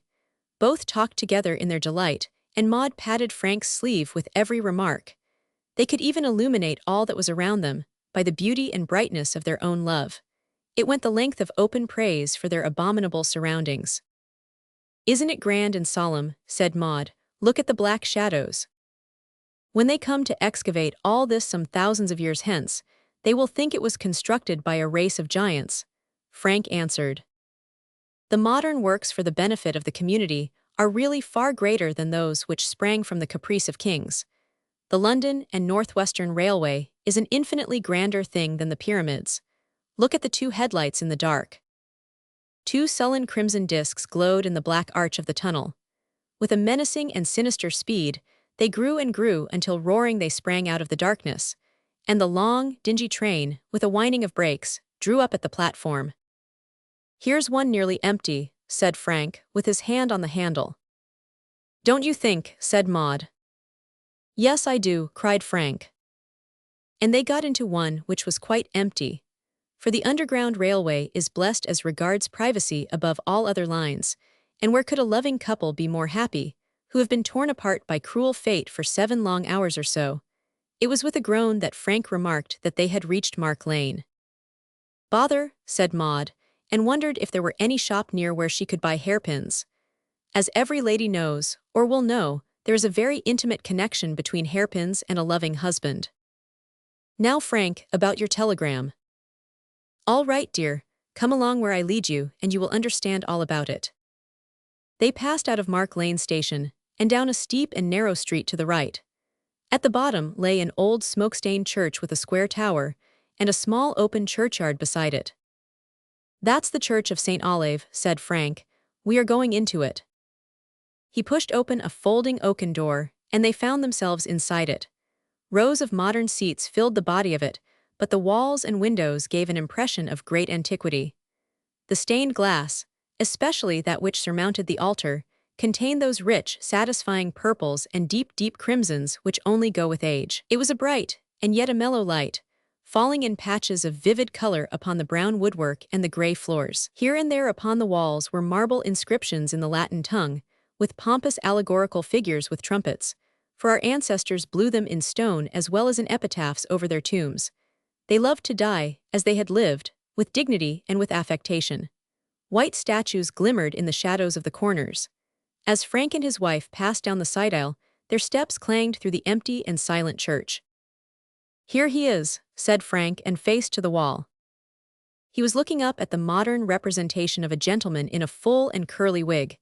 It was a well-rounded and comely face, with shrewd eyes and a sensitive mouth.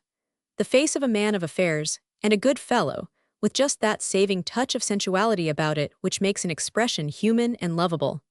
Underneath was printed, Samuel Pepys.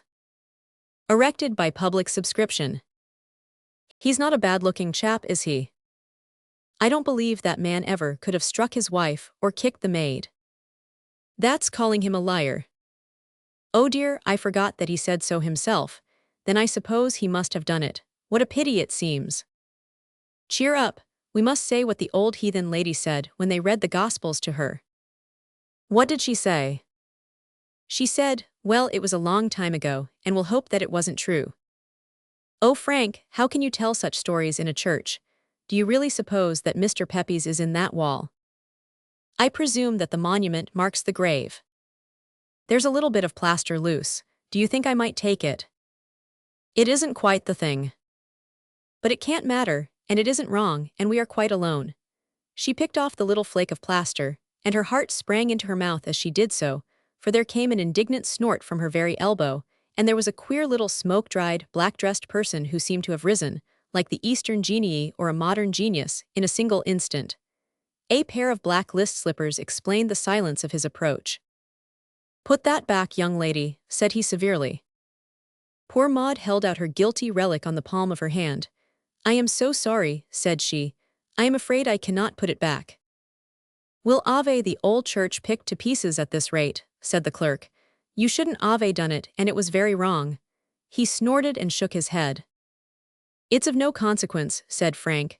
The plaster was hanging and must have fallen in any case. Don't make a fuss about a trifle. The clerk looked at the young gentleman, and saw defiance in one of his eyes and half a crown in the other. Well, well, he grumbled. It shows as the young lady takes an interest, and that's more than most. Why, sir, if you'll believe me, there's not 1 in 100 that comes to this church that ever 'eard of Pepys. Pepys, says they. U.S. Pepys. The diarist, says I. Diarist. Says they, what's a diarist? I could sit down sometimes and cry. But maybe, miss, you thought as you were picking that plaster off his grave.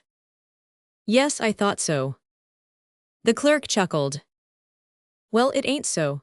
I'll tell you where E really lies, if you'll promise you won't pick another chunk off that. Well then, it's there beside the communion.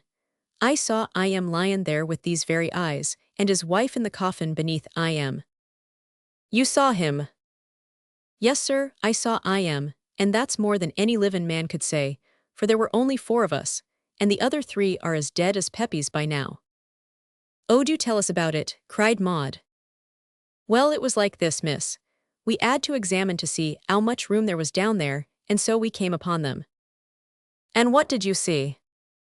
Well, miss, his coffin lay above, and his wife's below, as might be expected, seeing that she died 30 years or so before I am. The coffins was very much broken, and we could see I am as clear as I can see you. When we first looked and I saw I am lying quite plain, a short thick figure of a man with his hands across his chest.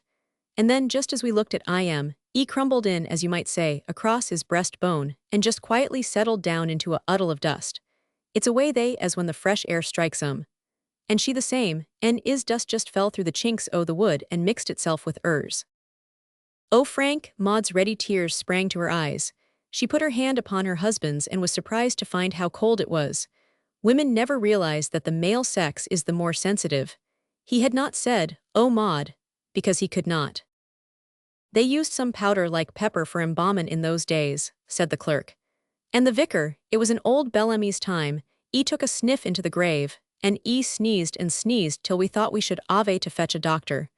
Ave you seen Mrs. Peppy's tomb? No, we have only just come.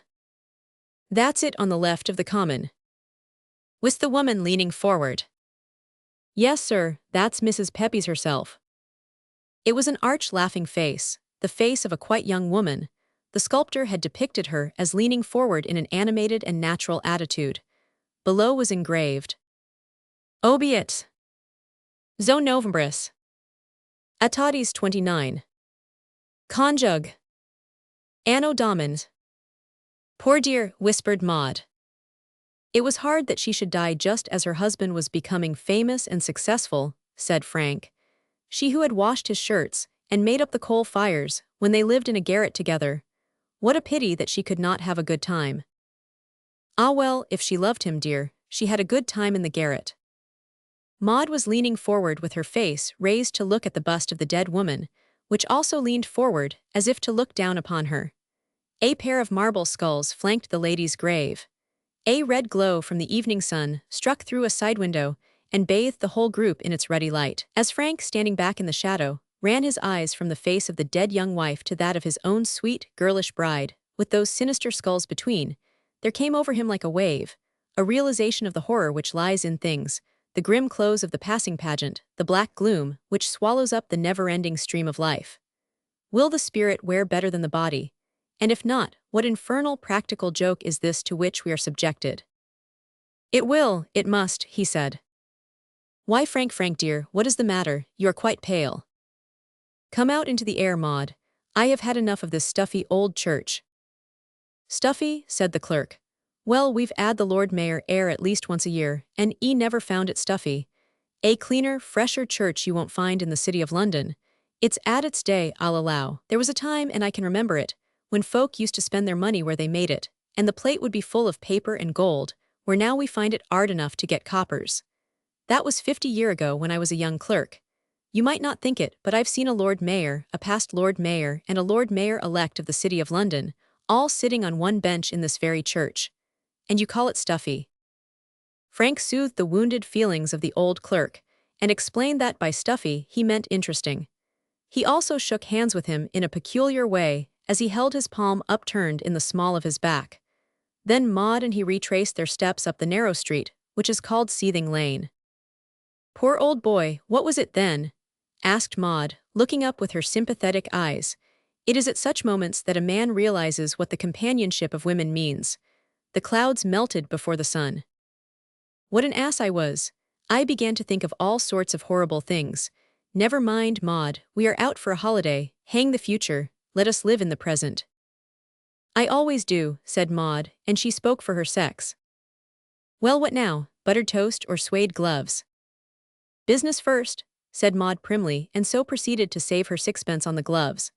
As she was tempted, however, such a civil obliging shopman Frank, to buy 4 yards of so-called astrakhan trimming, a frill of torchon lace, 6 dear little festooned handkerchiefs, and 4 pairs of open-work stockings, none of which were contemplated when she entered the shop. Her sixpenny saving was not as brilliant a piece of finance as she imagined. And then they finished their excursion in the dark, wainscoted, low-ceilinged coffee-room of an old-fashioned inn, once the mother of many coaches, and now barren and deserted, but with a strange cunning in the matter of buttered toast which had come down from more prosperous days. It was a new waiter who served them, and he imagined them to be lovers and scented an intrigue. But when they called for a second plate of toast and a jug of boiling water, he recognized the healthy appetite of the married. And then, instead of going home like a good little couple, Maud suddenly got it into her head that it would cheer away the last traces of Frank's gloom if they went to see Charlie's aunt at the Globe. So they loitered and shopped for a couple of hours, and then squeezed into the back of the pit. And wedged in among honest, hearty folk who were not ashamed to show their emotions, they laughed until they were tired. And so home, as their friend Pepys would have said, after such a day as comes into the memory, shining golden among the drab, when old folk look back and think of the dear dead past. May you and I, reader, if ever we also come to sit in our final armchairs in the chimney corners, have many such to which our minds may turn, sweet and innocent and fragrant, to cheer us in those darksome hours to come. P. 185 Trouble. One evening Frank came home with a clouded face. His wife said nothing, but after dinner she sat on a footstool beside his chair and waited. She knew that if it were for the best, he would tell her everything, and she had confidence enough in his judgment to acquiesce in his silence if he thought it best to be silent. As a matter of fact, it was just this telling her which made his trouble hard to bear. And yet he thought it wiser to tell.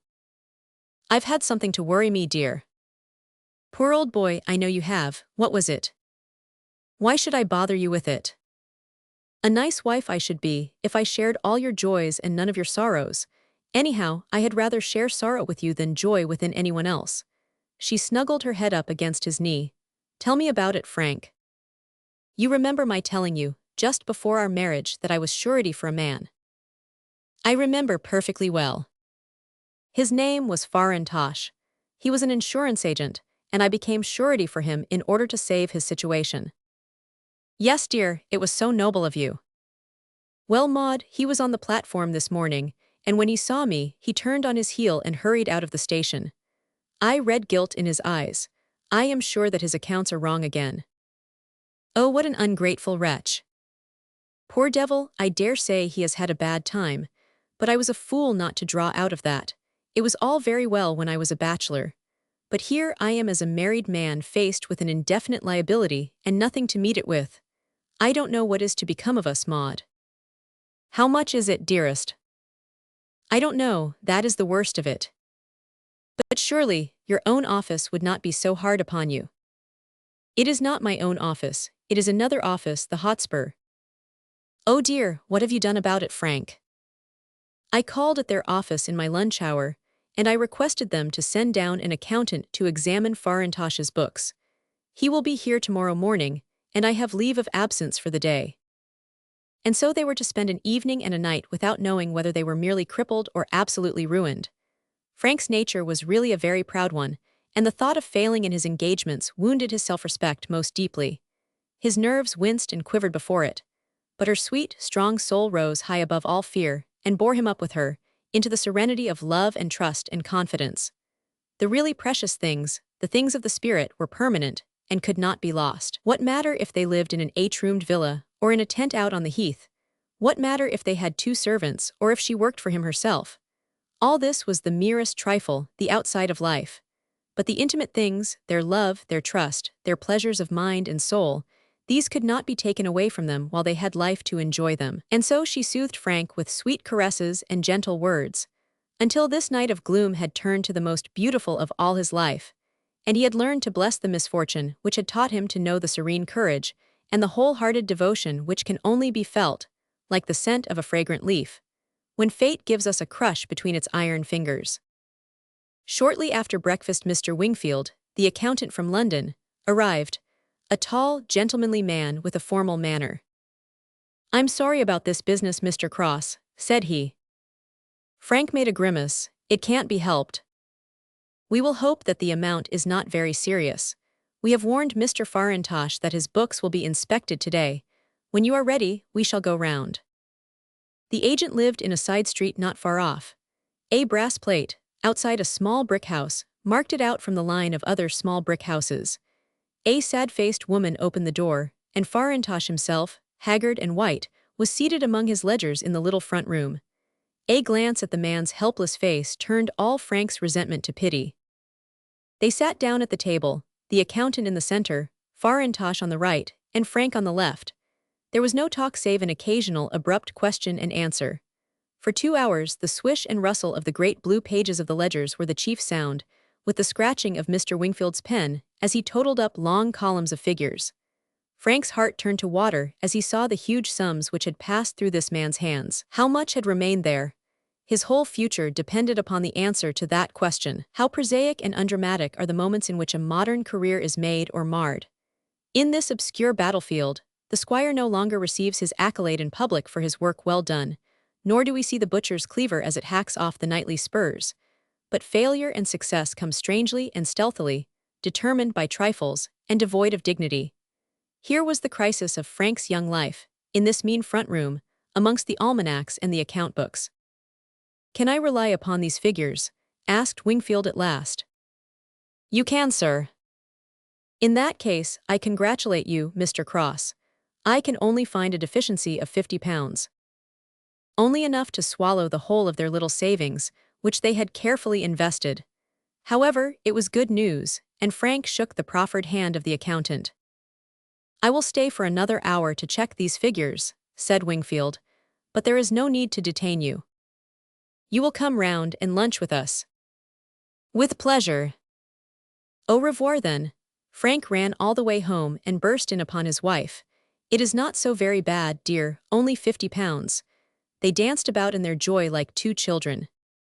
But Wingfield came to his lunch, within a solemn face. "I am very sorry to disappoint you," he said, "but the matter is more serious than I thought. We have entered some sums as unpaid which he has really received, but the receipts for which he has held back. They amount to another £100. Maud felt inclined to cry as she glanced at Frank, and saw his resolute effort to look unconcerned.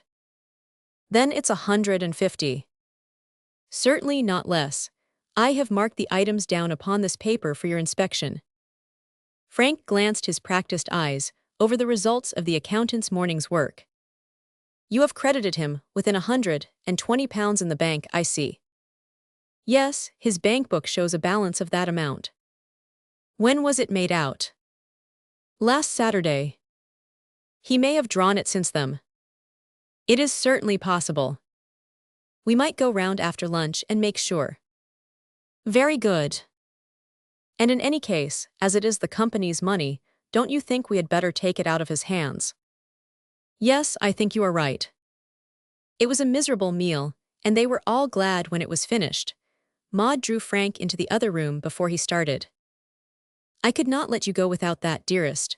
Keep a brave heart, my own laddie, for I know so well that we shall come through it all right." So Frank set out with a higher courage, and they both returned to the agent's house. His white face turned a shade whiter when he understood their errand. "Is this necessary, Mr. Wingfield?" he pleaded. "Won't you take my word for this money?" "I am sorry to have to say it, sir, but we have trusted in your word too often." "But the money is there, I swear it." "It is the company's money, and we must have it." "It will ruin my credit locally if I draw out my whole account under compulsion." "Then let him keep £10 in," said Frank. Farintosh agreed with an ill grace to the compromise, and they all started off for the bank. When they reached the door, the agent turned upon them with an appealing face. "Don't come in with me, gentlemen. I could never hold up my head again. It is for Mr. Cross to decide." "I don't want to be unreasonable, Farintosh. Go in alone and draw the money." They could never understand why he begged for that extra 5 minutes. Perhaps it was that he had some mad hope of persuading the bank manager to allow him to overdraw to that amount. If so, the refusal was a curt one, for he reappeared with a ghastly face and walked up to Frank. "I may as well confess to you, Mr. Cross, I have nothing in the bank." Frank whistled and turned upon his heel. He could not by reproaches add to the wretched man's humiliation. After all, he had himself to blame. He had incurred a risk with his eyes open, and he was not the man to whine now that the thing had gone against him. Wingfield walked home with him and murmured some words of sympathy. At the gate, the accountant left him and went on to the station. So their liability had risen from £50 to £270. Even Maud was for an instant daunted by the sum.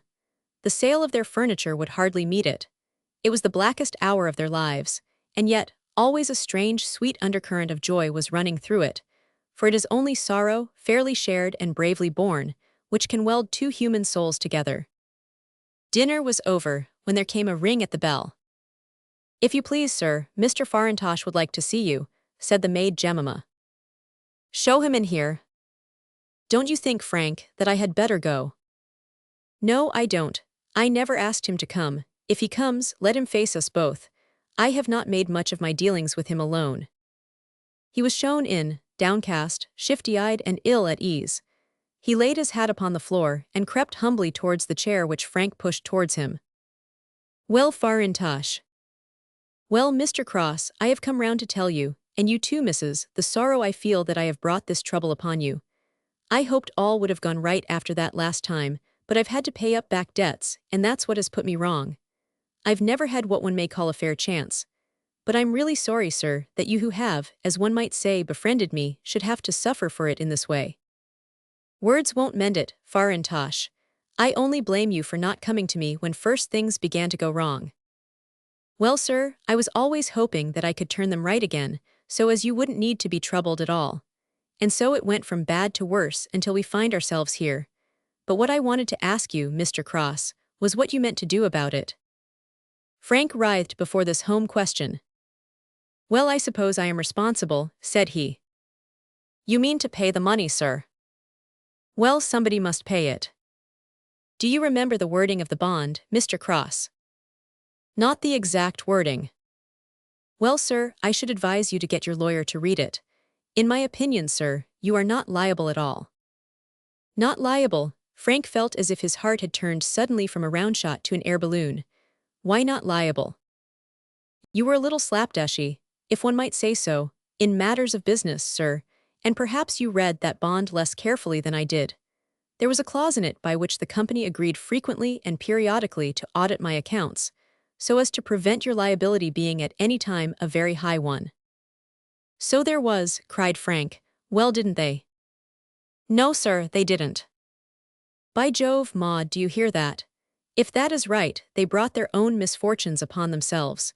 Do you mean to say they never audited you? Yes, sir, they did so 4 times. In how long? In 14 months. The air balloon was gone, and the cannonball back in its place once more. That will be held to exonerate them. No, sir, I think not. Frequently and periodically does not mean 4 times in 14 months. A jury might take it so. Consider, sir, that the object was that your liability should be limited. Thousands of pounds were passing through my hands in that time, and therefore these 4 audits were, as one might say, insufficient for the object of the bond. So I think, cried Maud with conviction, Frank will have the best advice upon the subject tomorrow.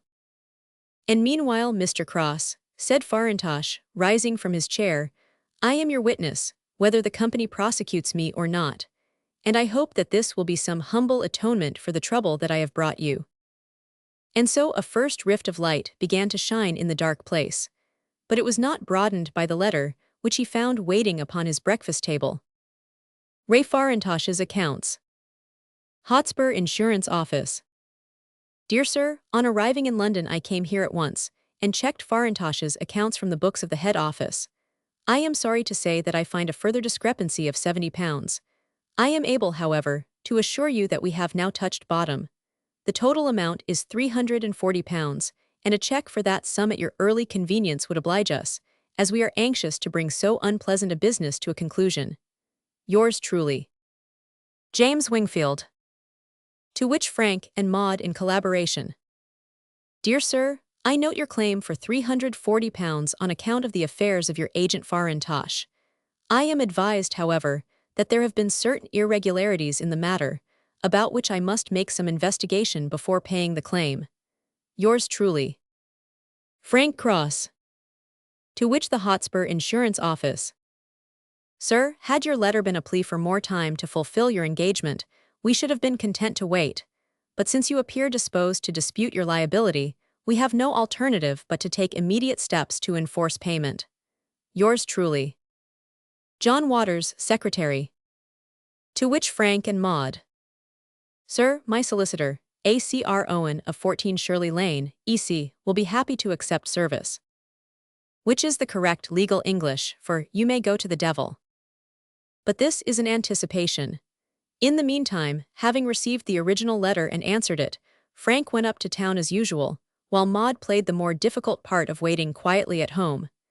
In his lunch hour, Frank went to see his friend and solicitor, who in turn obtained leave to see the bond, and came back with a grave face.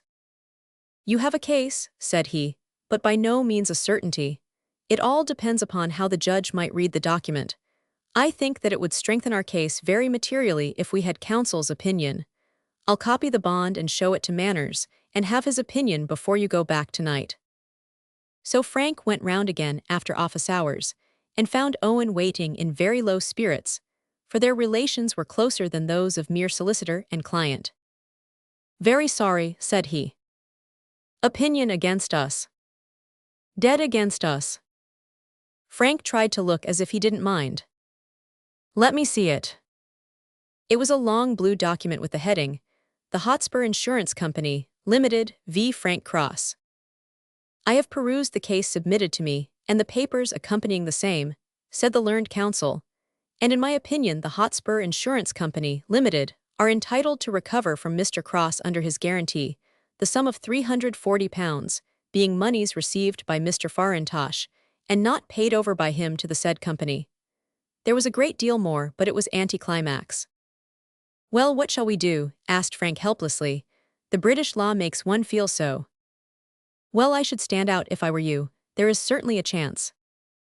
"Look here, old chap," said Frank, "I may as well be honest with you. If this thing goes against me, I am stony broke. I don't know where your costs are coming from." "Don't bother about that," said Owen kindly. "After all, Manners is not infallible. Let us have Holland and see what he can make of it." So 24 hours later Frank found Owen radiant, with another opinion in his hand. "Dead for us this time, look here." He read out, "I have carefully considered the case submitted to me for my opinion, and the documents sent therewith. In my opinion, the Hotspur Insurance Company Limited are not entitled to recover against Mr. Cross the sum claimed by them or any part thereof, as there has been a breach on their part of an essential condition of the guarantee." He reads frequently and periodically, as we do, continued Owen, glancing over the long document, and he is very clear as to our case. "Suppose we have another and try the best of three," said Frank. "It's too expensive a game. No, Holland is a sound man, and his opinion would weigh with any judge. I think we have enough to go on with." "And you think it is safe?" "No, no, nothing is ever safe in the law, but we can make a fight of it now."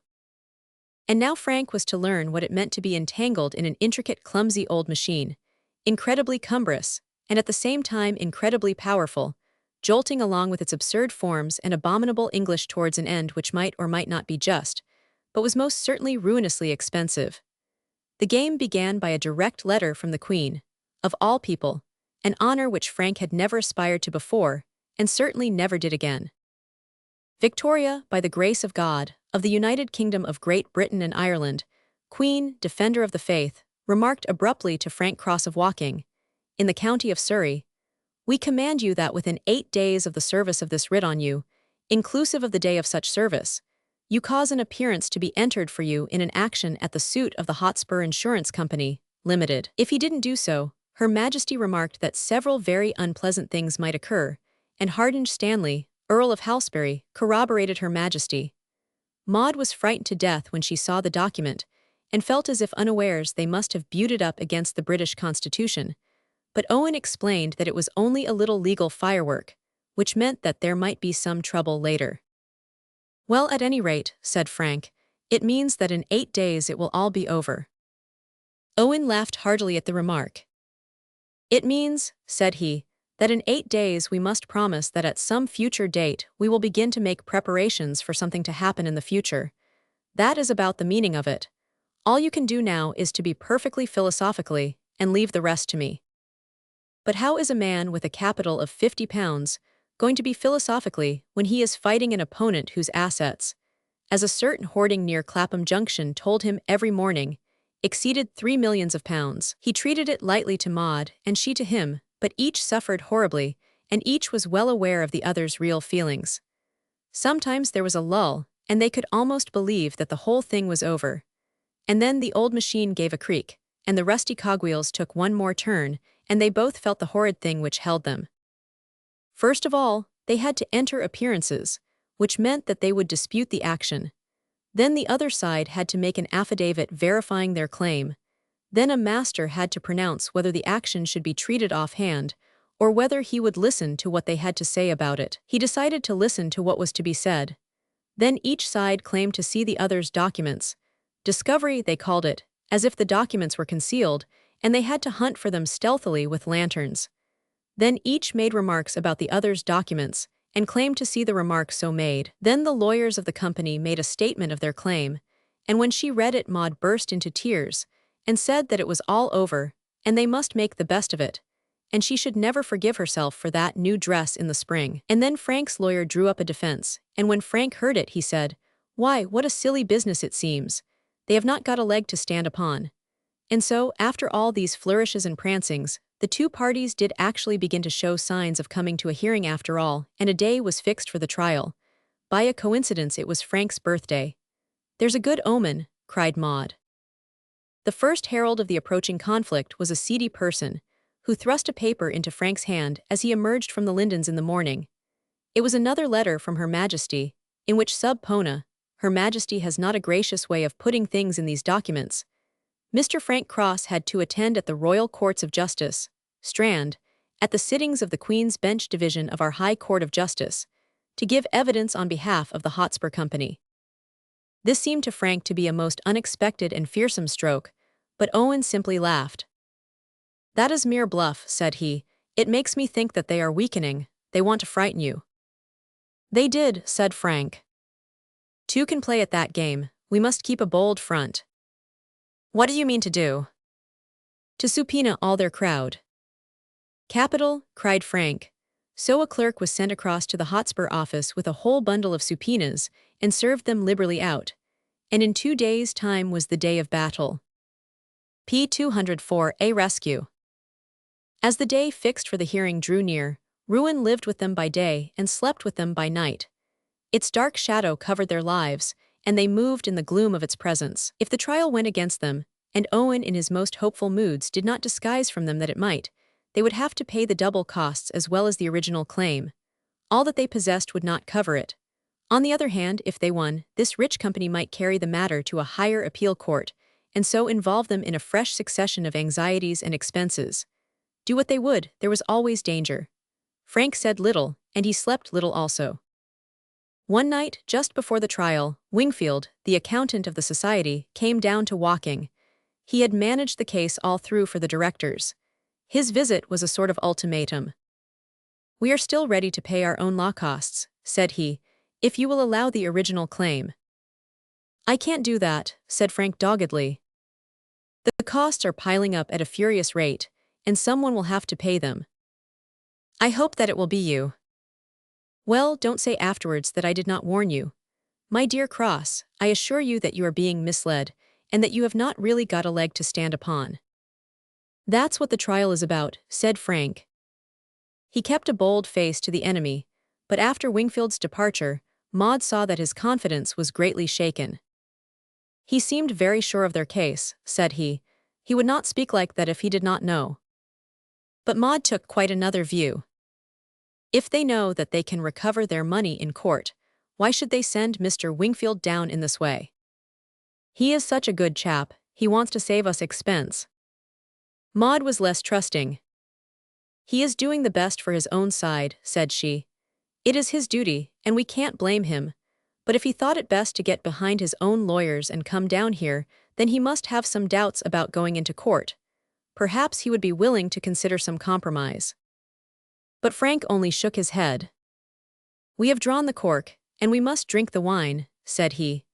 "We have gone too far to stop. Any compromise which they would accept would be as much out of our power to pay as the whole sum would be, and so we may just as well see it through." But for once Maud did not take his opinion as final, but lay awake all night and thought it over. She had determined to begin acting upon her own account, and she was so eager to try what she could do that she lay longing for the morning to break. When she came down to breakfast, her plan of campaign was formed. "I am coming up to town with you, Frank." "Delighted to hear it, dear." When she had shopping to do, she frequently went up with him, so it did not surprise him. What would have surprised him was to know that she had dispatched 3 telegrams, by means of Jemima, before he was up. To John Selby, 53 Fenchurch Street, E.C. will call 11 o'clock, important business. Maud. To Lieutenant Selby, the depot, Canterbury. Please come up next train, meet me Fenchurch Street, 11:30, important. Maud.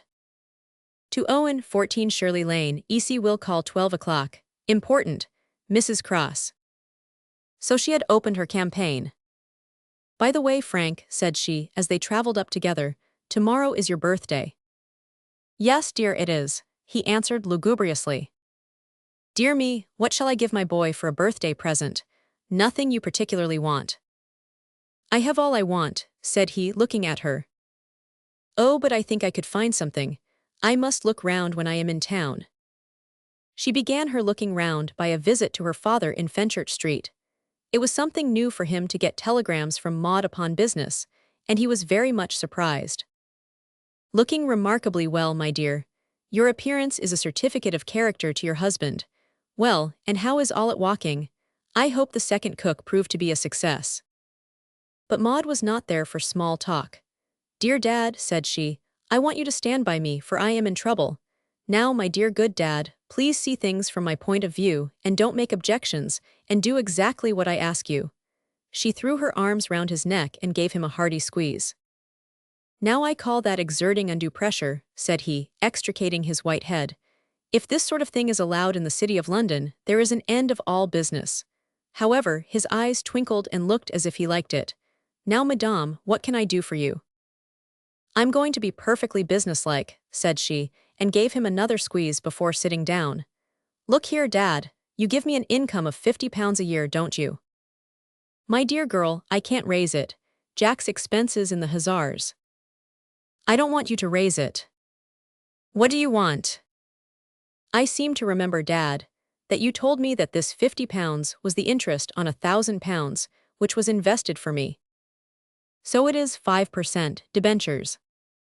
Well, Dad, if I were content with an income of £25 a year instead of £50, then I could take £500 out of my money, and nobody would be the worse. Except yourself. Maud laughed at that. I want the use of the money just for one day. I certainly won't need it all. I just want to feel that I have as much as that in case I need it. Now, my dear old daddy, do please not ask any questions, but be very nice and good, and tell me how I can get these £500. And you won't tell me why you want them. I had rather not, but I will if you insist. Old Selby looked into the brave, clear eyes of his daughter, and he did not insist. Look here, you've got your own little banking account, have you not? Yes, Dad. That's right, never mix it up with your husband's. He scribbled a check. Pay that in, it is for £500. I will sell half your debentures and charge you with brokerage. I believe in strict business between relatives. When you pay back the £500, your allowance will be £50 a year once more. Maud then and there endorsed the check and posted it to her bank. Then, with a final embrace to her father, she hastened out to further victories. Jack Selby was smoking a cigarette upon the doorstep. Hullo, Maud, calling up the reserves. What's the matter? Jolly lucky it wasn't my day on duty. You girls think a soldier has nothing to do. It was so once, but we are all scientific blokes now. No, thank you, I won't see the Dad. He'd think I had come for money, and it would upset him for the day. Maud took her brother in the cab with her, and told him the whole story of Frank's misfortune, with some account of her own intentions. Jack was vastly interested. What did Dad say about it? I didn't tell him. I thought Frank would rather not. Quite right, he won't mind me. He knows I'm a bit of a businessman myself. Only signed a paper once in my life, and quite a small paper too, and I haven't heard the last of it yet. The thing wasn't much bigger than a postcard, but the fuss those people made afterwards. I suppose they've been worrying Frank. We have had no peace for months. Worry is bad for the young, but he should not mind. He should go on fizzing like I did. Now we'll put this thing through together, Maud. I see your line, and I'll write it with you. They found Mr. Owen at home, and Maud did the talking. I am convinced, Mr. Owen, that they don't want to go into court. Mr. Wingfield coming down like that proves it. My husband is too proud to bargain with them, but I have no scruples. Don't you think that I might go to Mr. Wingfield myself and pay the £340, and so have done with the worry forever? Speaking as a lawyer, said Owen, I think that it is very irregular. Speaking as a man, I think no harm could come of it, but I should not like you to offer the whole sum. Simply say that you are prepared for a reasonable compromise and ask them to suggest what is the lowest sum which the office would accept to close the business. You leave it with me, said Jack, winking at the lawyer. I am seeing her through. I'll keep her on the rails. I am number 1, Class A at business. We'll take 'em up one link in the curb if they try any games with us. Come on, Maud, and get it over. He was an excellent companion for her, for his buoyancy turned the whole thing into fun. She could not take it too seriously in his company. They called at the Hotspur office and asked to see Mr. Wingfield. He was engaged, but Mr. Waters, the secretary, a very fat, pompous man, came in to them. I am very sorry, said he. Very sorry indeed, Mrs. Cross, but it is too late for any compromise of the sort. We have our costs to consider, and there is no alternative but for the case to go into court. Poor Maud nearly burst into tears. But suppose that we were to offer. To give you an hour to think it over, cried Jack. Mr. Waters shook his head despondently. I do not think that we should alter our decision. However, Mr. Wingfield will be here presently, and he will, of course, listen to any representations which you may have to make. In the meantime, you must excuse me, as I have matters of importance to attend to. Why, Maud, you little juggins, cried Jack, when the door was shut, you were just going to offer to pay their costs. I only just headed you off in time. Well, I was going to inquire about it. Great Scott, it's lucky you've got a businessman at your elbow. I couldn't stand that chap at any price. A bit too hairy in the fetlocks for my taste. Couldn't you see that he was only bluffing? How do you know, Jack? It was shining all over him. Do you suppose a man has bought as many Harrys as I have, and can't tell when a dealer is bluffing? He was piling it on so that when the next Christmas tree comes along, he may find a soft job waiting for him. I tell you, you want a friendly native like me when you get into this kind of country. Now ride this one on the curb, and don't let him have his head for a moment. Mr. Wingfield had entered, and his manner was very different to that of the secretary. He had great sympathy with the Crosses, and no desire to wash the company's dirty linen in public. He was, therefore, more anxious than he dared to show to come to some arrangement. It is rather irregular for me to see you. I should refer you to our solicitors, said he. Well, we saw you when you came to Woking, said Maud. I believe that we are much more likely to come to an arrangement if we talk it over ourselves. I am sure I earnestly hope so, Wingfield answered. I shall be delighted to listen to anything which you may suggest. Do you, in the first place, admit your liability?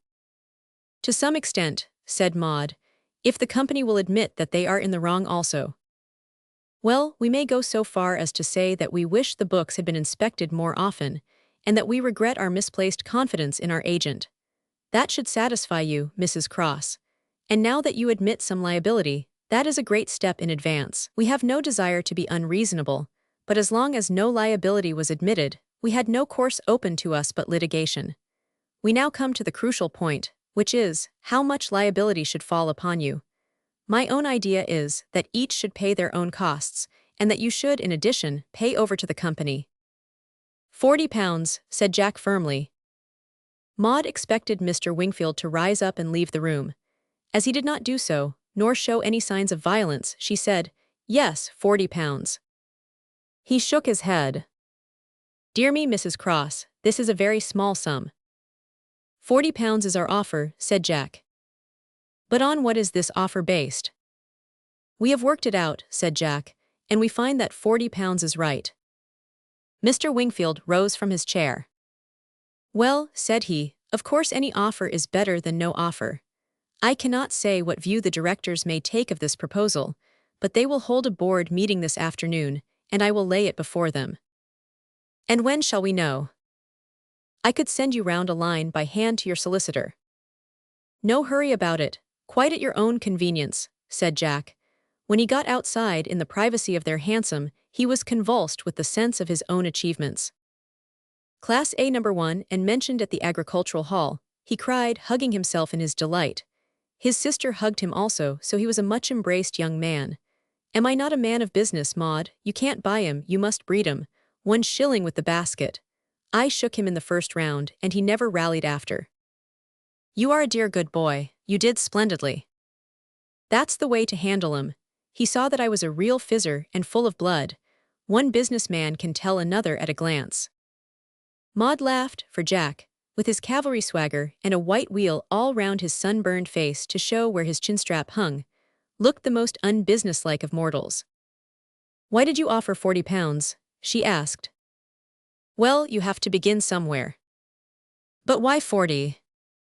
Because it is what we offer when we are buying the Harries, troopers, chargers, you know. It's a great thing to have a fixed rule in business. I never go higher than 40, Rule 1, Section 1, and no exceptions in the margin. They lunched together at the Holborn, and Jack took Maud afterwards to what he called a real instructive show, which proved to be a horse sale at Tattersall's. They then drove back to the lawyer S., and there they found a letter waiting addressed to Mrs. Cross. Maud tore it open. Dear Mrs. Cross, said this delightful note, I am happy to be able to inform you that the directors have decided to stop the legal proceedings and to accept your offer of £40 in full satisfaction of all claims due against your husband. Maud, Jack, and the good Owen performed a triumphant pas de trois. You have done splendidly, Mrs. Cross, splendidly, cried Owen. I never heard a better day's work in my life. Now, if you will give me your check and wait here, I will go over and settle everything. And please bring the bond back with you, said Maud. So it was that Frank, coming down upon the morning of his birthday, perceived a pretty silver cigarette box laid in front of his plate. Is this for me, my darling? Yes, Frank, a wee present from your wife. How sweet of you, I never saw such a lovely case. Why, there's something inside it. Cigarettes, I suppose. No, it is a paper of some kind. Hotspur Insurance Company. Good Lord, I never seem for one instant to be able to shake that infernal thing off. How on earth did it get in there? What's this? I hereby guarantee to you. What's this? Maud, what have you been doing? Dear old boy, she cried as she put her arms round him. Dear old boy, oh, I do feel so happy. p. 218, The Browning Society. It all began by Mrs. Hunt Mortimer, the smart little up-to-date wife of the solicitor, saying to Mrs. Beecher, the young bride of the banker, that in a place like Woking it was very hard to get any mental friction, or to escape from the same eternal grooves of thought and conversation. The same idea, it seemed, had occurred to Mrs. Beecher, fortified by a remark from the Ladies' Journal that an internal intellectual life was the surest method by which a woman could preserve her youth. She turned up the article, for the conversation occurred in her drawing-room, and she read extracts from it. Shakespeare as a Cosmetic was the title. Maud was very much struck, and before they separated they had formed themselves into a literary society which should meet and discuss classical authors every Wednesday afternoon at each other's houses. That 1 hour of concentrated thought and lofty impulse should give a dignity and a tone to the whole dull provincial week. What should they read?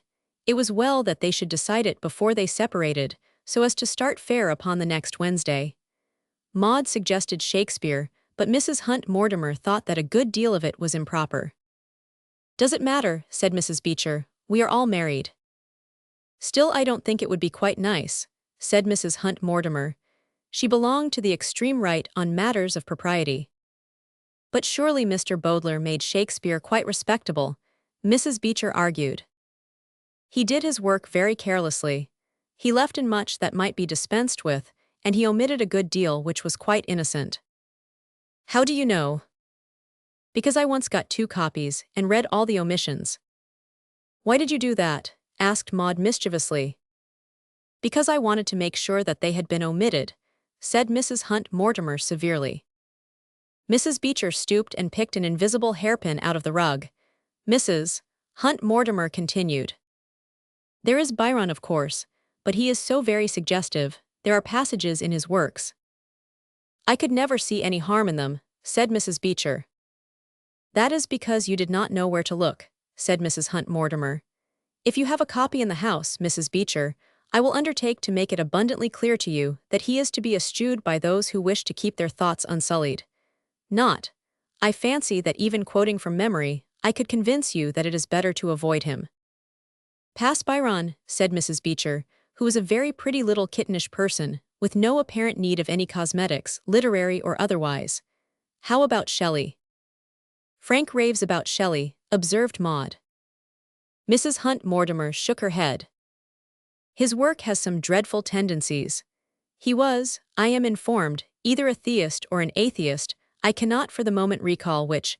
I think that we should make our little course as improving as possible. Tennyson, Maud suggested.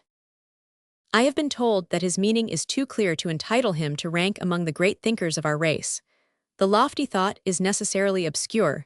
There is no merit in following a poem which is perfectly intelligible. Which leads us to Browning, cried the other ladies. Exactly, we might form a little Browning society of our own. Charming, charming. And so it was agreed. There was only one other point to be settled at this their inaugural meeting, which was, to choose the other ladies who should be admitted into their literary circle. There were to be no men. They do distract one so, said Mrs. Hunt Mortimer.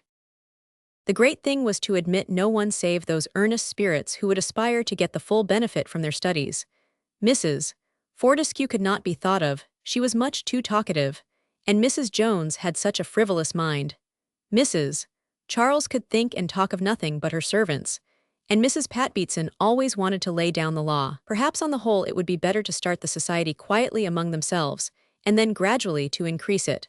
The first meeting should be next Wednesday, at Mrs. Cross's house, and Mrs. Hunt Mortimer would bring her complete 2-volume edition with her. Mrs. Beecher thought that 1 volume would be enough just at first, but Mrs. Hunt Mortimer said that it was better to have a wide choice. Maud went home and told Frank in the evening. He was pleased, but rather skeptical. You must begin with the simpler things first, said he. I should recommend Herve Riel and Gold Hair. But Maud put on the charming air of displeasure, which became her so well. We are serious students, sir, said she. We want the very hardest poem in the book. I assure you, Frank, that one of your little faults is that you always underrate a woman's intelligence. Mrs. Hunt Mortimer says that though we may be less original than men, we are more assimilative. Assimilative. That's what I say, assimilative. Now you always talk as if, oh yes you do, no you must, how absurd you are, Frank. Whenever I try to speak seriously to you, you always do that and spoil everything. How would you like to discuss Browning if at the end of every sentence somebody came and kissed you? You wouldn't mind. No, I dare say not. But you would feel that you were not being taken seriously. Wait till the next time you are in earnest about anything, you'll see. The meeting was to be at 3 o'clock, and at 10 minutes to the hour, Mrs. Hunt Mortimer arrived with 2 large brown volumes under her arm. She had come early, she said, because there was to be a rehearsal of the amateur theatricals at the Dixons, at 4:15. Mrs. Beecher did not appear until 5 minutes after the hour.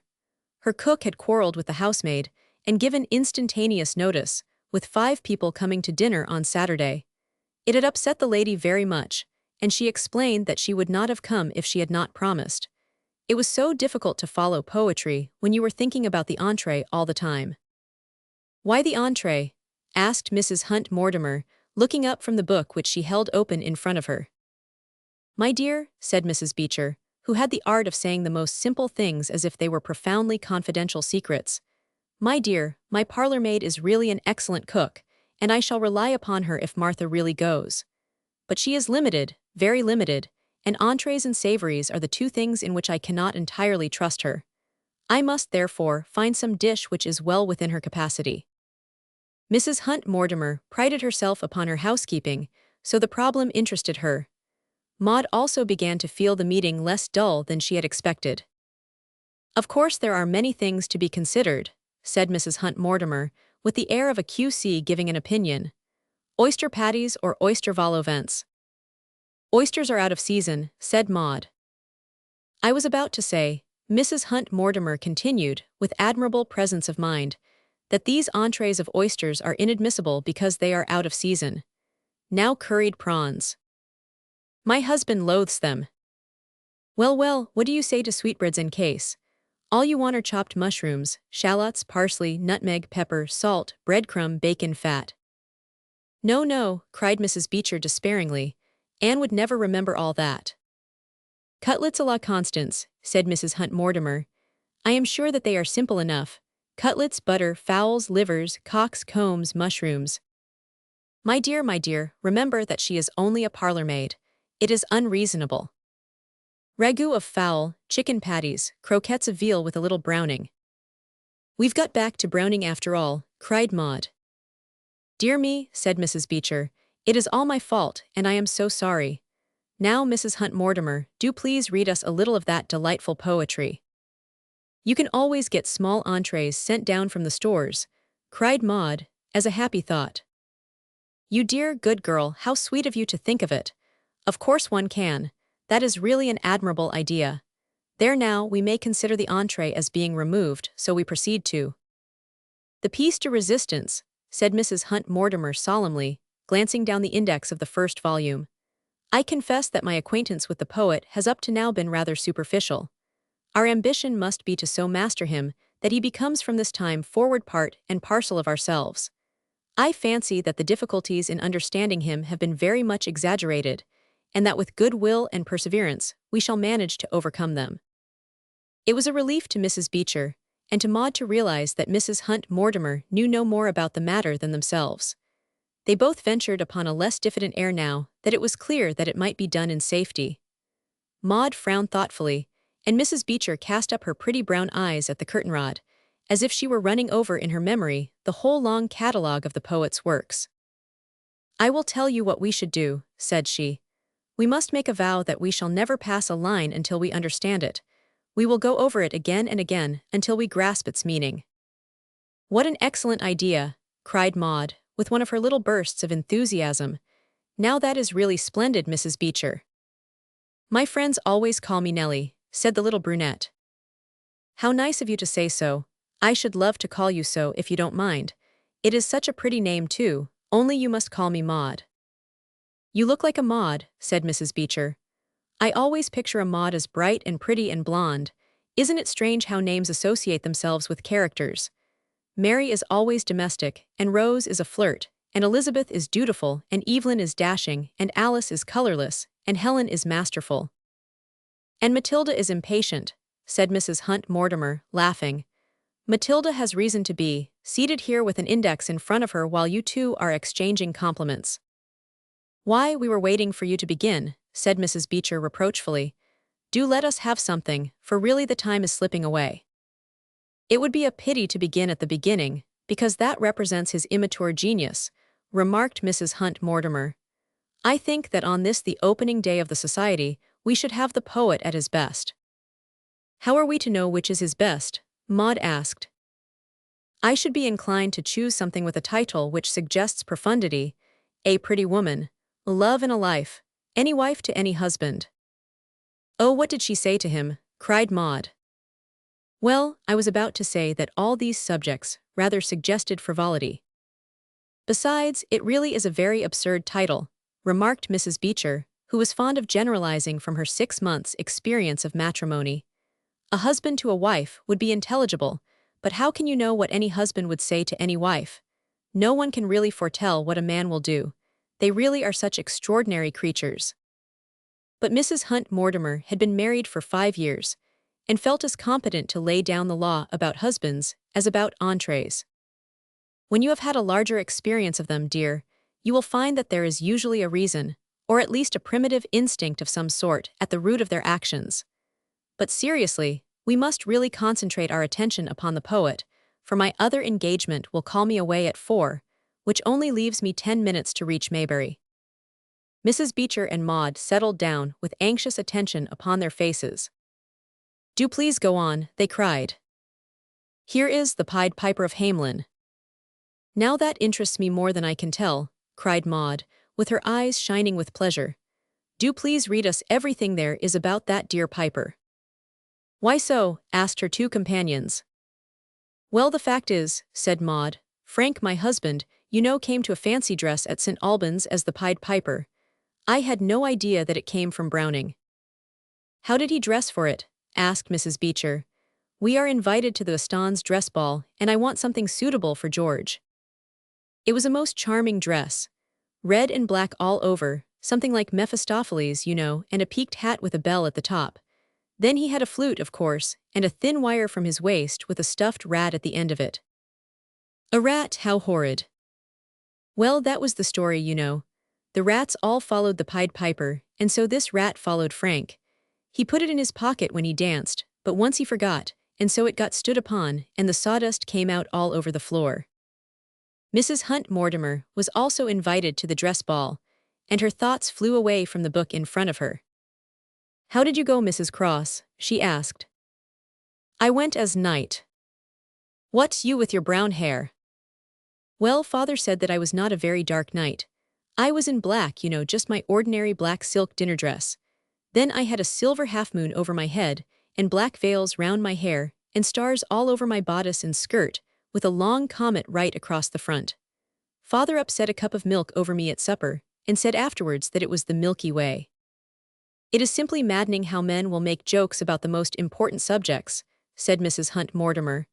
"But I have no doubt, dear, that your dress was an exceedingly effective one. Now, for my own part, I had some idea of going as the Duchess of Devonshire." "Charming!" cried Mrs. Beecher and Maud. "It is not a very difficult costume, I have some old Point de Lincoln lace which has been in the family for a century. I make it the starting point of my costume. The gown need not be very elaborate." "Silk?" asked Mrs. Beecher. "Well, I thought that perhaps a white-flowered brocade." "Oh yes, with pearl trimming." "No, no, dear, with my lace for trimming." "Of course, you said so." "And then a muslin fichu coming over here." "How perfectly sweet," cried Maud. "And the waist cut high and ruffles at the sleeves. And of course a picture hat, you know what I mean, with a curling ostrich feather." "Powdered hair, of course," said Mrs. Beecher. "Powdered in ringlets." "It will suit you admirably, beautifully. You are tall enough to carry it off, and you have the figure also. How I wish I was equally certain about my own." "What had you thought of, dear?" "Well, I had some idea about Ophelia. Do you think that it would do?" "Certainly, had you worked it out at all?" "Well, my dear," said Mrs. Beecher, relapsing into her pleasant confidential manner, "I had some views, but of course I should be so glad to have your opinion about it. I only saw Hamlet once, and the lady was dressed in white, with a gauzy light nun's veiling over it. I thought that with white pongee silk as an underdress, and then some sort of delicate crêpe de chine, Maud suggested. But in Ophelia's day such a thing had never been heard of," said Mrs. Hunt Mortimer. "A net of silver thread." "Exactly," cried Mrs. Beecher, "with some sort of jewelling upon it. That was just what I had imagined. Of course it should be cut classically and draped. My dressmaker is such a treasure, and I should have a gold embroidery upon the white silk." "Cruel work," said Maud. "Or a plain cross-stitch pattern, then a tiara of pearls on the head, Shakespeare." At the name of the poet, their three consciences pricked simultaneously. They looked at each other and then at the clock with dismay. We really must go on with our reading," cried Mrs. Hunt Mortimer. "How did we get talking about these dresses?" "It was my fault," said Mrs. Beecher, looking contrite. "No, dear, it was mine," said Maud. "You remember it all came from my saying that Frank had gone to the ball as the Pied Piper." "I am going to read the very first poem that I open," said Mrs. Hunt Mortimer remorselessly. "I am afraid that it is almost time that I started, but we may still be able to skim over a few pages. Now then, there, Setebos, what a funny name." "What does it mean?" asked Maud. "We shall find out, no doubt, as we proceed," said Mrs. Hunt Mortimer. "We shall take it line by line and draw the full meaning from it. The first line is, 'We'll sprawl now that the heat of day is best.'" "Who will?" asked Mrs. Beecher. "I don't know, that's what it says." "The next line will explain, no doubt. 'Flat on his.' Dear me, I had no idea that Browning was like this." "Do read it, dear." "I couldn't possibly think of doing so. With your permission, we will pass on to the next paragraph." But we vowed not to skip. But why read what cannot instruct or elevate us? Let us begin this next stanza, and hope for something better. The first line is, "I wonder if it really can be as it is written." Do please read it. Setebos and Setebos and Setebos. The three students looked sadly at each other. "This is worse than anything I could have imagined," said the reader. "We must skip that line." "But we are skipping everything." "It's a person's name," said Mrs. Beecher. Or 3 persons. No, only one, I think. But why should he repeat it 3 times? For emphasis. Perhaps, said Mrs. Beecher, it was Mr. Setibos and Mrs. Setibos and a little Setibos. Now, if you are going to make fun, I won't read. But I think we were wrong to say that we would take it line by line. It would be easier sentence by sentence. Quite so. Then we will include the next line which finishes the sentence. It is, thinketh he dwelleth in the cold of the moon. Then it was only one Setibos, cried Maud. So it appears. It is easy to understand if one will only put it into ordinary language. This person Setibos was under the impression that his life was spent in the moonlight. But what nonsense it is, cried Mrs. Beecher. Mrs. Hunt Mortimer looked at her reproachfully. It is very easy to call everything which we do not understand nonsense, said she. I have no doubt that Browning had a profound meaning in this. What was it then? Mrs. Hunt Mortimer looked at the clock. I am very sorry to have to go, said she, but really I have no choice in the matter. Just as we were getting on so nicely, it is really most vexatious. You'll come to my house next Wednesday, Mrs. Cross, won't you? And you also, Mrs. Beecher. Goodbye, and thanks for such a pleasant afternoon. But her skirts had hardly ceased to rustle in the passage, before the Browning Society had been dissolved by a 2/3 vote of the total membership. What is the use? Cried Mrs. Beecher. 2 lines have positively made my head ache, and there are 2 volumes. We must change our poet. His verbosity, cried Mrs. Beecher. His sedibosity, cried Maud. And dear Mrs. Hunt Mortimer pretending to like him, shall we propose Tennyson next week? It would be far better. But Tennyson is quite simple, is he not? Perfectly. Then why should we meet to discuss him, if there is nothing to discuss? You mean that we might as well each read him for herself? I think it would be easier. Why, of course it would. And so, after 1 hour of precarious life, Mrs. Hunt Mortimer's Mutual Improvement Society for the Elucidation of Browning came to an untimely end. p. 236, An Investment. I want your advice, Maud. She was looking very sweet and fresh in the morning sunlight. She wore a flowered French print blouse, little sprigs of roses on a white background, and a lace frill round her pretty, white, smooth throat. The buckle of her brown leather belt just gleamed over the edge of the tablecloth. In front of her were a litter of correspondence, a white cup of coffee, and 2 empty eggshells, for she was a perfectly healthy young animal with an excellent appetite. Well, dear, what is it? I shall take the later train. Then I need not hurry and can walk down at my ease. How nice of you. I am not sure that Dinton will think so. Only 1 little hour of difference, what can it matter? They don't run offices on those lines. An hour means a good deal in the City of London. Oh, I do hate the City of London. It is the only thing which ever comes between us. I suppose that it separates a good many loving couples every morning. He had come across and an egg cup had been upset. Then he had been scolded, and they sat together laughing upon the sofa. When he had finished admiring her little, shining, patent leather, Louis shoes and the 2 charming curves of openwork black stocking, she reminded him that he had asked for her advice. Yes, dear, what was it? She knitted her brows and tried to look as her father did when he considered a matter of business. But then her father was not hampered by having a young man's arm round his neck. It is so hard to be businesslike when anyone is curling one's hair round his finger. I have some money to invest. Oh, Frank, how clever of you. It is only £50. Never mind, dear, it is a beginning. That is what I feel. It is the foundation stone of our fortunes. And so I want Her Majesty to lay it. Mustn't wrinkle your brow, though, that is not allowed. But it is a great responsibility, Frank. Yes, we must not lose it. No, dear, we must not lose it. Suppose we invest it in one of those modern 50-guinea pianos. Our dear old Broadwood was an excellent piano when I was a girl, but it is getting so squeaky in the upper notes. Perhaps they would allow us something for it. He shook his head.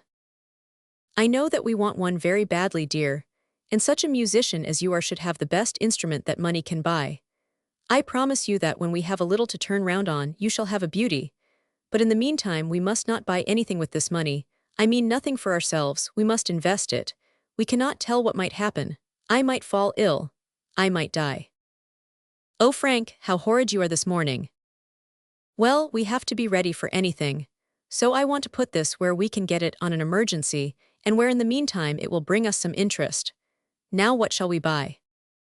Papa always bought a house. But we have not enough. Not a little house. No, not the smallest. A mortgage then. The sum is too small. Government stock, Frank, if you think it is safe. Oh, it is safe enough, but the interest is so low. How much should we get?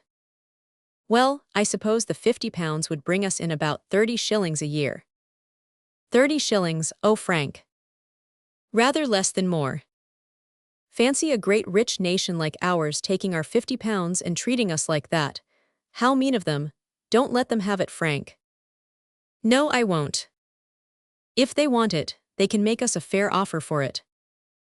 I think we'll try something else. Well, they have only themselves to thank, but you have some plan in your head, Frank. What is it? He brought the morning paper over from the table. Then he folded it so as to bring the financial columns to the top. I saw a fellow in the city yesterday who knows a great deal about gold mining. I only had a few minutes' talk, but he strongly advised me to have some shares in the El Dorado proprietary gold mine. What a nice name. I wonder if they would let us have any. Oh yes, they are to be bought in the open market. It is like this, Maud. The mine was a very good one and paid handsome dividends. Then it had some misfortunes. First there was no water, and then there was too much water and the workings were flooded. So of course the price of the shares fell. Now they are getting the mine all right again, but the shares are still low. It certainly seems a very good chance to pick a few of them up. Are they very dear, Frank? I looked them up in the mining register before I came home yesterday. The original price of each share was 10 shillings, but as they have had these misfortunes, one would expect to find them rather lower. 10 shillings. It does not seem much to pay for a share in a thing with a name like that. Here it is, said he, pointing with a pencil to one name in a long printed list.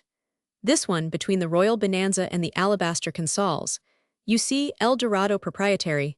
Then after it you have printed 43,447.8. I don't profess to know much about these things, but that of course means the price.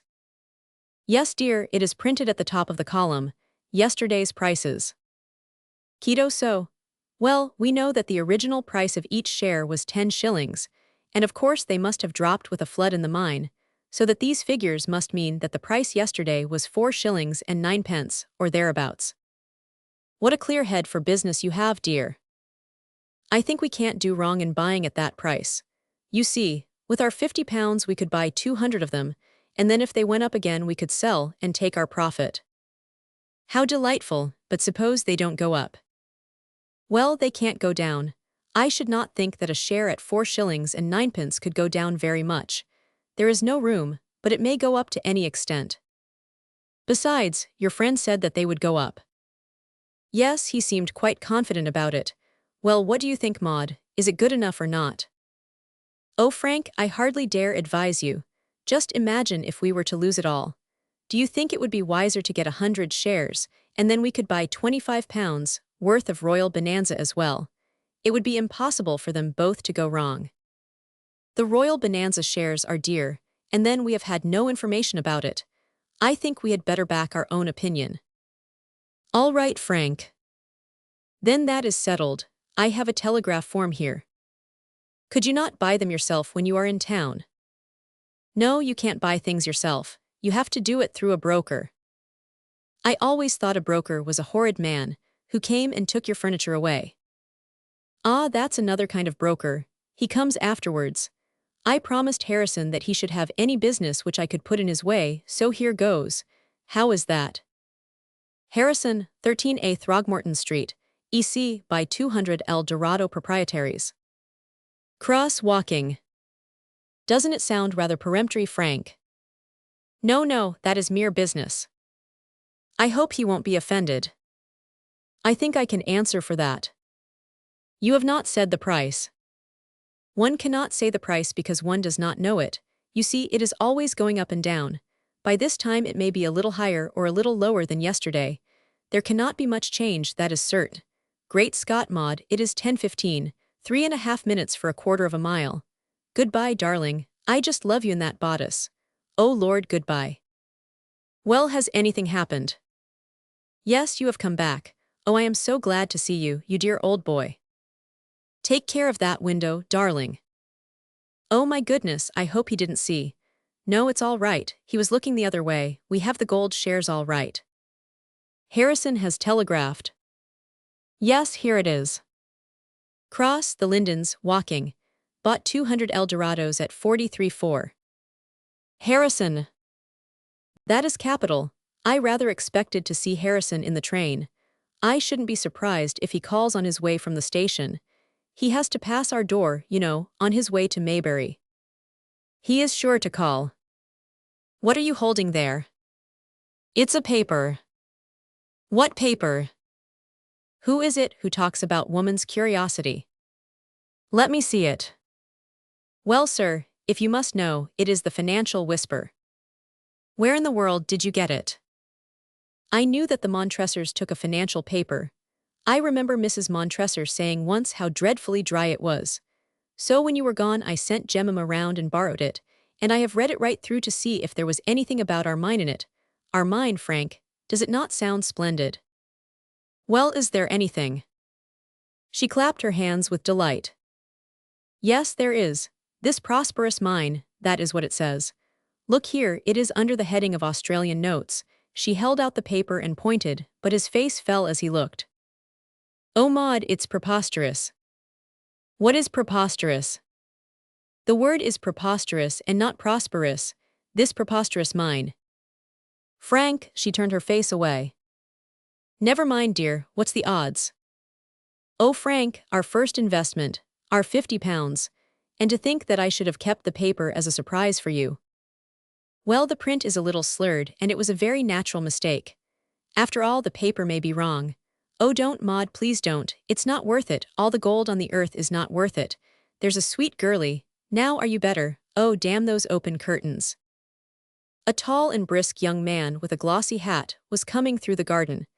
An instant later Jemima had ushered him in. Hullo, Harrison. How do you do, Cross? How are you, Mrs. Cross? How do you do? I'll just order tea if you will excuse me.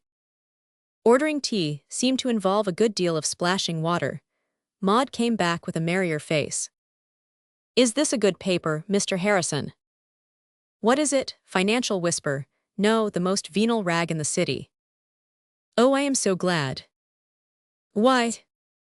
Well, you know, we bought some shares today, and it calls our mine a preposterous one. Oh, is that all? Who cares what the Financial Whisper says? It would call the Bank of England a preposterous institution if it thought it could bear consols by doing so. Its opinion is not worth a halfpenny. By the way, Cross, it was about those shares that I called. I thought you might. I have only just got back myself, and I saw by your wire that you had bought them all right. Yes, I thought I had better let you have your contract at once. Settling day is on Monday, you know. All right, thank you, I will let you have a check. What's this? The contract had been laid face upwards upon the table. Frank Cross's face grew whiter and his eyes larger as he stared at it. It ran in this way. 13A Throgmorton Street. Bought for Francis Cross, Esq. Subject to the specific rules and regulations of the Stock Exchange.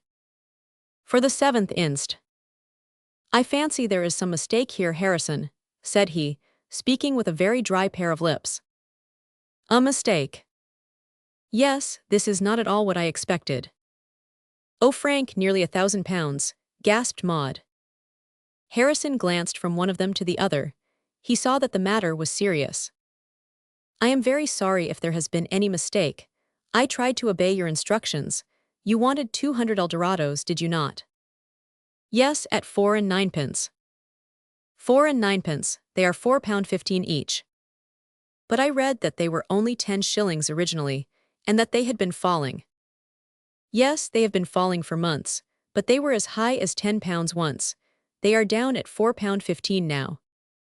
Why on earth could the paper not say so? When a fraction is used, it always means a fraction of a pound. Good heavens, and I have to find this sum before Monday.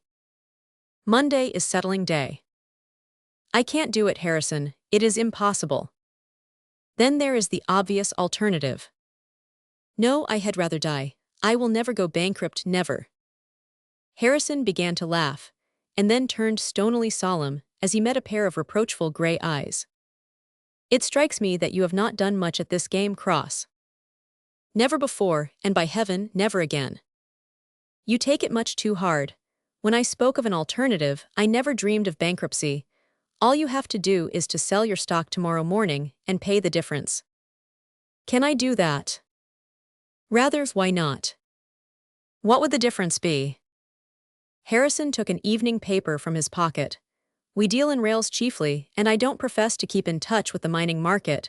We'll find the quotation here. By Jove. He whistled between his teeth. Well, said Frank, and felt his wife's little warm palm fall upon his hand under the table. The difference is in your favor. In my favor. Yes, listen to this. The mining markets, both the South African and the Australian, opened dull, but grew more animated as the day proceeded, prices closing at the best. Outcrops upon the rand mark a general advance of 1/16 to 1/8. The chief feature in the Australian section was a sharp advance of 5/8 in Eldorados, upon a telegram that the workings had been pumped dry. Cross, I congratulate you. I can really sell them for more than I gave. I should think so. You have 200 of them and a profit of 10 shillings on each. Maud will have the whiskey and the soda. Harrison, you must have a drink. Why, that's £100. More than 100. Without my paying anything. Not a penny. When does the exchange open tomorrow? The rattle goes at 11. Well, be there at 11, Harrison. Sell them at once. You won't hold on and watch the market. No, I won't have an easy moment until they are sold. All right, my boy, you can rely upon me. You will get a check for your balance on Tuesday or Wednesday. Good evening. I am so glad that it has all ended well. And the joke of it is, Maud, said her husband, after they had talked over the whole adventure from the beginning, the joke of it is that we have still to find an investment for our original £50. I am inclined to put it into consols after all. Well, said Maud, perhaps it would be the patriotic thing to do. 2 days later, the poor old Broadwood with the squeaky treble and the wheezy bass was banished forever from the Lindens, and there arrived in its place a 95-guinea cottage grand, all dark walnut and gilding, with notes in it so deep and rich and resonant that Maud could sit before it by the hour and find music enough in simply touching one here and one there, and listening to the soft, sweet, reverberant tones which came swelling from its depths. Her Eldorado piano, she called it, and tried to explain to lady visitors how her husband had been so clever at business that he had earned it in a single day.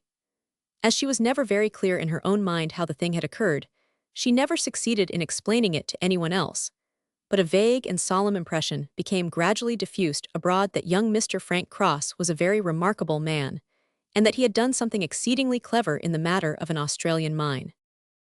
P. 251, A Thundercloud. Blue skies and shining sun, but far down on the horizon one dark cloud gathers and drifts slowly upwards unobserved. Frank Cross was aware of its shadow when, coming down to breakfast, he saw an envelope with a well-remembered handwriting beside his plate.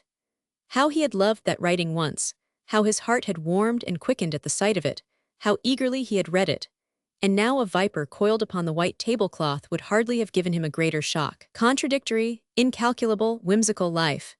A year ago how scornfully he would have laughed, what contemptuous unbelief would have filled his soul, if he had been told that any letter of hers could have struck him cold with the vague apprehension of coming misfortune.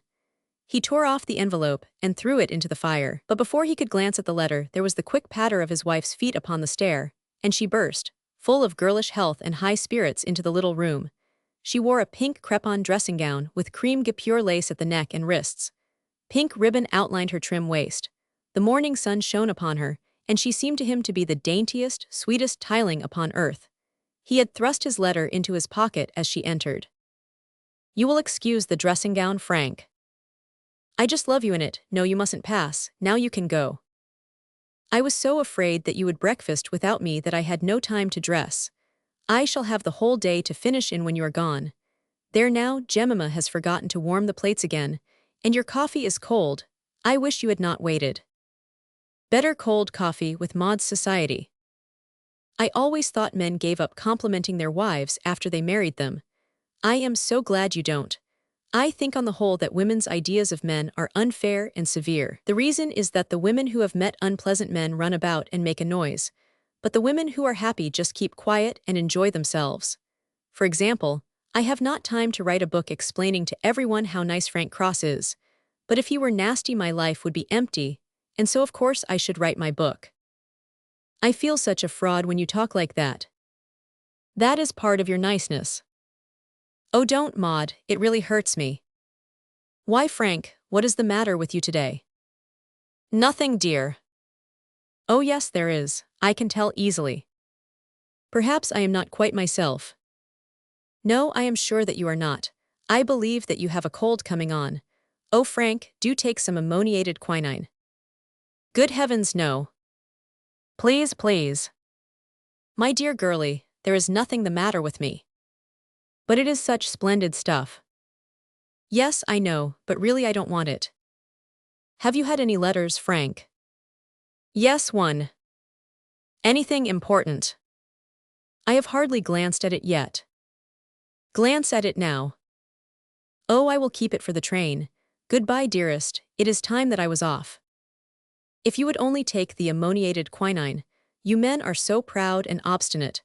Goodbye, darling, 8 hours, and then I shall begin to live again. He had a quiet corner of a carriage to himself, so he unfolded his letter and read it. Then he read it again with frowning brows and compressed lips. It ran in this way.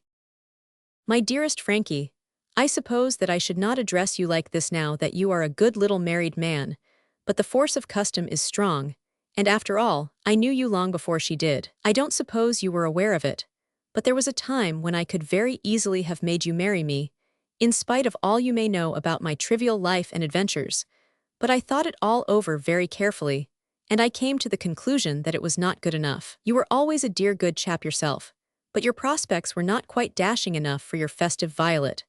I believe in a merry time even if it is a short one, but if I had really wanted to settle down in a humdrum sort of way, you are the man whom I should have chosen out of the whole batch of them.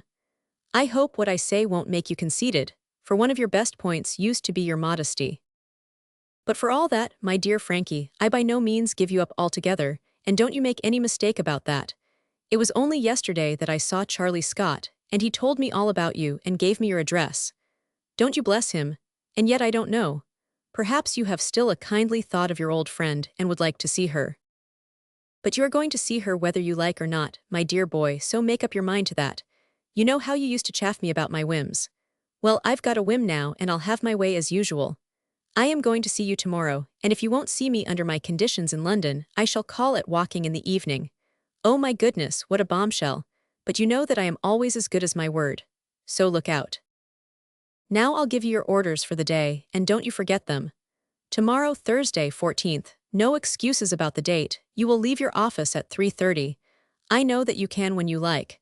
You will drive to Marion S. and you will find me at the door. We shall go up to our old private room, and we shall have tea together, and a dear old chat about all sorts of things. So come. But if you don't, there is a train which leaves Waterloo at 6:10 and reaches Walking at 7. I will come by it and be just in time for dinner. What a joke it will be. Goodbye, old boy. I hope your wife does not read your letters, or this will rather give her fits. Yours as ever, Violet Wright. At the first reading, this letter filled him with anger. To be wooed by a very pretty woman is pleasant even to the most austere of married men, and never again trust the one who denies it.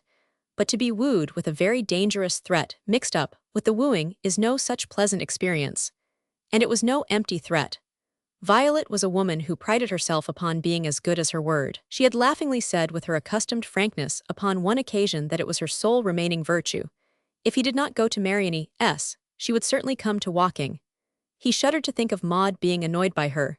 It was one thing to speak in a general way to his wife of prematrimonial experiences, and it was another to have this woman forcing herself upon her and making a scene. The idea was so vulgar. The sweet, pure atmosphere of the Lindens would never be the same again. No, there was no getting out of it. He must go to Marianne S. He was sufficiently master of himself to know that no harm could come of that. His absolute love for his wife shielded him from all danger. The very thought of infidelity nauseated him. And then, as the idea became more familiar to him, other emotions succeeded that of anger. There was an audacity about his old flame, a spirit and devilment which appealed to his sporting instincts. Besides, it was complimentary to him, and flattering to his masculine vanity, that she should not give him up without a struggle. Merely as a friend, it would not be disagreeable to see her again. Before he had reached Clapham Junction, his anger had departed, and by the time that he arrived at Waterloo, he was surprised to find himself looking forward to the interview. Marianne's is a quiet restaurant, famous for its Lacrima Christi Spumanti, and situated in the network of somber streets between Drury Lane and Covent Garden. The fact of its being in a by-street was not unfavorable to its particular class of business. Its customers were very free from the modern vice of self-advertisement, and would even take some trouble to avoid publicity. Nor were they gregarious or luxurious in their tastes.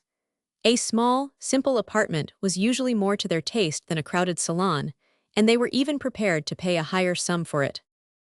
It was 5 minutes to 4 when Frank arrived, and the lady had not yet appeared. He stood near the door and waited. Presently a hansom rattled into the narrow street, and there she sat framed in its concavity. A pretty woman never looks prettier than in a hansom, with the shadows behind to give their Rembrandt effect to the face in front. She raised a yellow kid hand and flashed a smile at him. "Just the same as ever," said she, as he handed her down. "So are you." "So glad you think so. I am afraid I can't quite agree with you. 34 yesterday, it's simply awful. Thank you, I have some change. All right, cabby. Well, have you got a room?" "No." "But you'll come." "Oh yes, I should like to have a chat." The clean-shaven, round-faced manager, a man of suave voice and diplomatic manner, was standing in the passage. His strange life was spent in standing in the passage. He remembered the pair at once and smiled paternally. "Not seen you for some time, sir." "No, I have been engaged." "Married," said the lady. "Dear me," said the proprietor, "tea, sir." "And muffins, you used to like the muffins." "Oh yes, muffins by all means." "Number 10, said the proprietor, and a waiter showed them upstairs. "All meals 9 shillings each," he whispered, as Frank passed him at the door. He was a new waiter, and so mistook every one for a new customer, which is an error which runs through life. It was a dingy little room with a round table covered by a soiled cloth in the middle. 2 windows, discreetly blinded, let in a dim London light. An armchair stood at each side of the empty fireplace, and an uncomfortable, old-fashioned horsehair sofa lined the opposite wall. There were pink vases upon the mantelpiece, and a portrait of Garibaldi above it. The lady sat down and took off her gloves. Frank stood by the window and smoked a cigarette. The waiter rattled and banged and jingled with the final effect of producing a tea tray and a hot water dish. "You'll ring if you want me, sir," said he, and shut the door with ostentatious completeness. "Now we can talk," said Frank, throwing his cigarette into the fireplace. "That waiter was getting on my nerves." "I say, I hope you're not angry." "What at?" "Well, my saying I should come down to walking, and all that." "I should have been angry if I thought you had meant it." "Oh, I meant it right enough." "But with what object?" "Just to get level with you, Frankie, if you threw me over too completely. Hang it all, she has 365 days in the year. Am I to be grudged a single hour?" "Well, Violet, we won't quarrel about it. You see I came all right. Pull up your chair and have some tea." "You haven't even looked at me yet. I won't take any tea until you do." She stood up in front of him and pushed up her veil. It was a face and a figure worth looking at. Hazel eyes, dark chestnut hair, a warm flush of pink in her cheeks, the features and outline of an old Grecian goddess, but with more of Juno than of Venus, for she might perhaps err a little upon the side of opulence. There was a challenge and defiance dancing in those dark devil-may-care eyes of hers, which might have roused a more cold-blooded man than her companion. Her dress was simple and dark, but admirably cut. She was clever enough to know that a pretty woman should concentrate attention upon herself, and a plain one divert it to her adornments. "Well, by Jove, Violet, you look splendid." "Well, The muffins are getting cold. Frankie, what is the matter with you? Nothing is the matter. Well, she put out her two hands and took hold of his. That well-remembered, sweet, subtle scent of hers rose to his nostrils. There is nothing more insidious than a scent which carries suggestions and associations. Frankie, you have not kissed me yet. She turned her smiling face upwards and sideways, and for an instant he leaned forward towards it. But he had himself in hand again in a moment. It gave him confidence to find how quickly and completely he could do it. With a laugh, still holding her two hands, he pushed her back into the chair by the table. There's a good girl, said he. Now we'll have some tea, and I'll give you a small lecture while we do so. You are a nice one to give lectures. Oh, there's no such preacher as a converted sinner. You really are converted then. Rather, 2 lumps if I remember right. You ought to do this, not I know milk and very strong, how you keep your complexion I can't imagine. But you do keep it, my word you do, now please don't look so crossly at me. Her flushed cheeks and resentful eyes had drawn forth the remonstrance. You are changed, she said, with surprise as well as anger in her voice. Why, of course I am married. For that matter, Charlie Scott is married. Don't give Charlie Scott away. I think I give myself away, so you have lost all your love for me. I thought it was to last forever. Now do be sensible, Violet. Sensible, how I loathe that word. A man only uses it when he is going to do something cold-blooded and mean. It is always the beginning of the end. What do you want me to do? I want you to be my own Frankie, just the same as before. Adieu, Frank, don't leave me. You know I would give any of them up for you. And you have a good influence over me, you have really. You can't think how hard I am with other people. Ask Charlie Scott, he will tell you. I've been so different since I have lost sight of you. Now, Frankie, don't be horrid to me, kiss and be nice. Again her soft, warm hand was upon his, and the faint, sweet smell of violets went to his blood like wine. He jumped up, lit another cigarette, and paced about the room. You shan't have a cigarette, Frankie. Why not? Because you said once it helped you to control yourself. I don't want you to control yourself. I want you to feel as I feel. Do sit down, like a good girl. Cigarette out. Don't be absurd, Violet. Come out with it, sir. No, no, leave it alone. She had snatched it from his lips and thrown it into the grate. What is the use of that? I have a case full. They shall all follow the first.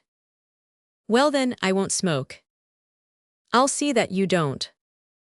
Well, what the better are you for that? Now be nice. Go back to your chair and have some more tea. Oh, bother the tea. Well, I won't speak to you unless you sit down and behave yourself. There now, speak away. Look here, dear Violet, you must not talk about this anymore. Some things are possible and some are impossible. This is absolutely, finally impossible. We can never go back upon the past. It is finished and done with. Then what did you come here for? To bid you goodbye. A platonic goodbye. Of course. In a private room at Marianne S. Why not? She laughed bitterly. You were always a little mad, Frankie. He leaned earnestly over the table. Look here, Violet, the chances are that we shall never meet again. It takes 2 to say that. Well, I mean that after today I should not meet you again. If you were not quite what you are, it would be easier. But as it is, I find it a little too much of a test. No, don't mistake me or think that I am weakening. That is impossible. But all the same, I don't want to go through it again. So sorry if I have upset you. He disregarded her irony. We have been very good friends, Violet. Why should we part as enemies? Why should we part at all? We won't go back over that. Now do please look facts in the face and help me to do the right thing, for it would be so much easier if you would help me. If you were a very good and kind girl, you would shake my hand, like any other old pal, and wish me joy of my marriage. You know that I should do so if I knew that you were going to be married. But the lady was not to be so easily appeased. She took her tea in silence, or answered his remarks with monosyllables, while the occasional flash of her dark eyes as she raised them was like the distant lightning which heralds the storm. Suddenly, with a swift rustle of skirts, she was between the door and his chair. "Now, Frankie, we have had about enough of this nonsense," said she. "Don't imagine that you are going to get out of this thing so easily. I've got you and I'll keep you." He faced round in his chair and looked helplessly at her with a hand upon each knee. "Oh Lord, don't begin it all over again," said he. "No, I won't," she answered with an angry laugh. "I'll try another line this time, Master Frank. I'm not the sort of woman who lets a thing go easily when once I have set my heart upon it. I won't try coaxing any longer." "So glad," he murmured. "You may say what you like, but you can't do it, my boy. I knew you before she did, and I'll keep you, or else I'll make such a row that you will be sorry that you ever put my back up. It's all very fine to sit there and preach, but it won't do, Frankie. You can't slip out of things as easily as all that. Why should you turn nasty like this, Violet? What do you think you will gain by it?" "I mean to gain you. I like you, Frankie. I'm not sure that I don't really love you, real love, you know. Anyway, I don't intend to let you go, and if you go against my will, I give you my word that I shall make it pretty sultry for you down at Walking." He stared moodily into his teacup. "Besides, what rot it all is," she continued, laying her hand upon his shoulder. "When did you begin to ride the high moral horse? You were just as cheerful as the rest of them when last I saw you. You speak as if a man ceased to live just because he is married. What has changed you?" "I'll tell you what has changed me," said he, looking up. "My wife has changed me." "Oh, bother your wife." A look which was new to her came over his face. "Stop that," said he sharply. "Oh, no harm. How has your wife made this wonderful change?" His mood softened as his thoughts flew back to Walking. "By her own goodness, the atmosphere that she makes round her. If you knew how wholesome she was, how delicate in her most intimate thoughts, how fresh and how sweet and how pure, you would understand that the thought of being false to her is horrible. When I think of her as she sat at breakfast this morning, so loving and so innocent." He would have been more discreet if he had been less eloquent. The lady's temper suddenly overflowed. "Innocent," she cried, "as innocent as I am." He sprang to his feet, with eyes which were more angry than her own. "Hold your tongue. How dare you talk against my wife? You are not fit to mention her name." "I'll go to Walking," she gasped. "You can go to the devil," said he, and rang the bell for his bill. She stared at him with a surprise which had eclipsed her anger, while she pulled on her gloves with little sharp twitches. This was a new Frank cross to her. As long as a woman gets on very well with a man, she is apt, at the back of her soul, to suspect him of weakness. It is only when she differs from him that she can see the other side, and it always comes as a surprise. She liked him better than ever for the revelation. "I'm not joking," she whispered as they went down the stair. "I'll go, as sure as fate." He took no notice, but passed on down the street without a word of farewell. When he came to the turning, he looked back. She was standing by the curb, with her proud head high in the air, while the manager screamed loudly upon a whistle. A cab swung round a distant corner. Cross reached her before it did. "I hope I haven't hurt your feelings," said he. "I spoke too roughly." "Trying to coax me away from Walking," she sneered. "I'm coming all the same." "That's your affair," said he, as he handed her into the cab. P. 269 Danger. Again the bright little dining room, with the morning sun gleaming upon the high silver coffee pot and the electro-plated toast rack.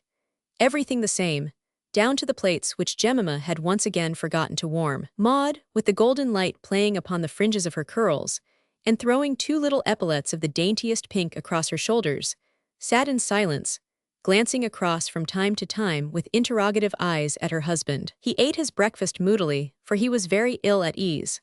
There was a struggle within him, for his conscience was pulling him one way and his instincts the other. Instincts are a fine old conservative force, while conscience is a thing of yesterday, so it is usually safe to prophesy which will sway the other. The matter at issue was whether he should tell Maud about Violet Wright. If she were going to carry out her threat, then certainly it would be better to prepare her. But after all, his arguments of yesterday might prevail with her when her first impetuous fit of passion was over. Why should he go halfway to meet danger? If it came, nothing which he could say would ward it off. If it did not come, there was no need for saying anything. Conscience told him that it would be better to be perfectly straight with his wife. Instinct told him that though she would probably be sweet and sympathetic over it, yet it would rankle in her mind and poison her thoughts. And perhaps for once, instinct may have been better than conscience. Do not ask too many questions, you young wife. Do not be too free with your reminiscences, you young husband. There are things which can be forgiven, but never, never can they be forgotten. That highest thing on earth, the heart of a loving woman, is too tender, too sacred to be bruised by a wanton confidence. You are hers, she is yours. The future lies with both of you. It is wiser to leave the past alone.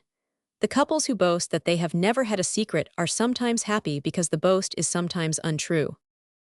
You won't be late today, Frank, said Maud at last, peeping round the tall coffee pot. No, dear, I won't. You were yesterday, you know. Yes, I know I was.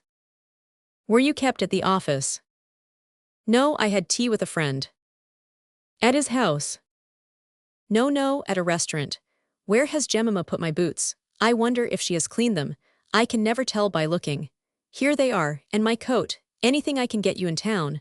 Well, goodbye, dear, goodbye. Maud had never seen him make so hurried an exit. It is always a mystery to the city man how his wife puts in the 7 hours a day of loneliness, while the EC has claimed him for its own. She cannot explain it to him, for she can hardly explain it to herself. It is frittered away in 1,000 little tasks, each trivial in itself, and yet making in there some the difference between a well-ordered and a neglected household.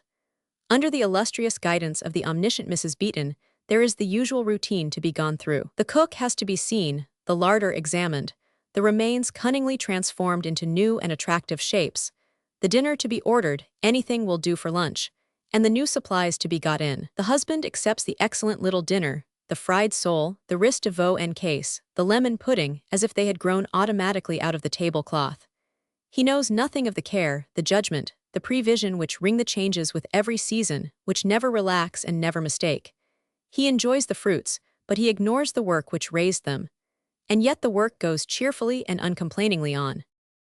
Then when every preparation has been made for the dinner, that solemn climax of the British day, there is plenty for Maud to do. There is the white chiffon to be taken out of the neck of that dress, and the pink to be put in. Amateur dressmaking is always going on at the Lindens, and Frank has become more careful in his caresses since he found one evening that his wife had a row of pins between her lips, which is not a pleasant discovery to make with your own. Then there are drawers to be tidied, and silver to be cleaned, and the leaves of the gutta percha plant to be washed, and the feather which was damped yesterday to be recurled before the fire. That leaves just time before lunch to begin the new novel by glancing at the last 2 pages to see what did happen, and then the 3 minutes lunch of a lonely woman. So much for business, now for the more trying social duties.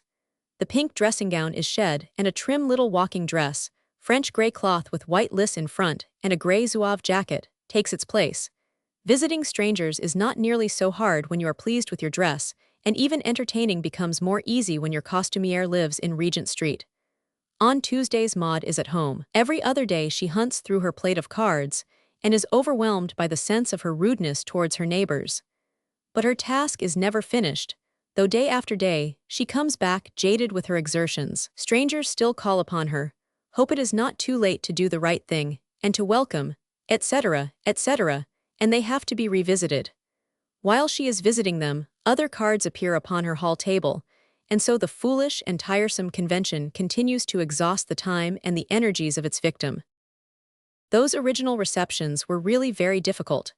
Jemima announced a name which might or might not bear some relation to the visitor S. The lady entered. Her name might perhaps be Mrs. Baker. Maud had no means of knowing who Mrs. Baker might be. The visitor seldom descended to an explanation. 10 minutes of desultory and forced conversation about pinewoods and golf and cremation. A cup of tea and a departure. Then Maud would rush to the card tray to try to find out whom it was that she had been talking to and what it was all about. Maud did not intend to go visiting that particular day, and she had hoped that no one might visit her. The hours of danger were almost past, and it was close upon 4 o'clock, when there came a brisk pull at the bell. "Mrs. White," said Jemima, opening the drawing-room door. "Right," said the visitor as she walked in. "Mrs. Violet Wright." Maud rose with her pleasant smile. It was a peculiarly sweet and kindly smile, for it was inspired by a gentle womanly desire to make things pleasant for all who were around her. Amiability was never artificial with her, for she had the true instincts of a lady, those instincts so often spoken of, so seldom, so very seldom seen. Like a gentleman, or a Christian, or any other ideal, it is but a poor approximation which is commonly attained. But the visitor did not respond to the pretty gesture of welcome, nor did her handsome face return that sympathetic smile. They stood for an instant looking at each other, the one tall, masterful, mature, the other sweet, girlish, and self-distrustful, but each beautiful and engaging in her own way. Lucky Master Frank, whose past and present could take such a form, but luckier still if he could have closed the past when the present opened. The visitor was silent, but her dark eyes looked critically and fixedly at her rival. Maud, setting the silence down to the shyness of a first visit, tried to make matters easier. "Please try this armchair. No doubt you have had a tiring walk. It is still very warm in the afternoons. I think it was so kind of you to call." A faint smile flickered upon the dark face. "Kind of me to call," said she. "Yes, for in a rising place like Woking, with so many new arrivals, it must be quite a task for the older inhabitants to welcome them. I have been so surprised by the kindness which everyone has shown." "Oh, I see," said her visitor. "You think that I live here. I have really just come down from London." "Indeed," said Maud, and awaited an explanation. As none was forthcoming, she added, "You will find Woking a very nice place." "A nice place to be buried in, alive or dead," said her visitor. There was something peculiarly ungracious in her tone and manner. It seemed to Maud that she had never before been alone with so singular a person. There was, in the first place, her striking, and yet rather sinister and voluptuous beauty. Then there was the absolute carelessness of her manner, the quiet assumption that she was outside the usual conventionalities of life. It is a manner only to be met in English life, among some of the highest of the high world and some of the highest of the half-world.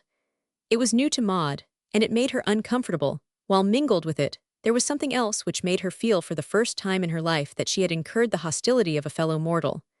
It chilled her, and made her unhappy. The visitor made no effort to sustain the conversation, but leaned back in her chair, and stared at her hostess with a very critical and searching glance. Those two questioning dark eyes played eagerly over her from her brown curls down to the little shining shoe tips, which peeped from under the gray skirt. Especially they dwelt upon her face, reading it and rereading it. Never had Maud been so inspected, and her instinct told her that the inspection was not altogether a friendly one. Violet Wright, having examined her rival, proceeded now with the same cool attention to take in her surroundings. She looked round deliberately at the furniture of the room, and reconstructed in her own mind the life of the people who owned it. Maud ventured upon one or two conventional remarks, but her visitor was not to be diverted to the weather or to the slowness of the southwestern train service. She continued her quiet and silent inspection. Suddenly she rose and swept across to the side table. A photograph of Frank in his volunteer uniform stood upon it. "This is your husband, Mr. Frank Cross." "Yes, do you know him?" "Slightly, we have mutual friends." An ambiguous smile played across her face as she spoke. "This must have been taken after I saw him." "It was taken just after our marriage." "Quite so, he looks like a good little married man. The photograph is flattering." "Oh, you think so," said Maud coldly. "My own impression is that it fails to do him justice." Her visitor laughed. "Of course that would be your impression," said she. Maud's gentle soul began to rise in anger. "It is the truth," she cried. "It is right that you should think so," the other answered with the same irritating laugh. "You must have known him, very slightly, if you can't see that it is the truth." "Then I must have known him, very slightly." Maud was very angry indeed. She began to find sides to her own nature the very existence of which she had never suspected. She tapped her little shoe upon the ground, and she sat with a pale face, and compressed lips and bright eyes, quite prepared to be very rude indeed to this eccentric woman, who ventured to criticize her Frank in so free and easy a style. Her visitor watched her, and a change had come over her expression. Maud's evident anger seemed to amuse and interest her. Her eyes lost their critical coldness, and softened into approval. She suddenly put her hand upon the other's shoulder with so natural and yet masterful a gesture that Maud found it impossible to resent it. "He is a lucky man to have such a warm little champion," said she. Her strong character and greater knowledge of the world gave her an ascendancy over the girlish wife such as age has over youth. There were not 10 years between them, and yet Maud felt that for some reason the conversation between them could not quite be upon equal terms. The quiet assurance of her visitor, whatever its cause, made resentment or remonstrance difficult. Besides, they were a pair of very kindly as well as of very shrewd eyes which now looked down into hers. "You love him very much, then?" "Of course I love him, he is my husband." "Does it always follow?" "You are married yourself, don't you love yours?" "Oh, never mind mine, he's all right. Did you ever love anyone else?" "No, not really." Maud was astonished at herself, and yet the questions were so frankly put that a frank answer came naturally to them. It pleased her to lose that cold chill of dislike, and to feel that for some reason her strange visitor had become more friendly to her. "You lucky girl, you actually married the one love of your life." Maud smiled and nodded. "What a splendid thing to do. I thought it only happened in books. How happy you must be." "I am very, very happy." "Well, I dare say you deserve to be. Besides, you really are very pretty. If ever you had a rival, I should think that it must be some consolation to her to know that it was so charming a person who cut her out." Maud laughed at the thought. "I never had a rival," said she. "My husband never really loved until he met me." "Did he? Oh yes, quite so. That is so nice that you should both start with a clean sheet. I thought you were very handsome just now when you were angry with me, but you are quite delightful with that little flush upon your cheeks. If I had been a man, your husband would certainly have had one rival in his wooing. And so he really never loved anyone but you. I thought that also only happened in books." There was a hard and ironic tone in the last sentences which jarred upon Maud's sensitive nature. She glanced up quickly and was surprised at the look of pain which had come upon her companion's face. It relaxed into a serious serenity. "That fits in beautifully," said she. "But there's one bit of advice which I should like to give you, if you won't think it a liberty. Don't be selfish in your married life." "Selfish?" "Yes, there is a kind of family selfishness which is every bit as bad. I am not sure that it is not worse than personal selfishness. People love each other, and they shut out the world, and have no thought for anyone else, and the whole universe can slide to perdition so long as their love is not disturbed. That is what I call family selfishness. It's a sin and a shame." Maud looked at this strange woman in amazement. She was speaking fast and hotly, like one whose bitter thoughts have been long penned up for want of a suitable listener. "Remember the women who have been less fortunate than you. Remember the thousands who are starving, dying for want of love, and no love comes their way, whose hearts yearn and faint for that which nature owes them, but nature never pays her debt. Remember the plain women. Remember the lonely women. Above all, remember your unfortunate sisters. They, the most womanly of all, who have been ruined by their own kindliness and trust and loving weakness. It is that family selfishness which turns every house in the land into a fort to be held against these poor wanderers. They make them evil, and then they revile the very evil which they have made. When I look back." She stopped with a sudden sob. Her forearm fell upon the mantelpiece, and her forehead upon her forearm. In an instant Maud was by her side, the tears running down her cheeks, for the sight of grief was always grief to her, and her nerves were weakened by this singular interview. "Dear Mrs. Wright, don't cry," she whispered, and her little white hand passed in a soothing, hesitating gesture over the coil of rich chestnut hair. "Don't cry, I am afraid you have suffered. Oh, how I wish I could help you. Do tell me how I can help you." But Violet's occasional fits of weakness were never of a very long duration. She dashed her hand impatiently across her eyes, straightened her tall figure, and laughed as she glanced at herself in the mirror. "Madame Celandine would be surprised if she could see how I have treated one of her masterpieces," said she, as she straightened her crushed hat, and arranged her hair with those quick little deft pats of the palm, with which women can accomplish so much in so short a time. Rumpled finery sets the hands of every woman within sight of it fidgeting, so Maud joined in at the patting and curling, and forgot all about her tears. "There, that will have to do," said Violet at last. "I am so sorry to have made such a fool of myself. I don't err upon the sentimental side as a rule. I suppose it is about time that I thought of catching my train for town. I have a theater engagement which I must not miss." "How strange it is," said Maud, looking at her own pretty tear-marked face in the mirror. You have only been here a few minutes, as time goes, and yet I feel that in some things I am more intimate with you than with any woman I have ever met. How can it be? What bond can there be to draw us together like this? And it is the more extraordinary, because I felt that you disliked me when you entered the room, and I am sure that you won't be offended if I say that when you had been here a little I thought that I disliked you. But I don't. On the contrary, I wish you could come every day, and I want to come and see you also when I am in town. Maud, for all her amiability, was not gushing by nature, and this long speech caused her great astonishment when she looked back upon it. But at the moment, it came so naturally from her heart that she never paused to think of its oddity. Her enthusiasm was a little chilled, however, by the way in which her advances were received. Violet Wright's eyes were more kindly than ever, but she shook her head. No, I don't suppose we shall ever meet again.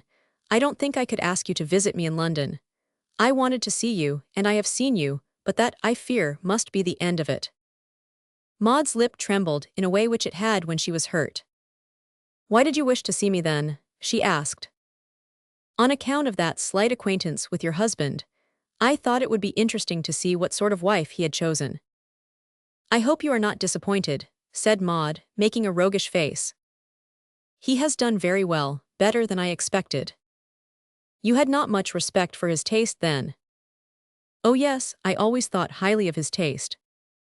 You have such a pretty way of putting things. You know my husband very slightly, but still, I can see that you know the world very well.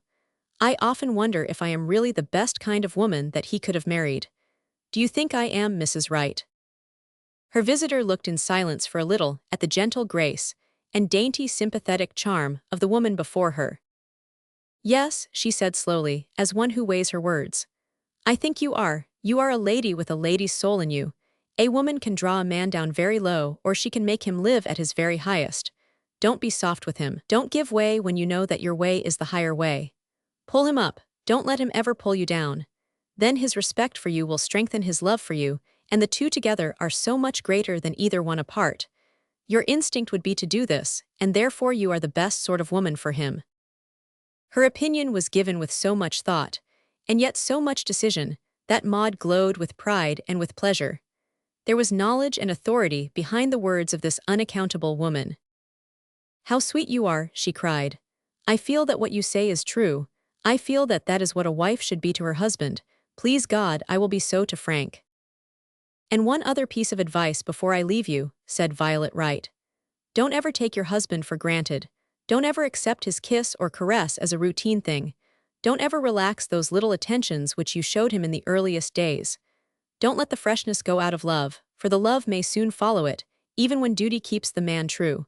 It is the commonest mistake which married women make. It has caused more unhappiness than any other. They do not realize it until it is too late. Be keenly watchful for your husband's wants and comforts.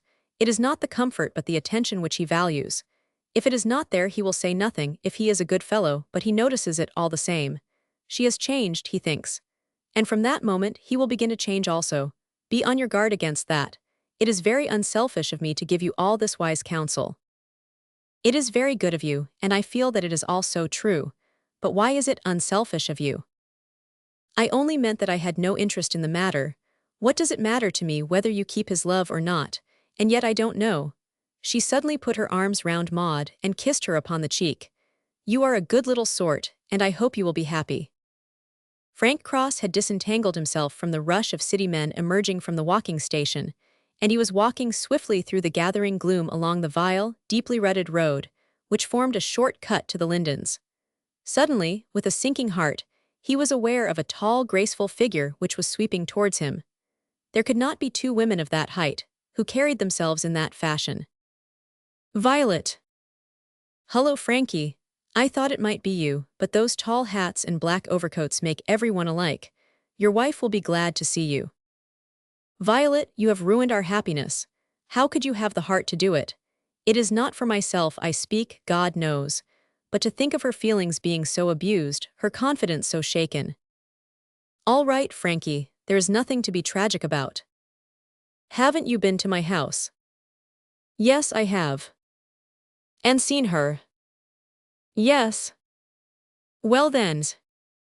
I didn't give you away, my boy. I was a model of discretion. I give you my word that it is all right. And she's a dear little soul, Frankie. You're not worthy to varnish those pretty patent leathers of hers. You know you're not. And by Jove, Frankie, if you had stayed with me yesterday, I should never have forgiven you. No, never. I'll resign in her favor. I will. But in no one else's. And if ever I hear of your going wrong, my boy, or doing anything but the best with that sweet, trusting woman, I'll make you curse the day that ever you knew me. I will, by the living jingo. Do, Violet, you have my leave. All right, the least said the soonest mended. Give me a kiss before we part. She raised her veil, and he kissed her. He was wearing some withered flower in his overcoat, and she took it from him. It's a souvenir of our friendship, Frankie, and rather a good emblem of it also. So long, said she, as she turned down the weary road which leads to the station. A young golfer, getting in at Byfleet, was surprised to see a handsome woman weeping bitterly in the corner of a second-class carriage. Come up from roastin' somebody at that damned crematory place, was his explanation to his companion. Frank had a long and animated account from Maud of the extraordinary visitor whom she had entertained.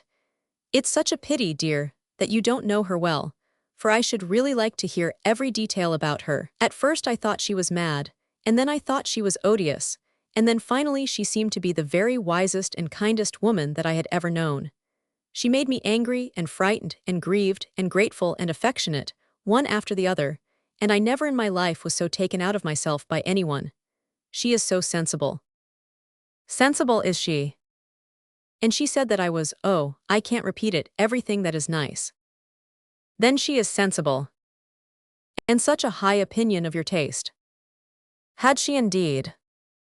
Do you know, Frank, I really believe that in a quiet, secret, retiring sort of way she has been fond of you herself. Oh, Maud, what funny ideas you get sometimes. I say, if we are going out for dinner, it is high time that we began to dress. P. 290 No. 5 Chain Row. Frank had brought home the life of Carlyle, and Maud had been dipping into it in the few spare half-hours which the many duties of a young housekeeper left her. At first it struck her as dry, but from the moment that she understood that this was, among other things, an account of the inner life of a husband and a wife, she became keenly interested, and a passionate and unreasonable partisan. For Frederick and Cromwell and the other great issues her feelings were tolerant but lukewarm, but the great sex questions of how did he treat her, and of how did she stand it, filled her with that eternal and personal interest with which they affect every woman. Her gentle nature seldom disliked anyone, but certainly amongst those whom she liked least, the gaunt figure of the Chelsea sage began to bulk largely. One night, as Frank sat reading in front of the fire, he suddenly found his wife on her knees upon the rug, and a pair of beseeching eyes upon his face. "Frank, dear, I want you to make me a promise." "Well, what is it? Will you grant it?" "How can I tell you when I have not heard it?" "How horrid you are, Frank. A year ago you would have promised first and asked afterwards." "But I am a shrewd old married man now. Well, let me hear it." "I want you to promise me that you will never be a Carlyle." "No, no, never." "Really? Really and truly? You swear it?" "Yes, I do." "Oh, Frank, you can't think what a relief that is to me. That dear, good, helpful little lady, it really made me cry this morning when I thought how she had been used." "How then?" "I have been reading that green-covered book of yours, and he seemed so cold and so sarcastic and so unsympathetic. He never seemed to appreciate all that she did for him. He had no thought for her. He lived in his books and never in her, such a harsh, cruel man." Frank went upstairs, and returned with a volume in his hand. "When you have finished the life, you must read this, dear." "What is it?" "It is her letters. They were arranged for publication after her death while her husband was still alive. You know that." "Please take it for granted, darling, that I know nothing. It is so jolly to have someone before whom it is not necessary to keep up appearances. Now, begin at the beginning and go ahead." She pillowed her head luxuriously against his knees. "There's nothing to tell, or very little. As you say, they had their troubles in life. The lady could take particularly good care of herself, I believe. She had a tongue like a lancet when she chose to use it. He, poor chap, was all liver and nerves, porridge poisoned in his youth. No children to take the angles off them. Half a dozen little buffer states would have kept them at peace. However, to hark back to what I was about to say, He outlived her by 15 years or so. During that time he collected these letters, and he has annotated them. You can read those notes here, and the man who wrote those notes loved his wife and cherished her memory, if ever a man did upon earth. The graceful head beside his knee shook impatiently. What is the use of that to the poor dead woman? Why could not he show his love by kindness and thought for her while she was alive? I tell you, Maud, there were two sides to that. Don't be so prejudiced, and remember that no one has ever blamed Carlyle as bitterly as he has blamed himself. I could read you bits of these notes. Well, do. Here's the first letter, in which she is talking about how they first moved into the house at Chain Row. They spent their early years in Scotland, you know, and he was a man going on to the 40s when he came to London. The success of Sartor Resartus encouraged them to the step. Her letter describes all the incoming. Here is his comment, written after her death. In about a week all was swept and garnished, fairly habitable, and continued incessantly to get itself polished, civilized, and beautified to a degree that surprised one. I have elsewhere alluded to all that, and to my little Jeannie's conduct of it.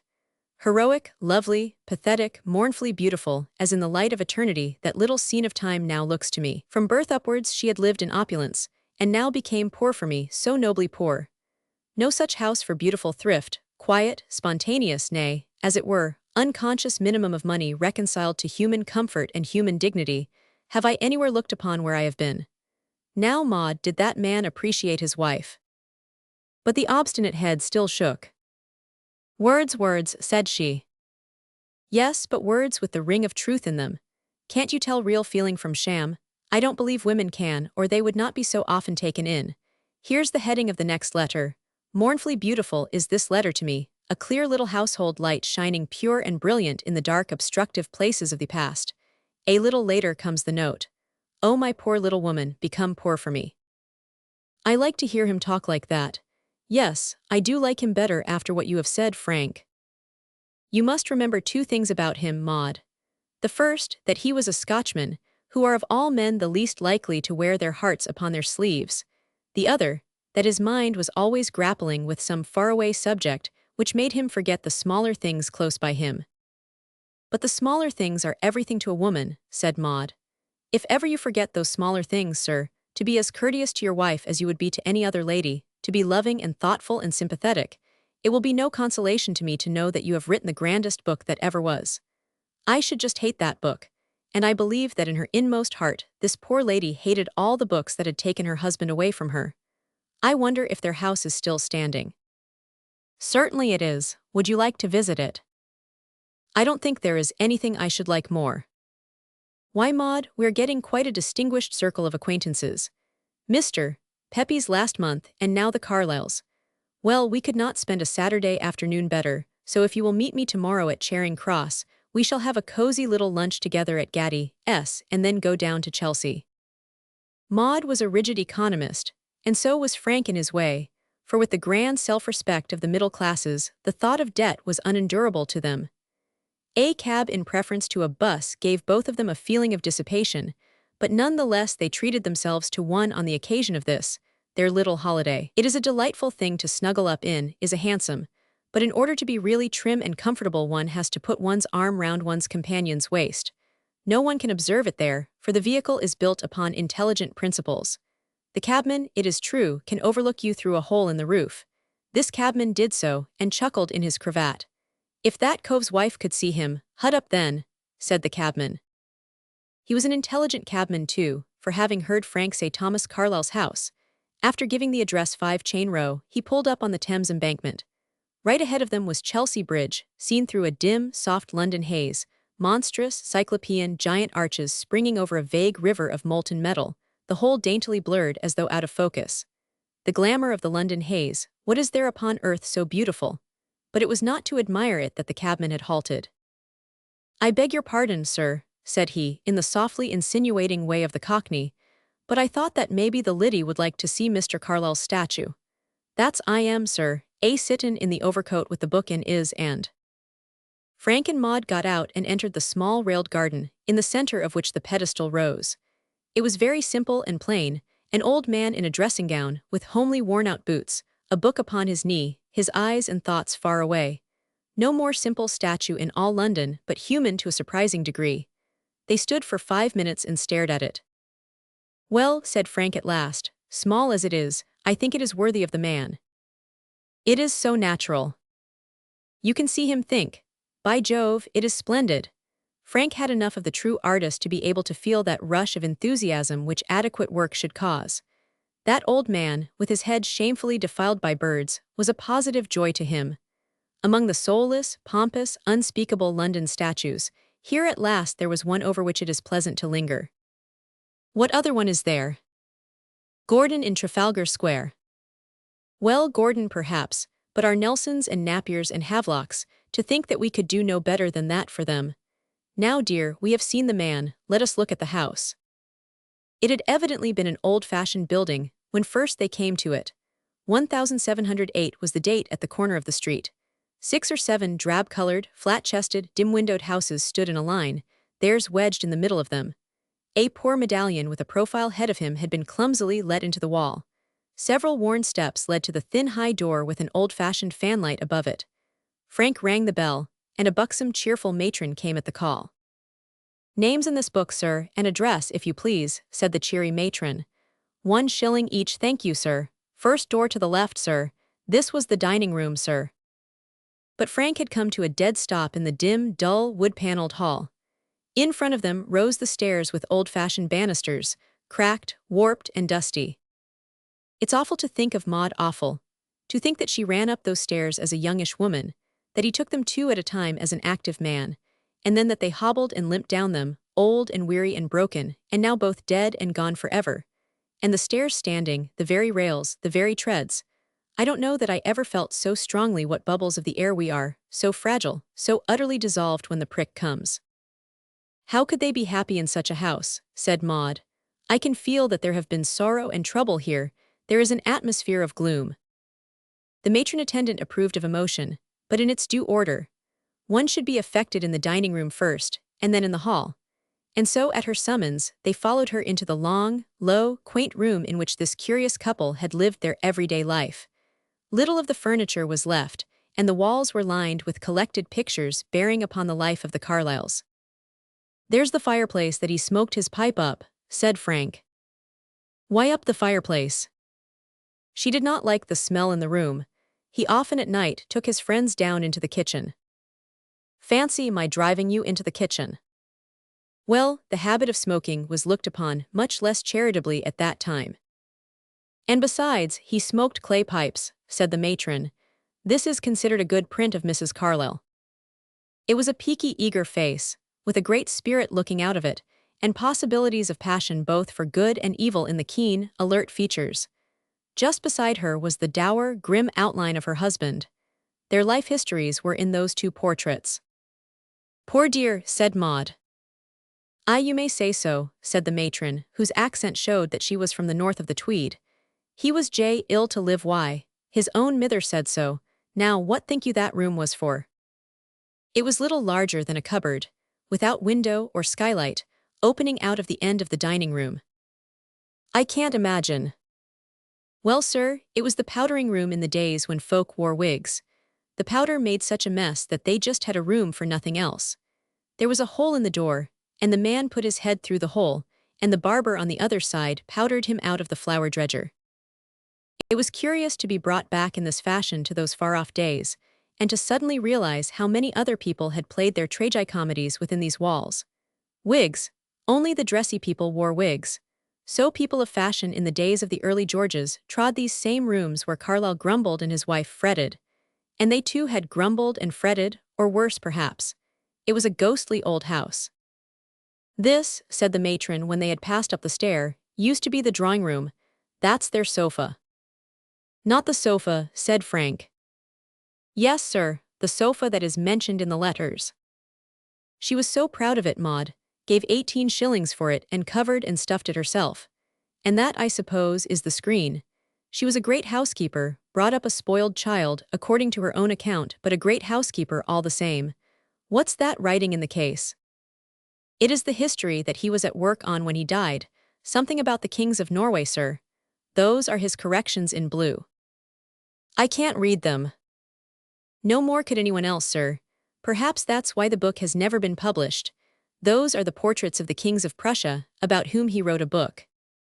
Frank looked with interest at the old engravings, one of the schoolmaster face of the great Frederick, the other of the frog-like features of Frederick William, the half-mad recruiter of the big Potsdam Grenadiers. When he had finished, the matron had gone down to open the door and they were alone. Maud's hand grasped his. "Is it not strange, dear?" she said. "Here they lived, the most talented couple in the world, and yet with all their wisdom they missed what we have got. What perhaps that good woman who showed us round has got, the only thing, as it seems to me, that is really worth living for. What are all the wit and all the learning and all the insight into things compared to love? By Jove, little woman, in all this house of wise sayings, no wiser or deeper saying has been said than that. Well, thank God, we have that anyhow." And he kissed his wife, while 6 grand electors of Brandenburg and kings of Prussia looked fiercely out upon them from the wall. They sat down together in 2 old chairs in the window, and they looked out into the dingy street, and Frank tried to recount all the great men, the other great men, as Maud said, half chaffing and half earnest, who had looked through those panes. Tennyson, Ruskin, Emerson, Mill, Froude, Mazzini, Leigh Hunt. He had got so far when the matron returned.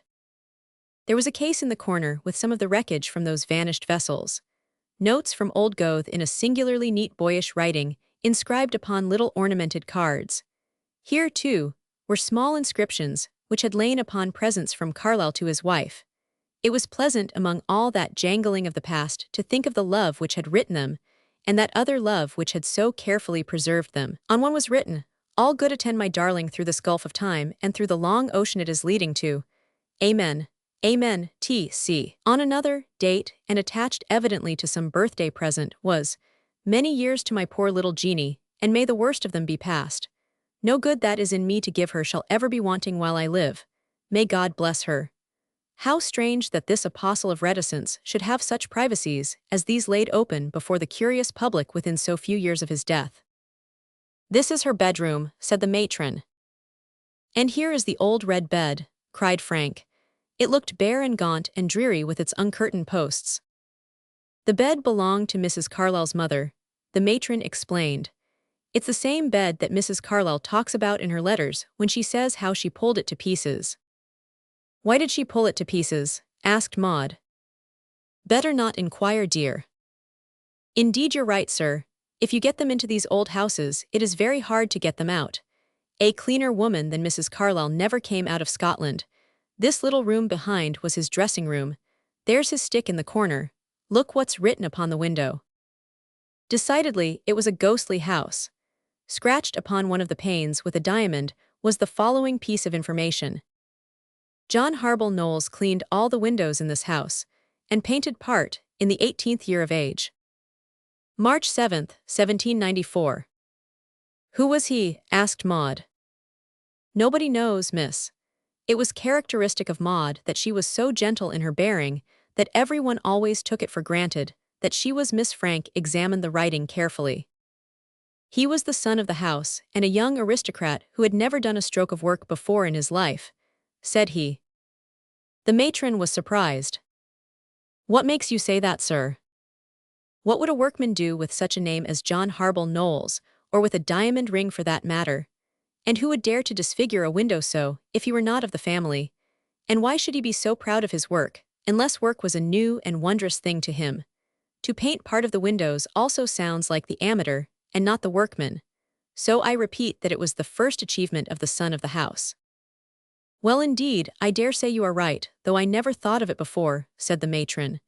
"Now this up here is Carlyle's own room, in which he slept for 47 years. In the case is a cast of his head taken after death. It was strange and rather ghastly to see a plaster head in this room, where the head of flesh had so often lain."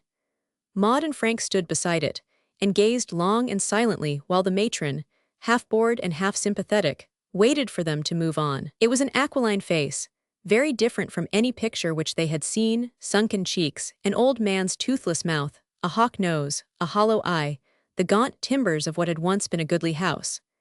There was repose, and something of surprise also in the features, also a very subtle serenity and dignity. The distance from the ear to the forehead is said to be only equaled by Napoleon and by Gladstone. That's what they say, said the matron, with Scotch caution. It's the face of a noble man when all is said and done, said Frank.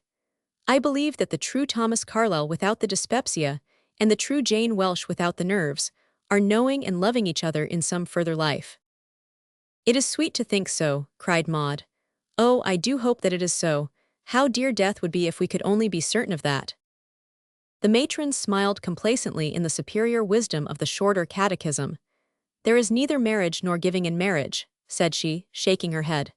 This is the spare bedroom, sir, where Mr. Emerson slept when he was here, and now if you will step this way I will show you the study. It was the singular room, which Carlyle had constructed in the hopes that he could shut out all the noises of the universe, the crowing of cocks, and the jingling of a young lady's five-finger exercise in particular. It had cost him £100 and had ended in being unendurably hot in summer, impossibly cold in winter, and so constructed acoustically that it reverberated every sound in the neighborhood. For once even his wild and whirling words could hardly match the occasion. Not all his craftsprachen would be too much. For the rest it was at least a roomy and lofty apartment, with space for many books, and for an irritable man to wander to and fro. Prints there were of many historical notables, and slips of letters and of memoranda in a long glass case. That is one of his clay pipes, said the matron. He had them all sent through to him from Glasgow, and that is the pen with which he wrote Frederick.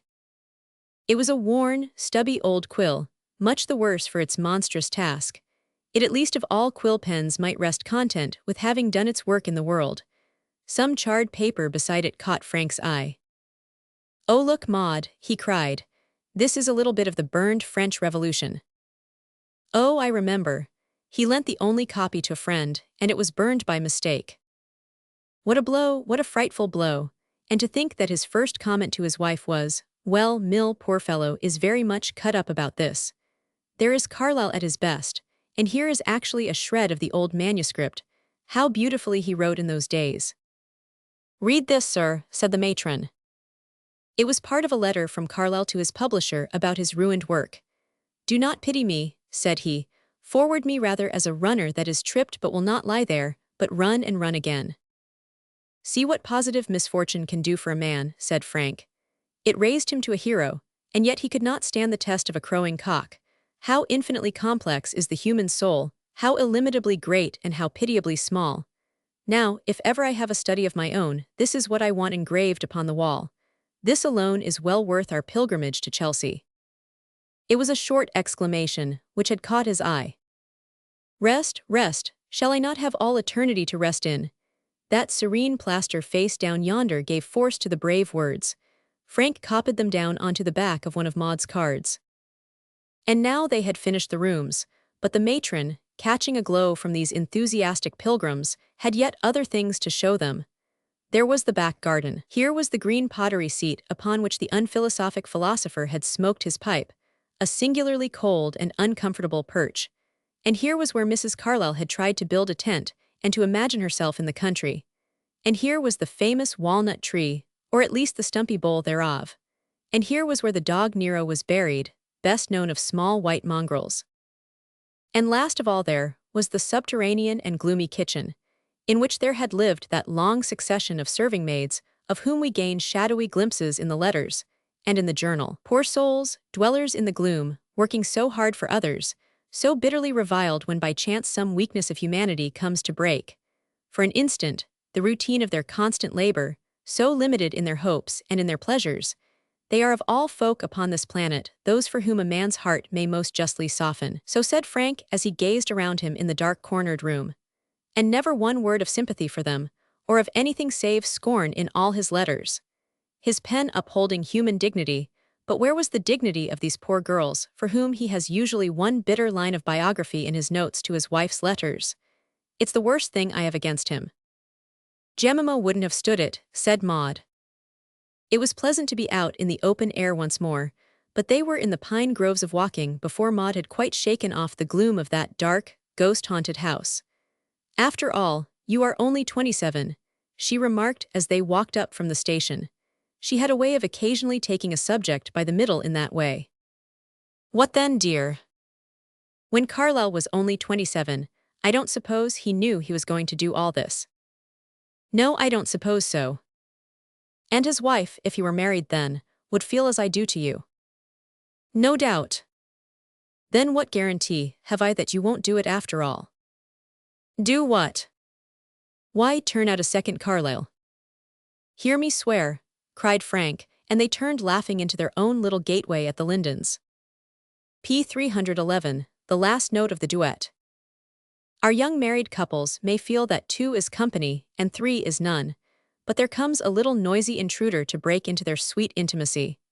The coming of the third is the beginning of a new life for them as well as for it, a life which is more useful and more permanent, but never so concentrated as before. That little pink thing with the blinking eyes will divert some of the love and some of the attention, and the very trouble which its coming has caused will set its mother's heart yearning over it. Not so the man. Some vague resentment mixes with his pride of paternity, and his wife's sufferings rankle in his memory when she has herself forgotten them. His pity, his fears, his helplessness, and his discomfort give him a share in the domestic tragedy. It is not without cause that in some societies it is the man, and not the woman, who receives the condolence and the sympathy. There came a time when Maud was bad, and there came months when she was better, and then there were indications that a day was approaching, the very thought of which was a shadow upon her husband's life.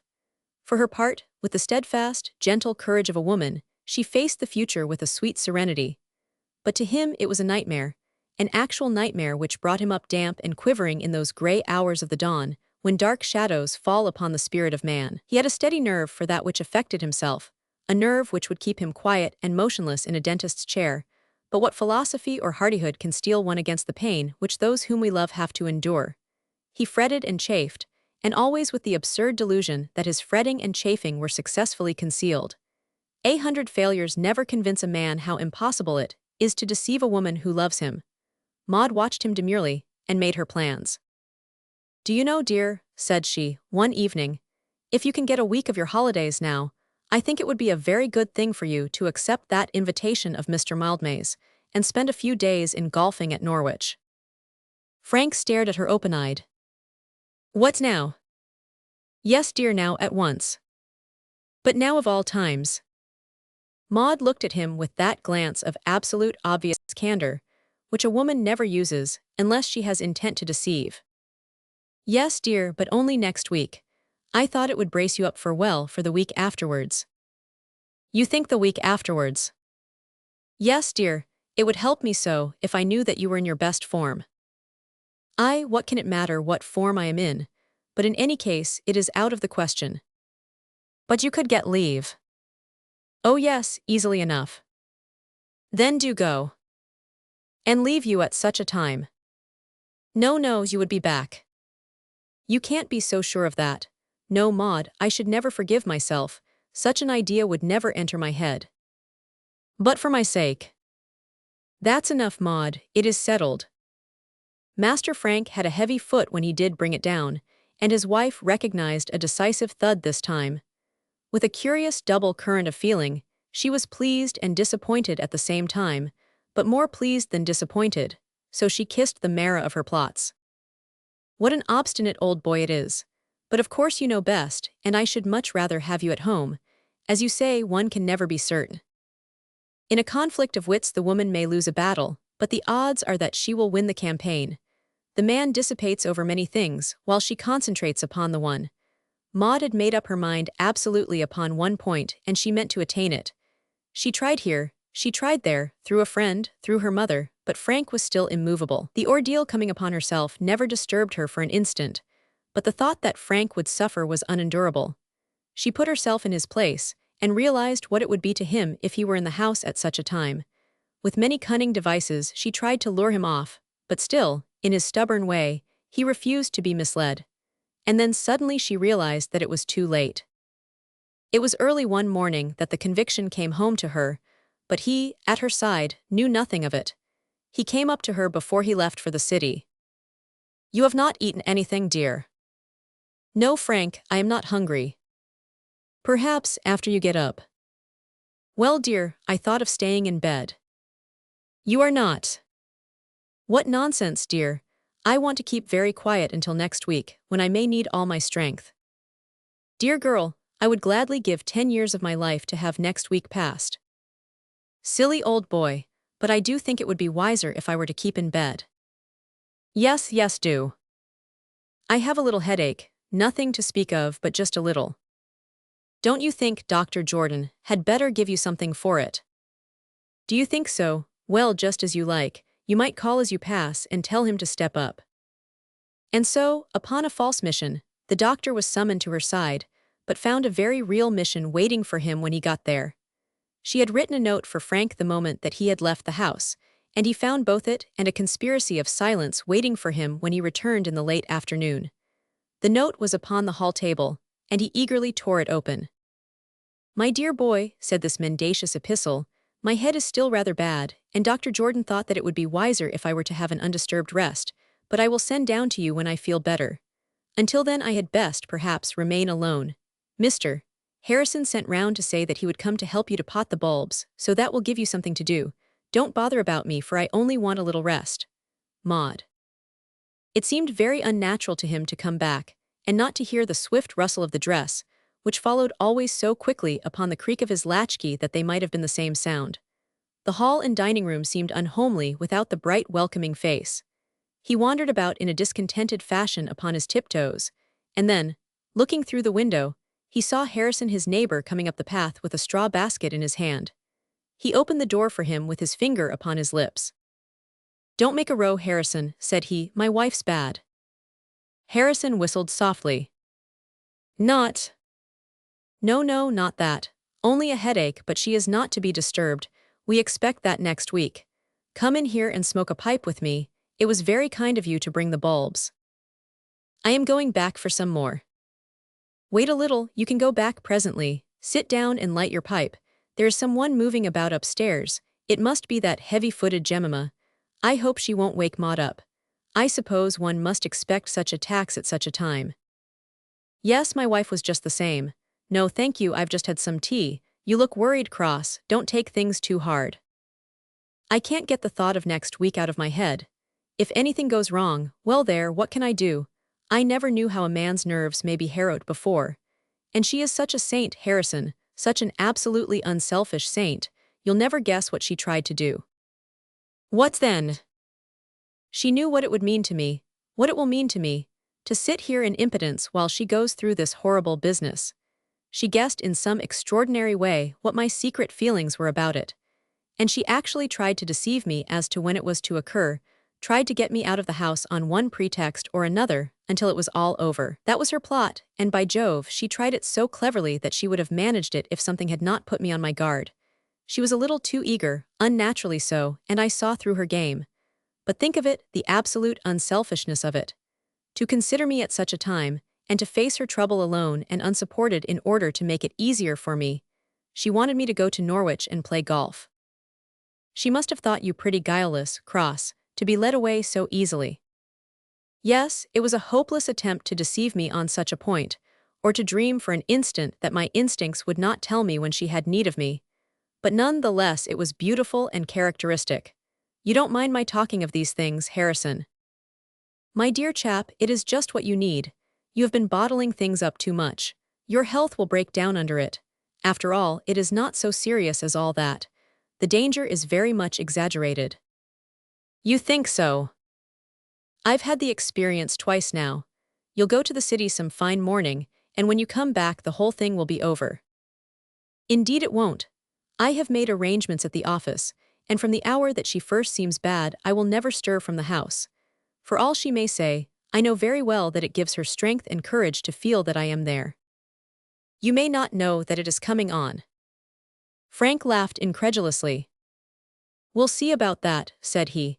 And you think from your experience, Harrison, that it is not so very bad after all. Oh no, it soon passes. Soon, what do you mean by soon? Jordan was there 6 hours the first time. Good God, 6 hours. Frank wiped his forehead. They must have seemed 6 years. They were rather long. I kept on working in the garden. That's the tip. Keep on doing something and it helps you along wonderfully. That's a good suggestion, Harrison. What a curious smell there is in the air. Do you notice a sort of low, sweetish, spirity kind of scent? Well, perhaps it's my imagination. I dare say that my nerves are a bit strung up these days. But that is a capital idea of yours about having some work to do. I should like to work madly for those hours. Have everything up out of the back garden and plant it all again in the front." Harrison laughed. "I'll tell you something less heroic," said he. "You could keep all these bulbs and pot them then. By the way, I'll go round and get the others. Don't bother about the door. I shall leave it open, for I won't be 5 minutes." "And I'll put these in the greenhouse," said Frank. He took the basket of bulbs, and he laid them all out on the wooden shelf of the tiny conservatory which leaned against the back of the house. When he came out, there was a kitten making a noise somewhere. It was a low sound, but persistent, coming in burst after burst. He took the rake and jabbed with the handle amongst the laurel bushes under their bedroom window. The beast might waken Maud, and so it was worth some trouble to dislodge it. He could not see it, but when he had poked among the bushes and cried "scat" several times, the crying died away, and he carried his empty basket into the dining room. There he lit his pipe again and waited for Harrison's return. There was that bothersome kitten again. He could hear it mewing away somewhere. It did not sound so loud as in the garden, so perhaps it would not matter. He felt very much inclined to steal upstairs upon tiptoe and see if Maud were stirring yet. After all, if Jemima, or whoever it was, could go clumping about in heavy boots over his head, there was no fear that he could do any harm. And yet she had said that she would ring or send word the moment she could see him, and so perhaps he had better wait where he was. He put his head out of the window and cried "shoo" into the laurel bushes several times. Then he sat in the armchair with his back to the door. Steps came heavily along the hall, and he saw dimly with the back corner of his eye that someone was in the doorway carrying something. He thought that really Harrison might have brought the bulbs in more quietly, and so he treated him with some coldness, and did not turn round to him. "Put it in the outhouse," said he. "Why the outhouse?" "We keep them there. But you can put it under the sideboard, or in the coal scuttle, or where you like as long as you don't make any more noise." "Why surely cross," but Frank suddenly sprang out of his chair. "I'm blessed if that infernal kitten isn't somewhere in the room." And there when he turned was the grim, kindly face of old Dr. Jordan facing him. He carried in the crook of his arm a brown shawl with something round and small muffled up in it. There was one slit in front, and through this came a fist about the size of a marble, the thumb doubled under the tiny fingers, and the whole limb giving circular waves, as if the owner were cheering lustily at his own successful arrival. "Here am I, good people, hurrah, hurrah, hurrah," cried the waving hand. Then as the slit in the shawl widened, Frank saw that behind the energetic fist there was a huge open mouth, a little button of a nose, and 2 eyes which were so resolutely screwed up that it seemed as if the owner had made a resolution, never under any circumstances, to take the least notice of this new world into which it had been transported. Frank dropped his pipe and stood staring at this apparition. What's that?" "The baby." "Baby? Whose baby?" "Your baby, of course." "My baby? Where did you get it?" Dr. Jordan burst out laughing. "You are like a man who has just been wakened out of his sleep," said he. "Why cross? Your wife has been bad all day, but she's all right now, and here's your son and heir, a finer lad of the age I never saw, fighting weight about 7 pounds. Frank was a very proud man at the roots of his nature. He did not readily give himself away. Perhaps if he had been quite alone, he might at that moment, as the great wave of joy washed through his soul, bearing all his fears and forebodings away upon its crest, have dropped upon his knees in prayer. But prayer comes not from the knee but from the heart, and the whole strength of his nature breathed itself out in silent, thanks to that great fate, which goes its way regardless either of thanks or reproaches. The doctor saw a pale, self-contained young man before him, and thought him strangely wanting in emotion. "Well," said he impatiently, "is she all right?" "Yes, won't you take your son?" "Could she see me?" "I don't suppose 5 minutes would do any harm." Dr. Jordan said afterwards that it was 3 steps which took Frank up the 15 stairs. The nurse who met him at the corner looks back on it as the escape of her lifetime. Maud lay in bed with a face as pale as the pillow which framed it. Her lips were bloodless but smiling. "Frank. My own dear sweet girlie. You never knew, did you, Frank? Tell me that you never knew." And at that anxious question, the foolish pride which keeps the emotions of the strong man buried down in his soul, as though they were the least honorable part of his nature, fell suddenly to nothing, and Frank dropped with his head beside the white face upon the pillow, and lay with his arm across the woman whom he loved, and sobbed as he had not sobbed since his childhood. Her cheek was wet with his tears.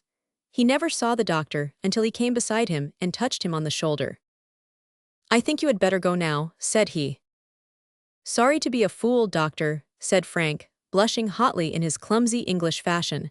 "It's just more than I can stand." "Sir," the doctor answered, "I owe you an apology, for I had done you an injustice. Meanwhile your son is about to be dressed, and there is hardly room for 3 men in one bedroom." So Frank went down into the darkening room below, and mechanically lighting his pipe, he sat with his elbows upon his knees and stared out into the gathering gloom where one bright evening star twinkled in a violet sky.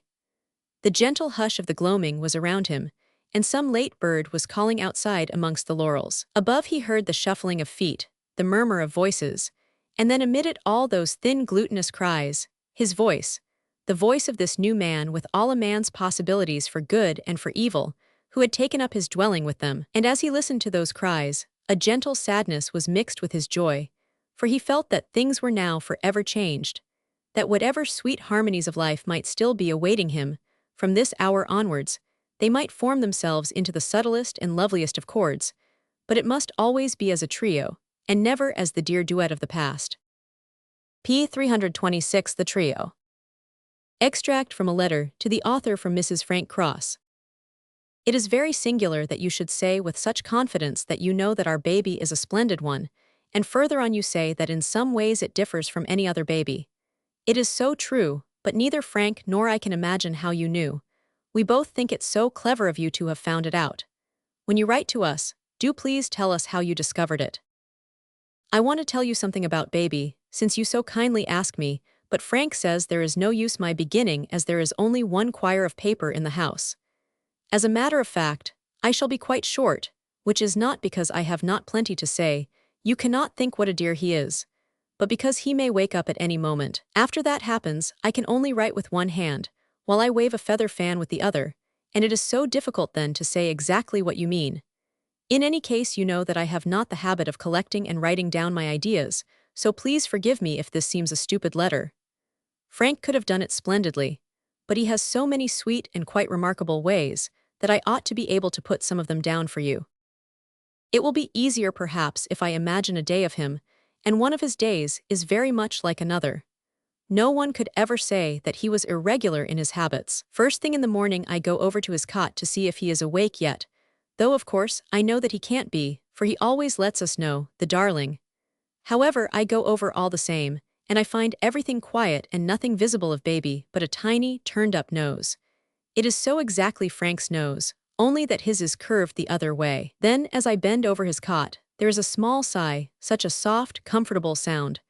Then a sort of earthquake takes place under the eider down, and a tightly clenched fist appears and is waved in the air. He has such a pleasant, cheerful way of waving his fists. Then one eye is half opened, as if he were looking round to see if it were safe to open the other one, and then he gives a long, sorrowful wail as he realizes that his bottle is not where he left it when he went to sleep. In a moment, he is in my arms and quite happy again, playing with the lace round the neck of my pink dressing gown. When he finds that his nice warm bath is all ready for him, he becomes quite jovial, and laughs and chuckles to himself. Something awfully funny must have happened to him before ever he came into this world at all, for nothing that has occurred since could account for the intense expression of amusement that one can often see in his eyes. When he laughs, Frank says that he looks like some jolly old clean-shaven toothless friar, so chubby and good-humored. He takes the greatest interest in everything in the room, watches the nurse moving about, looks out of the window, and examines my hair and my dress very critically. He loves to see untidy hair, and a bright tie or a brooch will often catch his eye and make him smile. His smile is the most wonderful thing. As he lies gazing with his great serious blue eyes, his whole face suddenly lights up, his mouth turns up at one corner in the most irresistible way, and his cheeks all go off into dimples. He looks so sweet and innocent, and at the same time so humorous and wicked, that his foolish mother wants to laugh at him and to weep over him at the same time. Then comes his bath, and there is a sad display of want of faith upon his part. He enjoys the process, but he is convinced that only his own exertions keep him from drowning, so his little fists are desperately clenched. His legs kick up and down the whole time, and he watches every movement of mother and nurse with suspicion. He enjoys being dressed and smiles at first, and then he suddenly remembers that he has not had his breakfast. Then the smiles vanish, the small round face grows so red and angry, and all covered with little wrinkles, and there is a dismal wailing, "Poor darling." If the bottle is not instantly forthcoming, he will howl loudly and beat the air with his fists until he gets it. He does remind me so of his father sometimes. He is always hunting for his bottle, and will seize my finger or a bit of my dress or anything, and carry it to his mouth, and when he finds it isn't what he wants, he throws it away very angrily.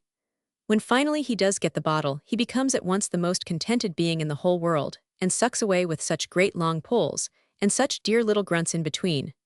Then afterwards, a well-washed, well-fed Adam, he is ready to look about him and observe things. I am sure that he has his father's brains, and that he is storing up all sorts of impressions and observations for future use, for he notices everything.